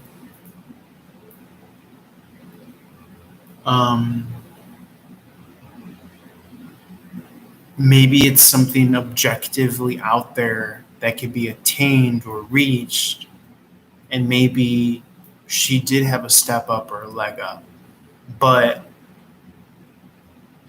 she got there in a way, and I'm getting there in a way. And maybe the way that I'm getting there is just as privileged as the way that she's getting there. Because in order to suss out the ego, that's coming from a place of privilege too. You know what I'm saying? That's high-minded shit that we're talking about here. So if someone is speaking on a universal truth that they've arrived to, and you're able to integrate it, and that gives you value to now what you create as far as the word and spoken word, or even now, why limit it to guitar and poetry? Like, this is the cutting edge. This is what's happening now in tarot and in high-minded philosophy and quantum and thought and astrology and spirituality and philosophy. This is what's happening now. So, so if she's making a statement of something that she can bear credence to because she has a platform, and whether it's called privilege or something, she's able to attain it and see it and then speak to it. And you're able to, well, maybe people think it's just a tin star, like emptiness, nothing. It's a penny, no value. Okay, and then maybe someone comes along and finds value in it. Okay, then what does that mean? Well, it kind of means that those who are able to attain value from that are all kind of like on the same playing field as like universally privileged. I mean, regardless of your politics or your sexual politics or like, your ideology or your way of being as a person, your belief set, your belief system, the fact that I could comprehend that means that like I'm equal to her or something. And then, but then it's human nature to like,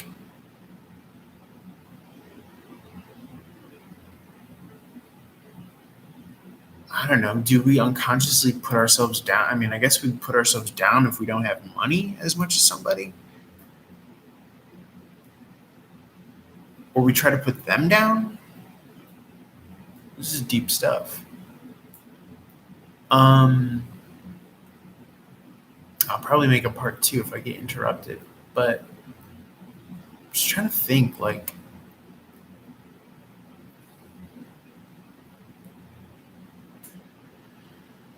because upon first blush, the ego responds. This is, it's easy for you to say, but then upon second blush, you realize that it's a revelation and it's brilliant, and that maybe you share the same privilege that she does. And so maybe me and her aren't so far distant. And then upon another wave of blushes, you have the ego separating you from her due to money, due to sexual lifestyle or politics.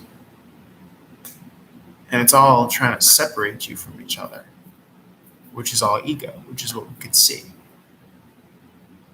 And yet she's sharing some relevancy to ears that could hear it, or souls that can give value to it. Something that is a universal truth that maybe already exists objectively, which is there's value to anything that you say or write or something, because you give it value based on your understanding that it's the cutting edge, based on the understanding that you are what's happening right now. Therefore, you are making art, you are creating reality, you are having an influence right now. And that's the highest value that you could have, is that you have an influence now. And of course, I don't know where my pen's at.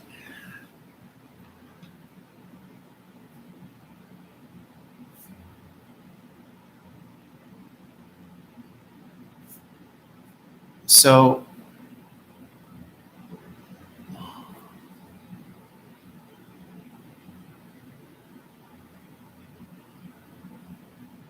that being said, then the highest value becomes influence. I mean, look at Mr. Beast, and it's no longer money. So then what? Maybe someone with like privilege or platform or whatever gets access to a universal truth, whether they're intended it or not, to speak so profoundly. Okay? Right? So that's her fortunate, son. That's her fortune. I don't know if you're on privilege, but and she speaks to it, and you're able to retain it and have value for it. But the same way that she was only able to attain it from a place of privilege, you are able to attain it from a place of privilege. So so how can you hate on that? So there's equivalency there, equivocation. So what? And then you could use it, because now you have the Midas touch, quantumly, because you're what's happening now, and you've sussed and you've realized that you've sussed out the fact that the highest form of value is influence in the moment, which is now creating reality, history, all that stuff.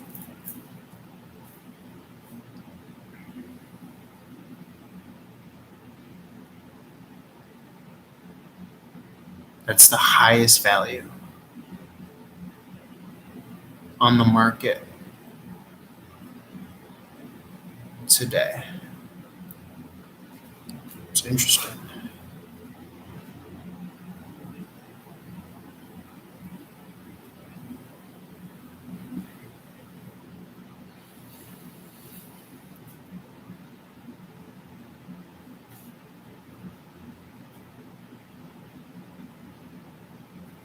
And then that's how you could now it's like you're pulling jewels from thin air.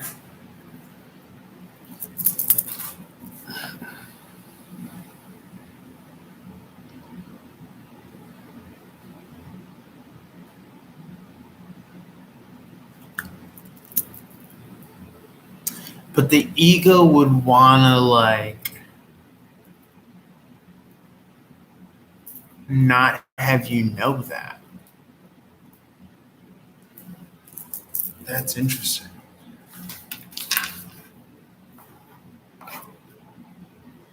The ego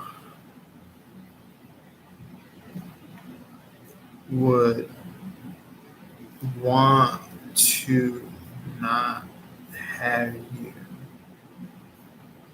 know that. Or the devil would want to not have you know that. And I guess the devil is like opposite of creation.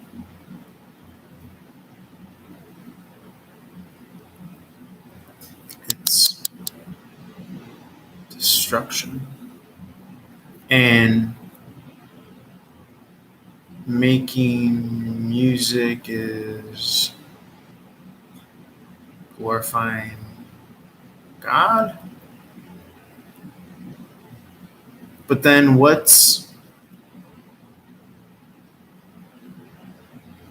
I guess evil creation would be making evil that's conducive to destruction. Or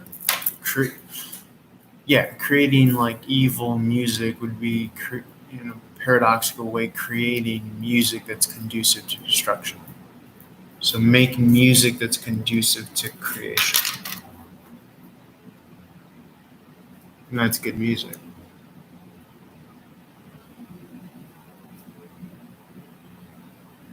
Conducive to creation.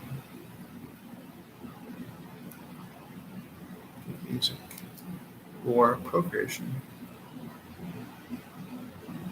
But then there's also like varying levels of like love or lust. That's interesting. And that's how you like send ripples into the quantum, you know? And then that's like the karmic debt reflection of you.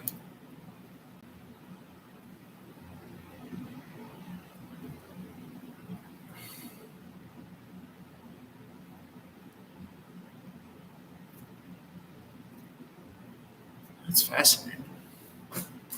But if I'm like, so it's like the very ego / devil within yourself is the one that would want to dash someone that's given you a key to your own liberation.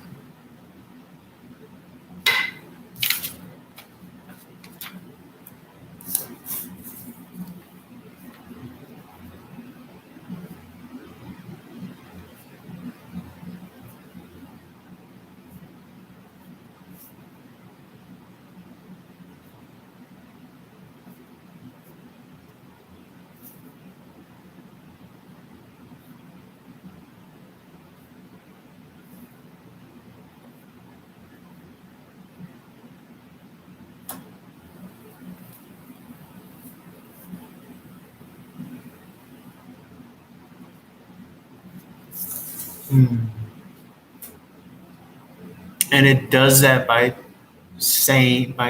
differentiating itself.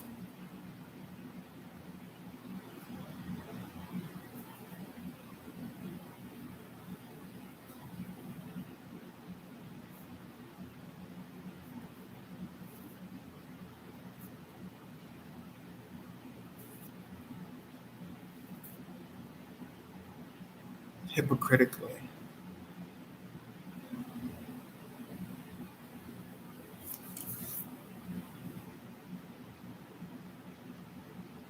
Not based on reason.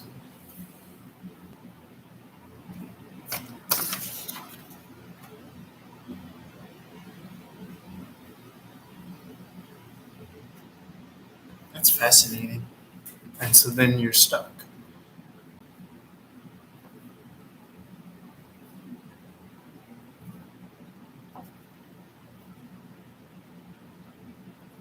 It's interesting.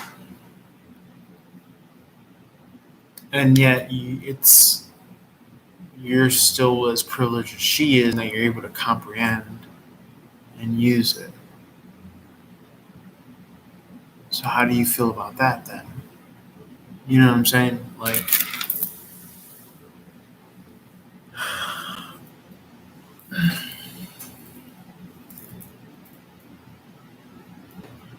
because the only reason why you would be jealous of like her money is because the ego is saying that you can't do that. But the truth is you can do that.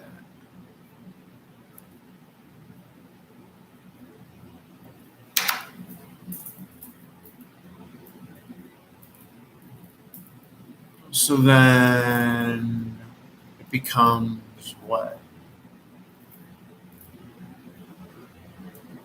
That person, it's like someone on that side of the room has early access to something on that side of the room. So then, or because they've been in the room longer, and then they tell you about it. And then you're like, oh shit, okay. And they tell you where it is. And it's like, well, it's because they had early access to the room. But the ego would want to like frame it as like, oh, you can't say that it's because you didn't like, you're less. It's so fucking interesting.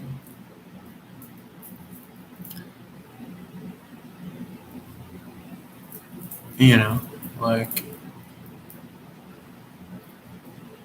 I've been here longer, so I found this behind this. Oh, okay, cool. You know what I'm saying? Like,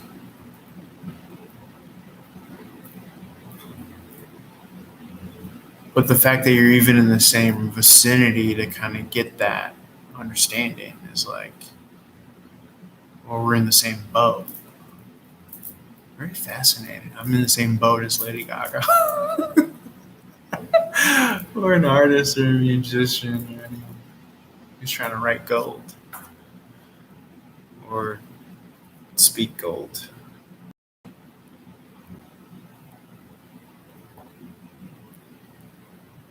That's fascinating.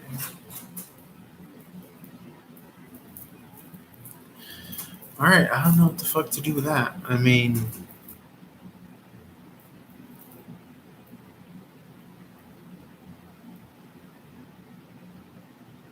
yeah, any hate that you now, and like I said, like you could still have your politics and like your beliefs, but it's like don't let it, I guess, destroy the common ground that you do have with somebody. Or don't, in the very least, don't let it sabotage you from attaining some sort of key to fucking self-liberation. You know what I'm saying? Which is like, I'm the shit. This is a place to be here and now. On God. Like, y'all should be watching this and listening to this. Fucking fascinating. All right, I guess I'll leave it there. If I think of more, I'll do another one. Pisces is after this. We'll see what happens there. All right, love you guys. Reach out for reading because all what's happening now, bitch. I'm the tip of the spear in regards to philosophy and tarot. Love you guys. Peace. That shit's crazy, bro.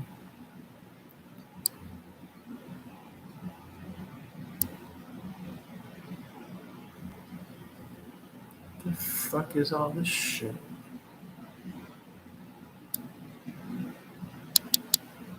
Did I wear the same outfit yesterday? You fucking basic bitch. Sigillo.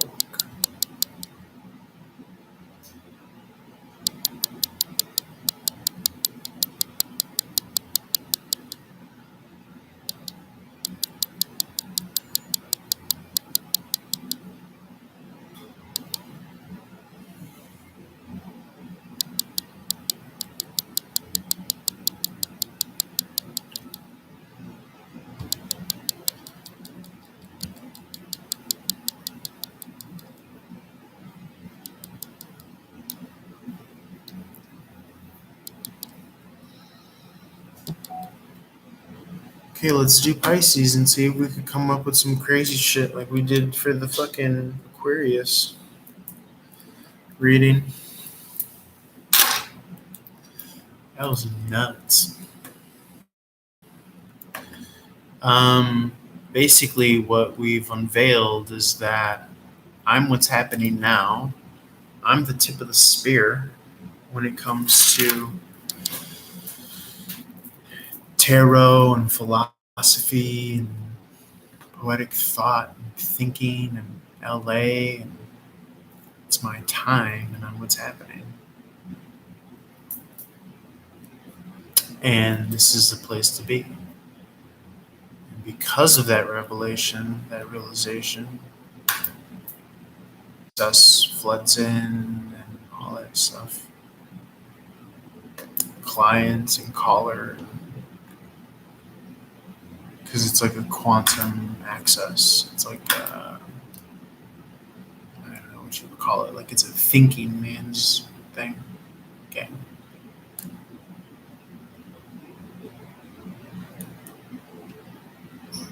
Like it's like founded on like some sort of like self-understanding of like all the main resources here. It's flooding to me, and it's already done, and in perfect timing. So all I gotta do is enjoy it and relax, because I'm the place to be. I'm in the spot I need. And that's all that I think like a quantum shift or a mindset is. I'm sorry that I sound that I just took like I sound like I just took like fucking mushrooms or something, but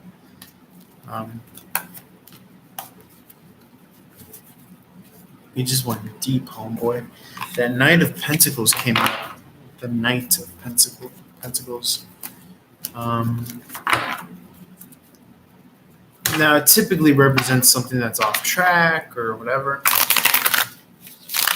but that's more so to like the that. It's like you go into a room and you have to like you can't see because you haven't turned the light on yet, and the switch is right there, or you haven't opened your eyes. That's the kind of shit that we're on today.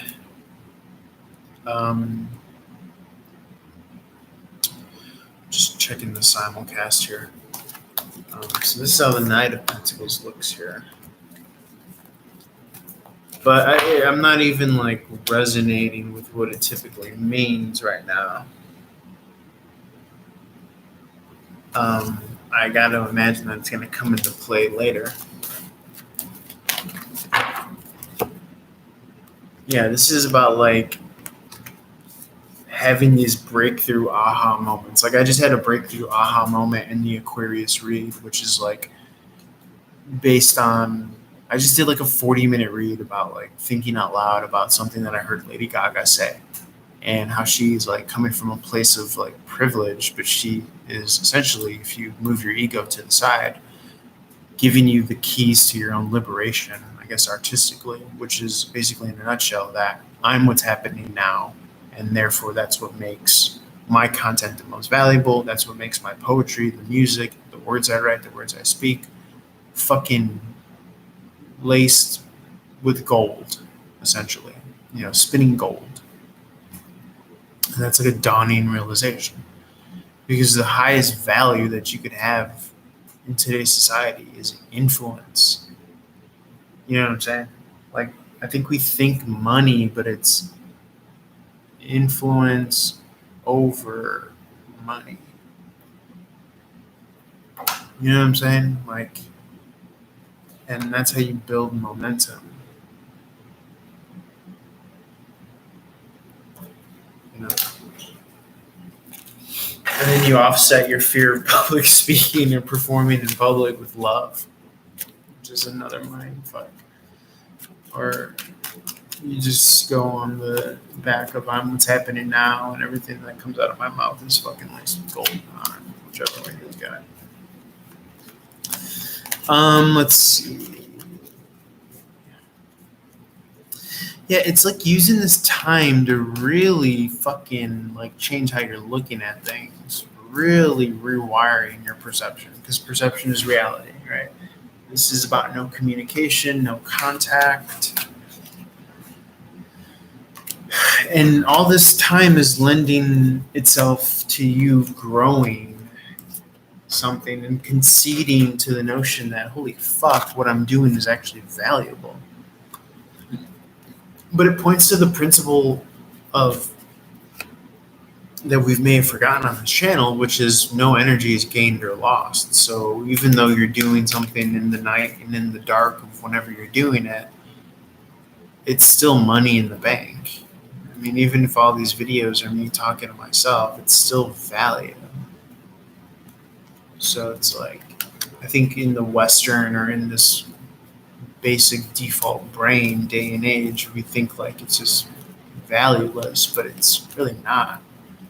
It's still energy and effort spoken into the quantum, exhibited or inhibited or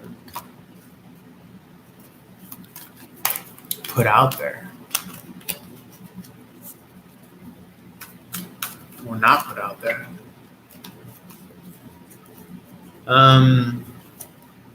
And so you're using this time to attain like this kind of high level status of like who it is that you are and how you frame yourself, like even on the dating market or like fucking workforce.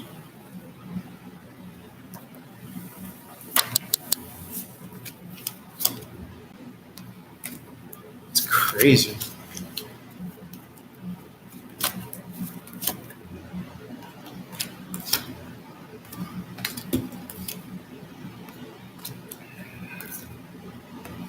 And like all your setbacks or all your walls or roadblocks are like, it's like perfectly timed.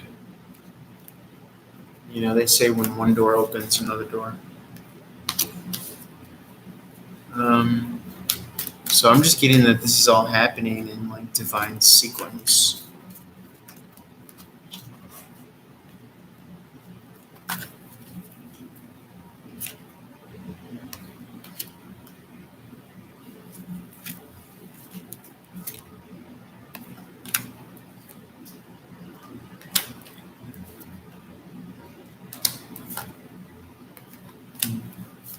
Even though you can't see it.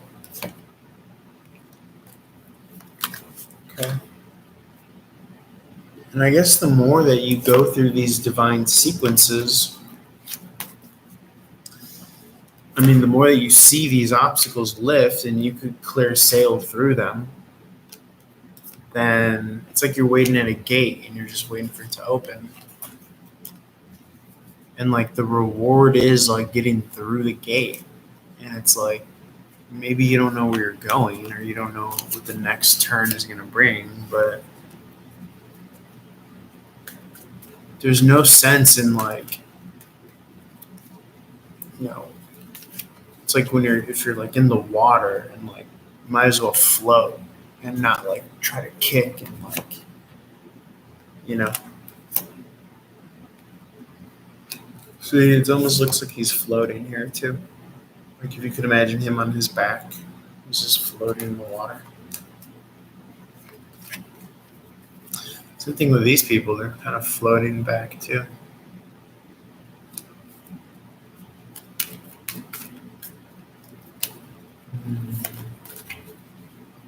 And at times it might feel like maybe there's like a little bit of like a sitting duck or like, but this realm could only chip away at what you're not.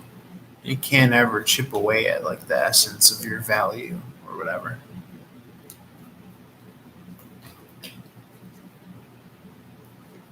So no need to like dwell in like heartbreak or whatever.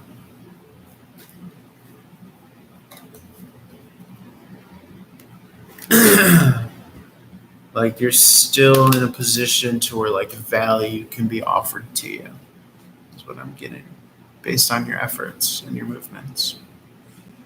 Move towards that. Like move toward, like don't lament where value was not given to you. Like be excited and move towards like where it is given to you. Is what this message would be.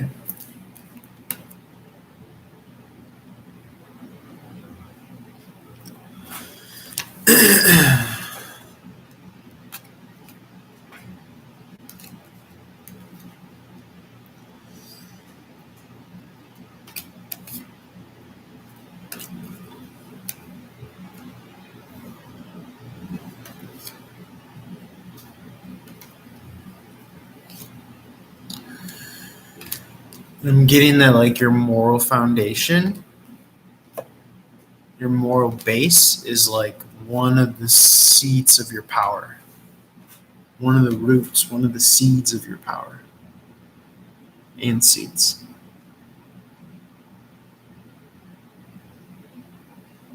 And you don't have to get like upset at what anyone else is doing, because that would be a way of like giving your power away.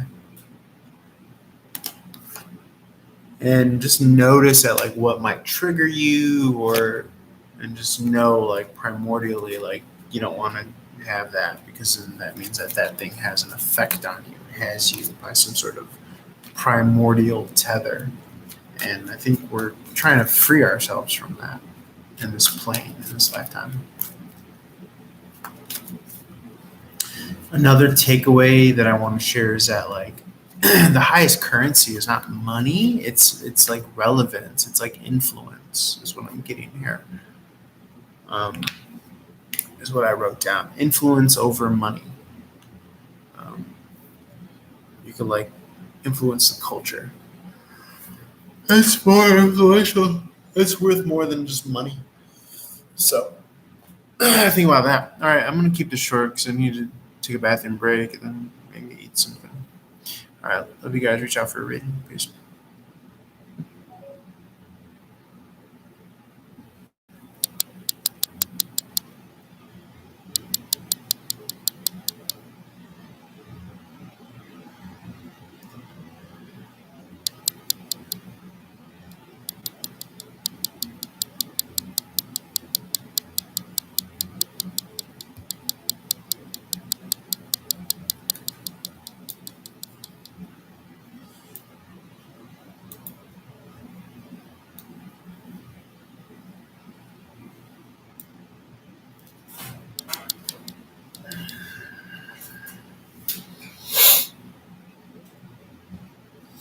Take this off.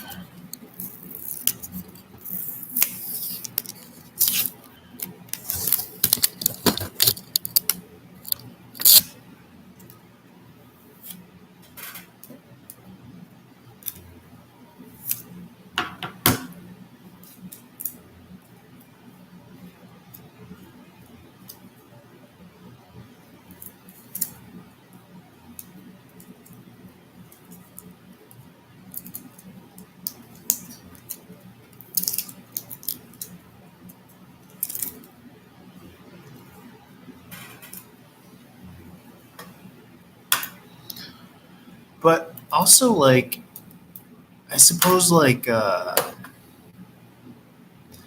think it does have a lot to do with like backing and like navigating resources and like you know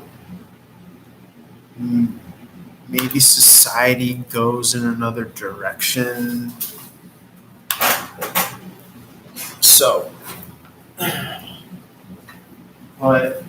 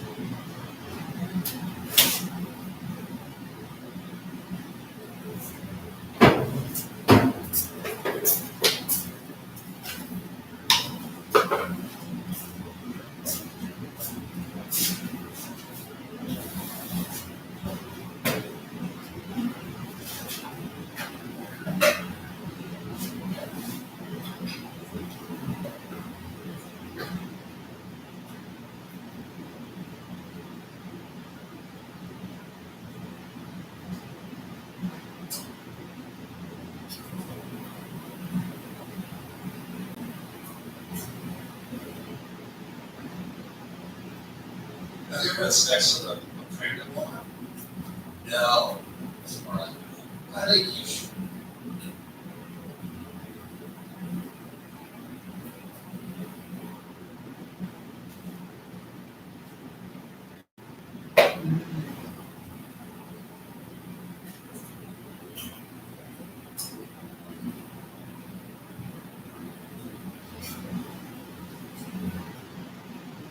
I wonder if that's only in the preceptive right.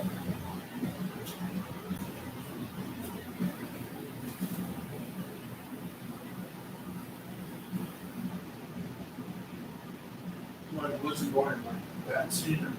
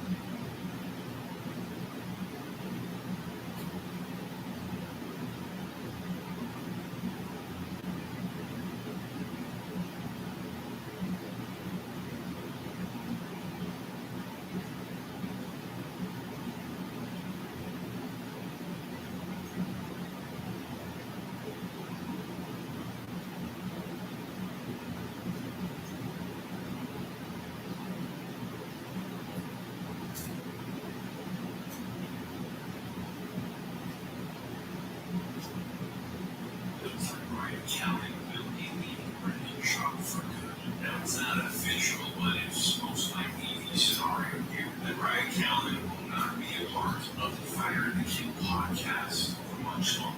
Immediately to Texas, the joint forces with comedian Steven Crowder. Yep, that's right. Riggs is conducting himself over to Crowder. Lala's really gonna need a wellness check, so it's over Shaw. It's maybe the final bit in the Fire and the Kid coffee. So now I doubt that, but it's interesting news for now. Let's go ahead and hear that announcement. Bobby Lee, roll the goddamn footage. That was really happy to be bringing up. We had a mission that was next special. Brian and that will do his next special, and he'll also be doing at least a weekly show because so they're doing something that was the opportunity to special. And Jared obviously on some of these things are trying to be like these special until they come out here to the beginning. Some of the folks need to still build up students or Texas and here. It's happening. The fall of Thickboy Studios is among us. I'm sure Brendan Chop is what we're saying. If you wanted to hurt me, Riggs, well, you got me, brother. It kind of sounds like Brian Calvin signed to Crowder for his stand-up special, his own podcast, and to be third chair of another podcast. I guess it doesn't matter how Brian claims he loves Shaw. He's probably seen Theo Vaughn's career skyrocket this thing won't take you Brendan. So I don't see why he'd stick around on that dying podcast if he has other options, which clearly does. Let's keep in mind all the murderers moved to Texas. Mama can hold it down in LA, and we all know Mama's gonna be the salty Swiss boys, all salty boys next episode. And I'm actually kind of excited to see it's all about a Chris. Hello, that's his name. But don't get too excited because Brian Calvin may not be leaving the Fire and the Kid. We just don't know for sure. However, it does mean that the Fire and the Kid revenue is way down because views are way down and Riggs needs to get a second job. But who knows? We shall see. I'll be sure to keep you all updated on this channel on Calvin joining Crowder. It's gonna be really embarrassing when Riggs tries to pretend he's a big alpha Republican and wasn't playing silly little moves, allowing silly boy Brendan Shaw to abuse him physically and mentally for so many years. Calvin's gonna fit in with Crowder well then. You know, failed theater kids and actors making money off of mouth-breathing idiots by wearing guns during shows and acting like a tough guy. They'll be theater kids that found the rest. And now thanks for watching, everybody. I appreciate it. Go ahead and hit the subscribe and like button on your way out. Now see you next time.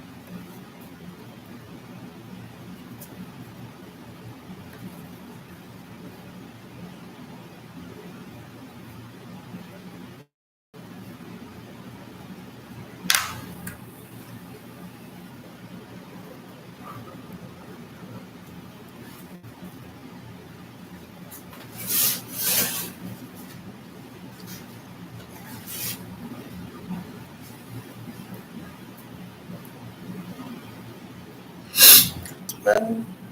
Another thing in the world.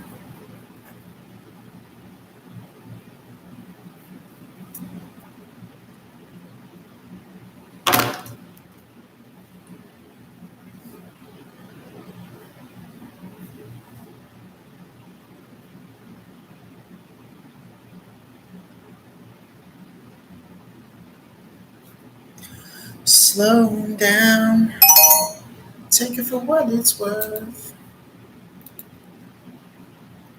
Slow down, take it for what it's worth. Nothing will be any time. Take it for what it's worth. Nothing will work itself out in the time. Slow down, take it for what it's worth. Nothing will work itself. Slow down, take it for what it's worth. Nothing will work itself out in the time.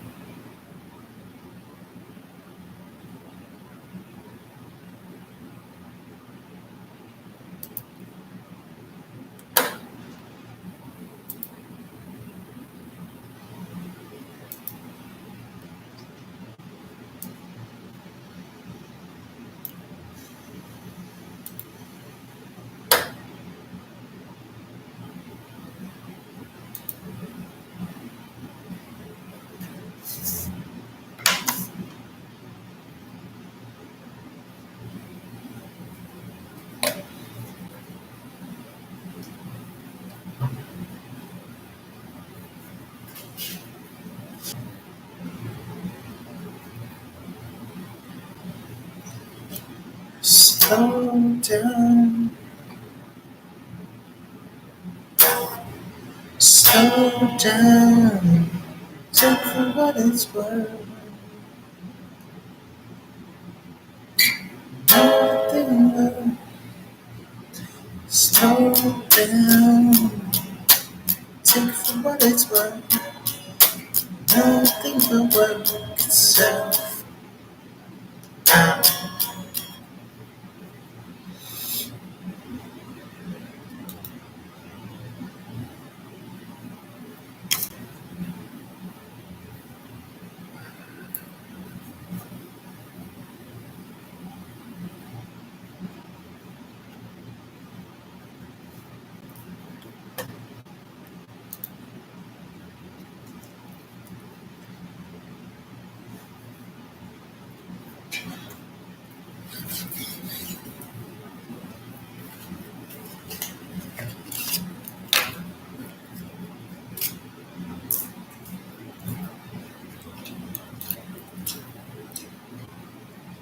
Slow down, take it for what it's worth. Nothing will work.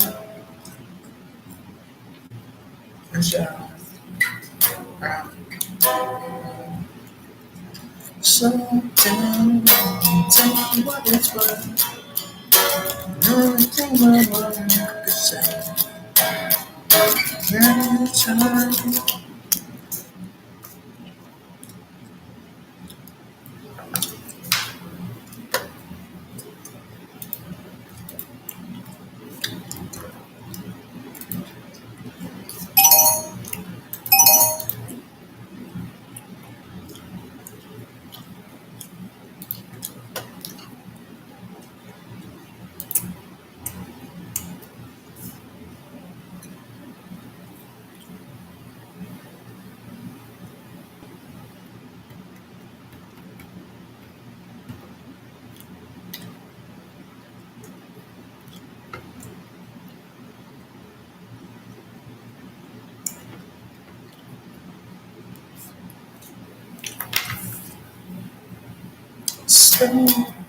Slow down,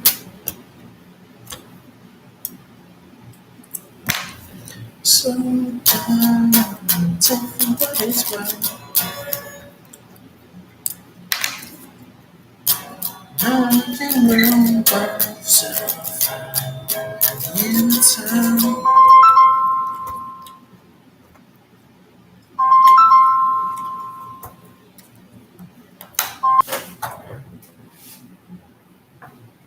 Hello, can you hear me? Can you say that again? You want to make sure what? Yeah. Is there something specific that you're looking for? You want to start with a question or some background? Or?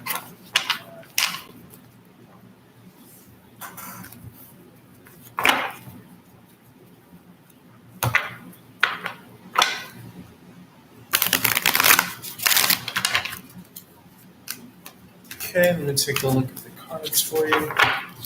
One second.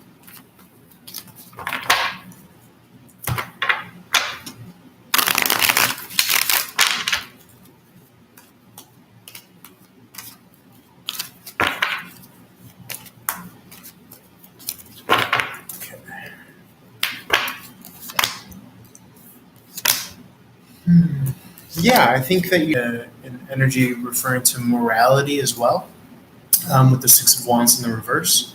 So to me, these look like green lights here.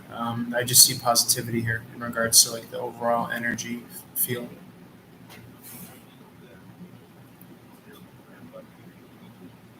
Yes. Let's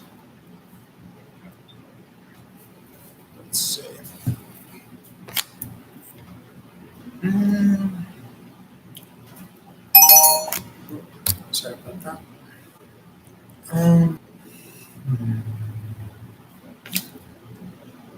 I think he'll be given like an option or an ultimatum, is what I'm getting here, because the Two of Wands is coming across as like an option, um,